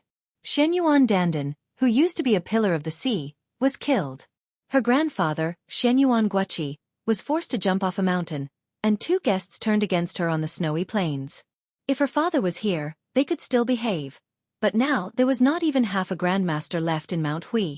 How could she control those guests of sacrifice who looked like monkeys when the tree did not fall, and who looked like wolves when the tree fell? Su Fengnian saw that this woman had no intention of getting up. Was she addicted to sitting on the ground? Shenyuan Qingfeng, you can't always make me hold the umbrella. Now that the bull gang is without a leader, it's the best time for you to show your ambition. Don't waste it. Shenyuan Qingfeng was speechless. Shenyuan Qingfeng struggled to get up. Perhaps because he had been sitting for too long, his legs were sore, and he was about to fall back into the water. Su Fengnian tried to support him out of goodwill, but Shenyuan Qingfeng used all of her strength to push him away. She sneered, "Is it my ambition, or does your highness want to control Mount Huishan Shenyuan?" Su Fengnian sneered and said shamelessly, "Let's not beat around the bush. I like it. Since you're the one who started the conversation, why don't we have a good plan?" Shenyuan Qingfeng refused to back down. "Please speak," he said. The old god of swords ignored the scheming between the man and woman and walked straight to Bull descending manor. He walked up the steps and bent down to pick up the string of wind chimes. Su Fengnian spoke in a methodical manner. "You're just worried that this Shitzi will take over the magpie's nest and use you as a puppet. You'll only stop when I've emptied Mount Hui's hundreds of years of wealth, right?" Shenyuan Qingfeng said without hesitation, "That's right. Your Highness has a good family background and high standards. I believe your appetite will not be small." Su Fengnian laughed and said, "Shenyuan Qingfeng, oh Shenyuan Qingfeng, I don't mind telling you this. As long as you take the copies of those secret manuals into the Tide Listening Pavilion in Beiliang, I don't want anything else. Since we're doing business on the surface and I've accepted your benefits, I'll naturally help you secure your position as the head of Mount Hui. If anyone isn't convinced, you can let them have a taste of Beiliang's blade. Besides, the old god of swords is already a swordsman of the present era. It doesn't matter if you're a fox exploiting the tiger's might or taking advantage of others. Who would dare say no? Even if you don't want to stay in Mount Hui, no one will come into direct conflict with you. This is a business. Whether you're comfortable as the head of Mount Hui or not will depend on your own methods. When the time comes, if you need me to take action, you'll have to give me other benefits. When doing business, even blood brothers have to settle accounts clearly. What's more, we're enemies, aren't we?" Shenyuan Qingfeng said coldly. "Your Highness also said that we're enemies. Then what business are we doing? If worse comes to worst, Shenyuan Qingfeng will just go all out and leave this mess to my brothers. What's wrong with me leaving the mountain? Su Fengnian clicked his tongue and said, That's no fun. Your father, Shenyuan Jingqing, risked his life to create this situation. With your stubborn personality, how can you let it go? Who are you trying to fool? I'm not in the mood to beat around the bush with you. To put it bluntly, Mount Hui is in turmoil right now. If it weren't for the fact that I admire your father's actions, I wouldn't be so polite with a petty woman like you. Why would I stand here and hold an umbrella for you? Apart from your good skills in a fit of pique, what other skills do you have to show me? If you really piss me off, how hard would it be to support a puppet who's willing to be a lackey? Bailiang's hat of His Royal Highness isn't small, is it? Coincidentally, the few people that can't be suppressed by this hat are all dead. Su Fengnian observed Shenyuan Qingfeng's expression and said patiently, The bull gang can't beat the Dao Court's Mount Longhu in the first place. Now that you don't have me to back you up, won't you be suppressed for a few decades until you can't breathe? Besides, I'm Bailiang in the end. Aren't I going to leave soon? Once I leave, what are you worried about? If that's the case, then you're too useless. To tell the truth, the reason why I'm willing to let bygones be bygones and help you get promoted is because of that wooden sword Wenhua. He said that he'll use his sword to slap your little buttocks red when he learns superior swordsmanship. But once you leave the family, Wenhua won't go so far as to make things difficult for an ordinary woman with a miserable background. This prince won't be able to watch a good show. How boring. Shenyuan Qingfeng walked out of the umbrella and ignored Wenhua's teasing. He only asked, Miserable? Su Fengnian asked back, What do you think? Shenyuan Qingfeng asked, Are you pitying me? Su Fengnian didn't answer and only handed the umbrella to her. Seeing that she didn't move, he simply placed the umbrella on her shoulder and looked up at the dusky rain. If Wenhua were here, he'd definitely say that the heavens are pissing again. How naughty! Shenyuan Qingfeng was stunned. At this time, Hongyu took a few steps forward and got down on one knee. Young miss, from today onwards, Hongyu is at your beck and call. Huang Fengfua said with a smile, I only want to continue studying at Mount Insignia and hope to reach Brother Jingqing's level one day. Whoever makes an enemy of young miss is also an enemy of mine. Shenyuan Qingfeng was stunned and didn't say anything. A loud voice came from the celestial master residence of Mount Longhu. Since Sword Godly has borrowed a sword and left, do you dare return it? Li Chungang, who was sizing up Fengling, couldn't be bothered to respond. Next, Shenyuan Qingfeng inadvertently saw His Royal Highness winking at the old sword god and mouthing two words. After seeing this, Li Chungang rolled his eyes and blurted out an extremely vulgar word in the direction of Mount Longhu. Bullshit! If that was all, Shenyuan Qingfeng wouldn't have done anything. What the old man who had become a terrestrial sword immortal said next was truly domineering. That's what Su Fengnian said. Shenyuan Qingfeng immediately smiled through his tears. Chapter 3:15. If Li Chungang said, fart to the Taoist master's residence, outsiders would only say that the old god of swords' heroic spirit was still the same as before, especially after entering the threshold of Earth Immortal. They were full of confidence and could regard Li Chungang as an immortal swordsman. However, if it was Su Fengnian who said it, it would be a different story. Two great masters were fighting each other in the Great Snow Plains and the Taoist ancestral court, Longhu Mountain. Even if it was just a battle of words, it was still full of elegance. What was His Royal Highness doing? Su Fengnian could already imagine that for a long time, the whole Jianghu would become a big joke. Shenyuan Qingfeng, who was at a disadvantage in the scheming against His Royal Highness, could not help but gloat. She finally had some spirit and was no longer lifeless and haggard. Su Fengnian glared at her and took the lead to walk to the Great Snow Plains. Su Longxiang and Blue Bird followed closely behind. Shenyuan Qingfeng hesitated for a moment, then walked slowly in the rain with Huang Fengfua and Hong Yuang. Hong Yuang was expressionless. Huang Fengfua thought a lot in this short section of the road in the rain. Out of the corner of his eye, he glanced at the second foreign minister. Hong Yuang had always had a good reputation for his conduct and conduct. Not just anyone could claim the title of ancient style. Hong Yuang, as a foreign minister of Mount Huishan who came from a poor background, was not humble in front of others. This caused Shenyuan Qingfeng to treat him with respect. In private, Hong Yuang was called training a hawk instead of raising a dog. Hong Yuang was also not overbearing and never showed any complacency. However, no matter how Xianyuan Jingqing secretly supported and cultivated Hong Yu these years, it was still Xianyuan Jingqing who brought him to the mountain. This time, Hong Yu betrayed him on the Great Snow Plains and killed his benefactor Xianyuan Jingqing together. Huang Fengfu was shocked at that time. If this matter spread out, it would almost destroy Hong Yu's reputation for half of his life. If he was not careful, he would be labeled as a traitor. Huang Fengfu sneered in his heart. You, Hong Yu, can betray Xianyuan Jinggong's second branch today. Will you betray your new master's first branch in the future? Hong Yu suddenly said. Hong Yu has something to tell Mississippi. Xianyuan Qingfeng nodded. Hong Tuo's tone was calm as he said. Back then, before Hong Tuo went up the mountain, he was actually secretly invited by brother Yu Jingqing. That was why he made the decision to come to Mount Hui. Otherwise, with Hong Yu's experience and ability, he definitely wouldn't have the courage to come to the bull gang and become a laughingstock. Huang Fengfu narrowed his eyes. Xianyuan Qingfeng felt as if a heavy burden had been lifted off his shoulders, and the knot in his heart was untied. He turned his head and smiled. Uncle Hong, you've suffered all these years. Hong Yu lowered his head and cupped his hands. That's how it should be. Hong Yu raised his head and looked directly at the young woman who was about to take control of Mount Hui. He said, but Hong Yu has received many favors from Emperor Xianyuan. Please treat the children of the second branch well. Xianyuan Qingfeng said softly, Uncle Hong, don't worry. Qingfeng isn't a narrow-minded woman. It's a fact that the second branch is powerful.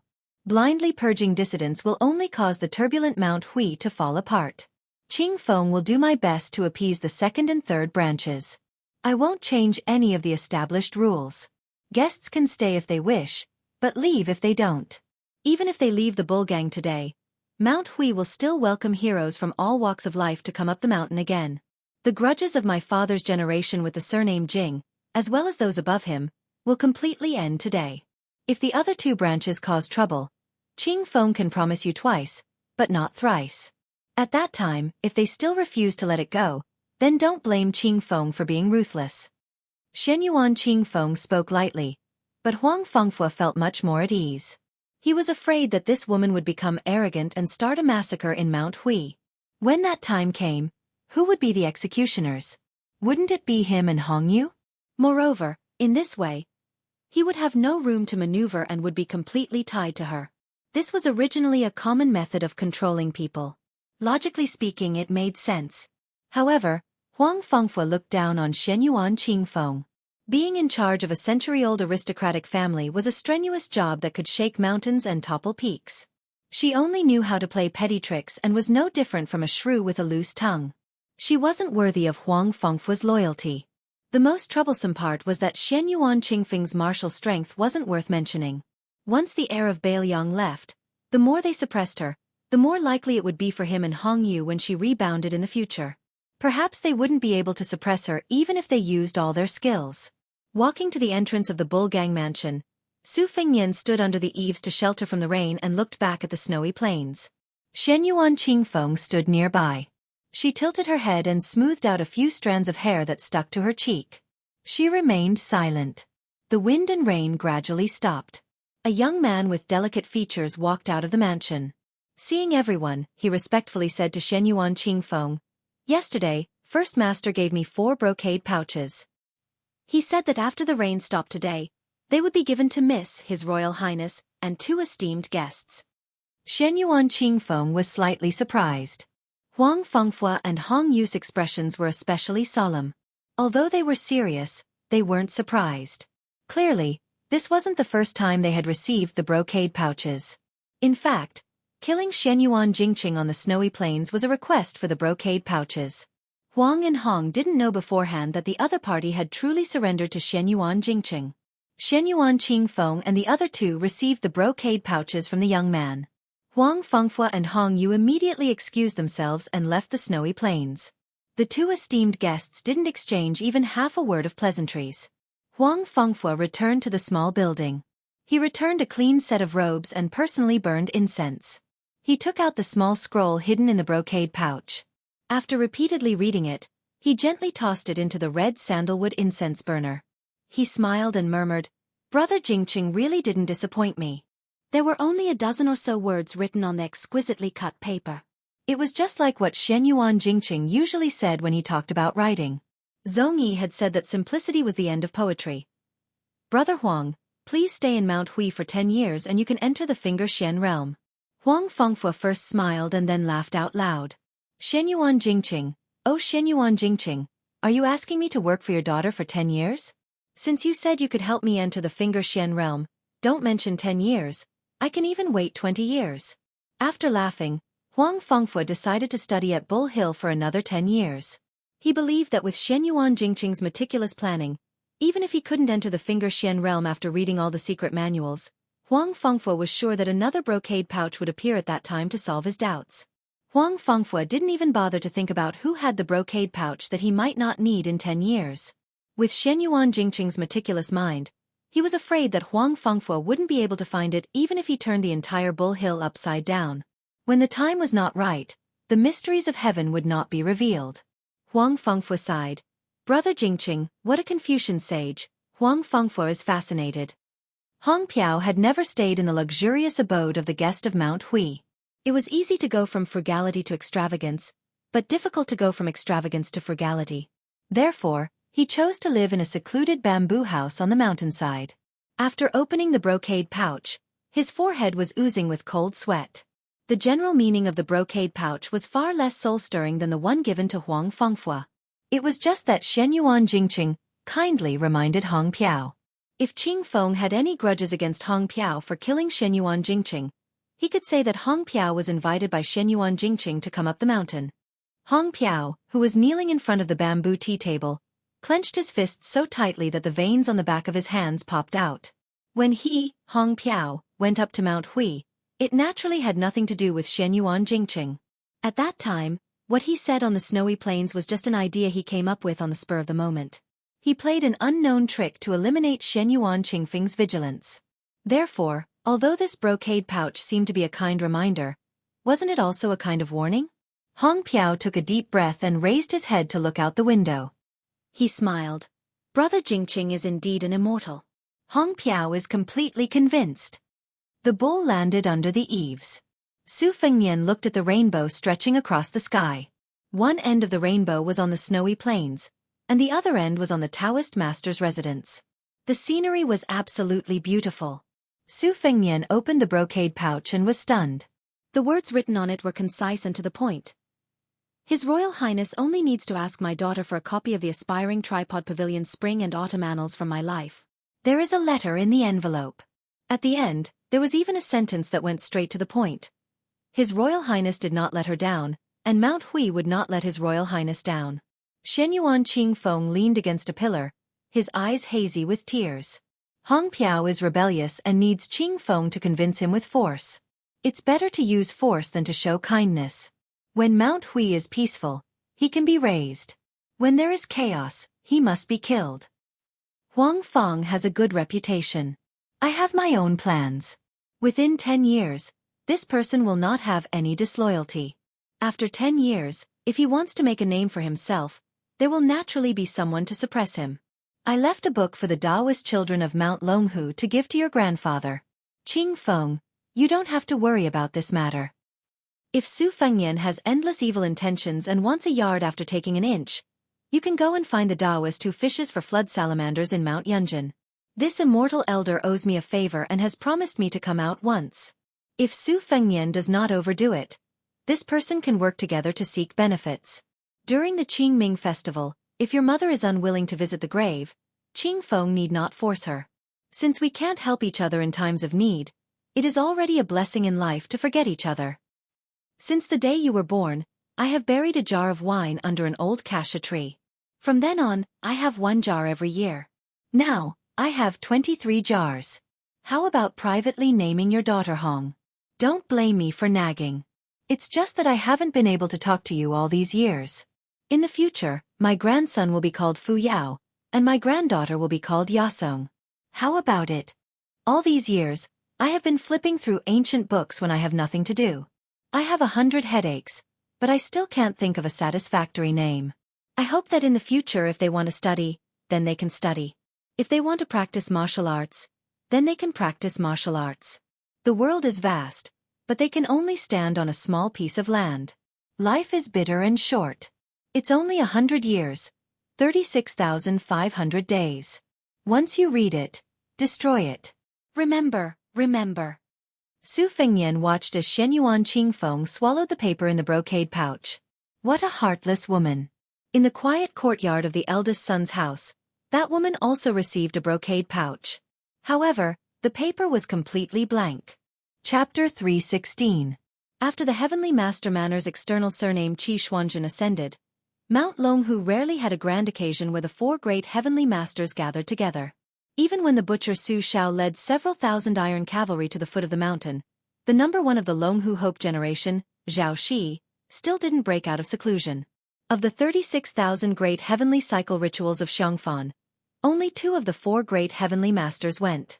In the past 20 years, Zhao Danping became the prime minister of Xianxia in the capital. Together with Yue minister Zhao Donxia, the north and south reflected each other's splendor, meeting even less than they were apart. The Imperial College's left chancellor Huan Wen and the current court's grand secretary Zhang Julu came from the same sect. Their Tao and politics aligned. The two were as close as brothers. However, on one matter, their opinions differed. Everyone knew that Grand Secretary Zhang only respected Confucianism, belittled Buddhism and Taoism, while Huan Wen, who came from an orthodox Confucian background, greatly respected Elder Huang's tranquility. In the capital, he had a deep friendship with Zhao Danping. Even though Zhao Danping was 1,000 li away from the Heavenly Master Manor, he still commanded Mount Longhu's rules and precepts, as well as the 2 great sections. Outside, Zhao Donxia commanded the world's Tao sects, but internally, he only symbolically disciplined the teachings. As for the cultivation arts in name, it was commanded by the old heavenly master Zhao Shi, but in reality, it was handed over to several people of the Jing generation to handle the specific matters. Zhao family's clan relative Zhao Jingchen was in charge of receiving guests at the manor gate. Bai Yu, who was bestowed with the purple title by the Son of Heaven, was in charge of theory and debate, frequently opening forums to preach. Xianxia, who was also an external Taoist like Sir White Lotus, was in charge of sword training, occasionally passing on sword techniques to Taoists of the Jing generation and below. The various branches of the Celestial Master residence were connected by the same breath and branch. They each enjoyed their own glory and complemented each other. That was why Mount Longhu was enjoying such a glorious time today. On the west side of the Jade Emperor Hall in the main hall of the Taoist Master residence, there was a long corridor of ancient tablets. One of them was a large green jade tablet that was 30 feet tall. It was moved here and erected by the 4th generation of the Dragon Tiger Mountain Grandmaster. The tablet was inscribed with the words, "Purple Cloud Blessed Land." It was rumored that the tablet was the same as the tablet of "Enjoying the Blessings of the Land Alone" in Mount Hui. At this moment, a Taoist wearing a noble yellow Taoist robe was standing on top of the tablet. He was looking at the snowfield of Mount Hui with a face full of anger. At the foot of the tablet, there were 3 old Taoists who were dressed in their own unique style. The oldest had snow-white hair, sandals, and clean socks. He was only wearing an ordinary white Taoist robe.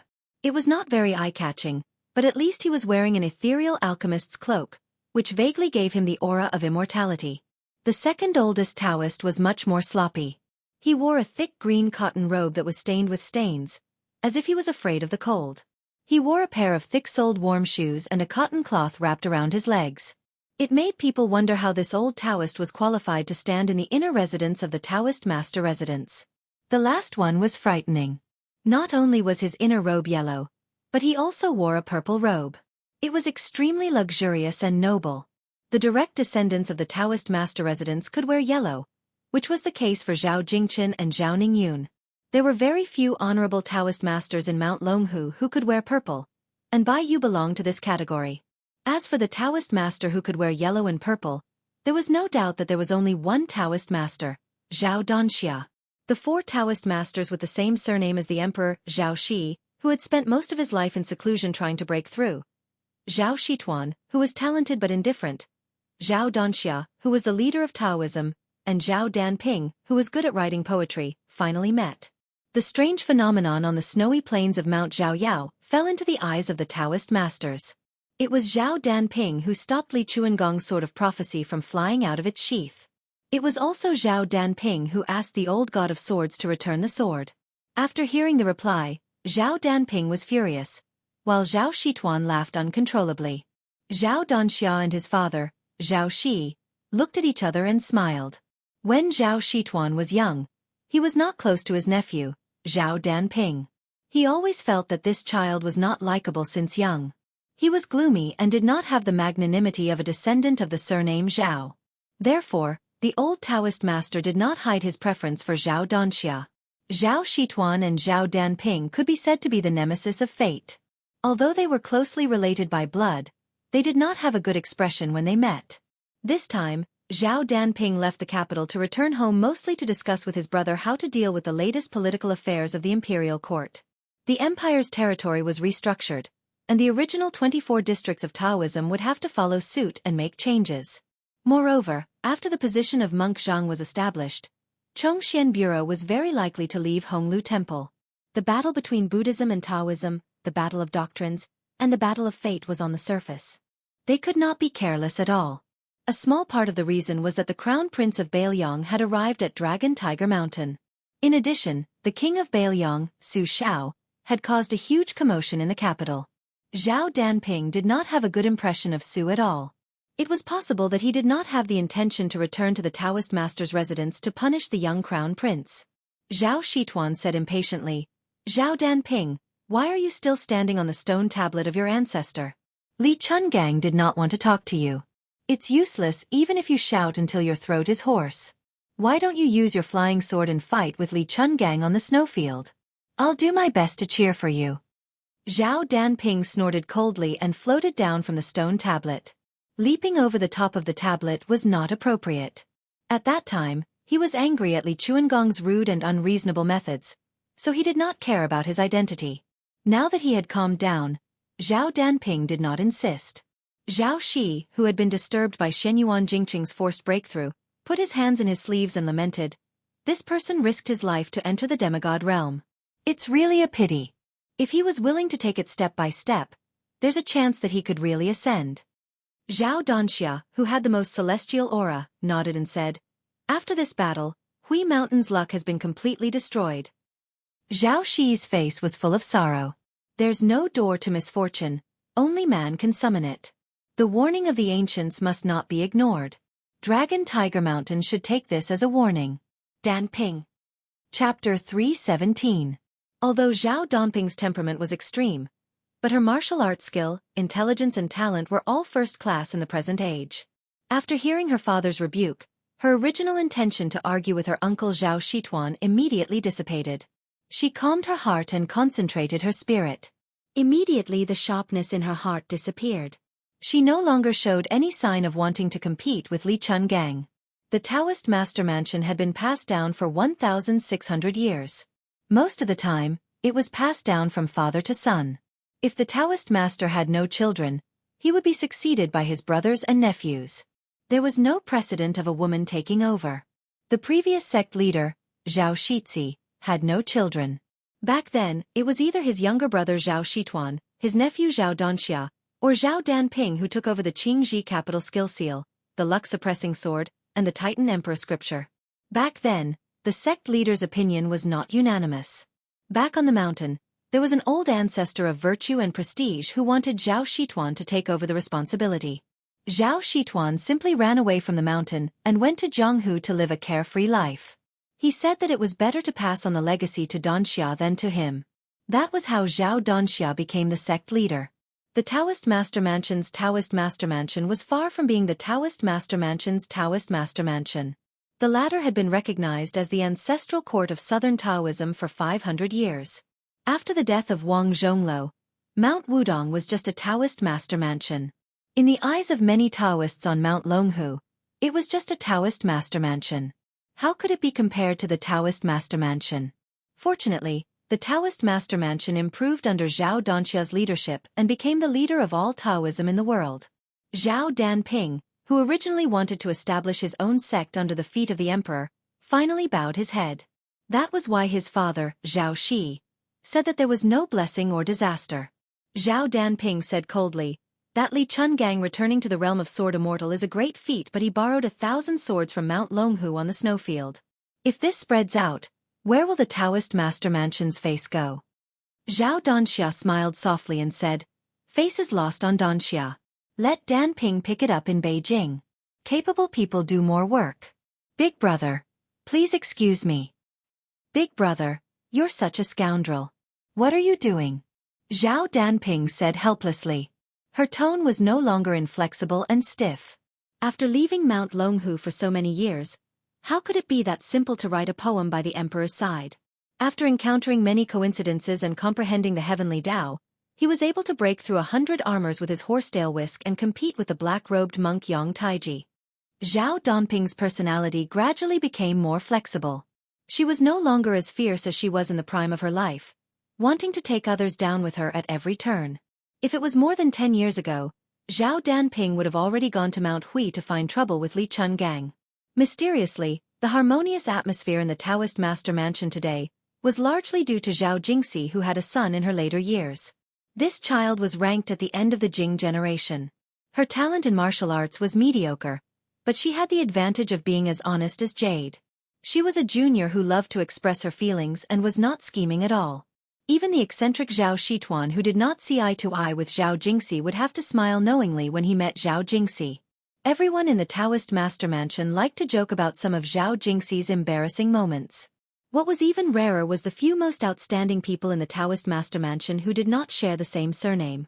For example, Bai Yu and Qi Xianxia had gotten along well with Zhao Jingxi since they were young.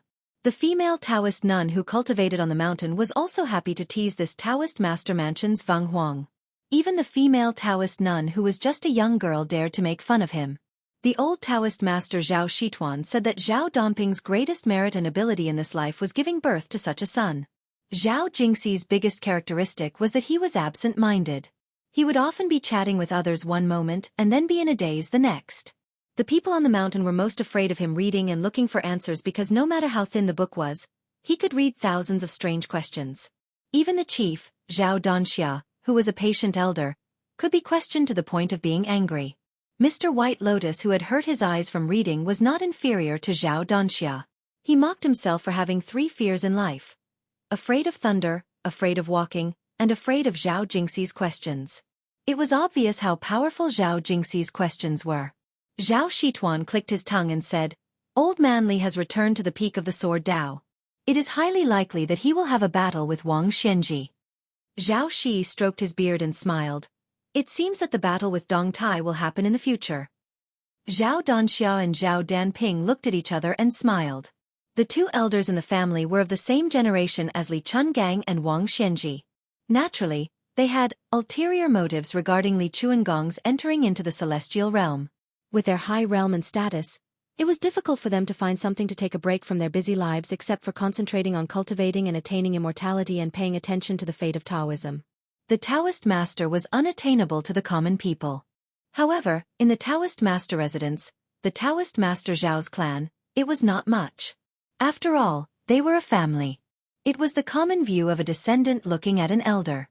Zhao Shi waved his hand and said, Danping, go ahead and tell Danxia about the important matters. It was not easy for me to climb out of the coffin and take a breather. I want to chat with your uncle. Zhao Danxia and Zhao Danping received the order and left the steel corridor. Zhao Shi looked at his brother and said sadly, Every time we meet, we get old. Shituan, I don't know how many times I can see you in this life. Zhao Shituan said angrily, You're so pretentious. If you don't go into seclusion, I'll see you every day and throw up when I see you.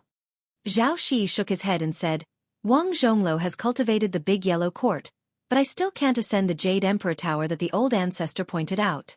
I'm ashamed to face the ancestors.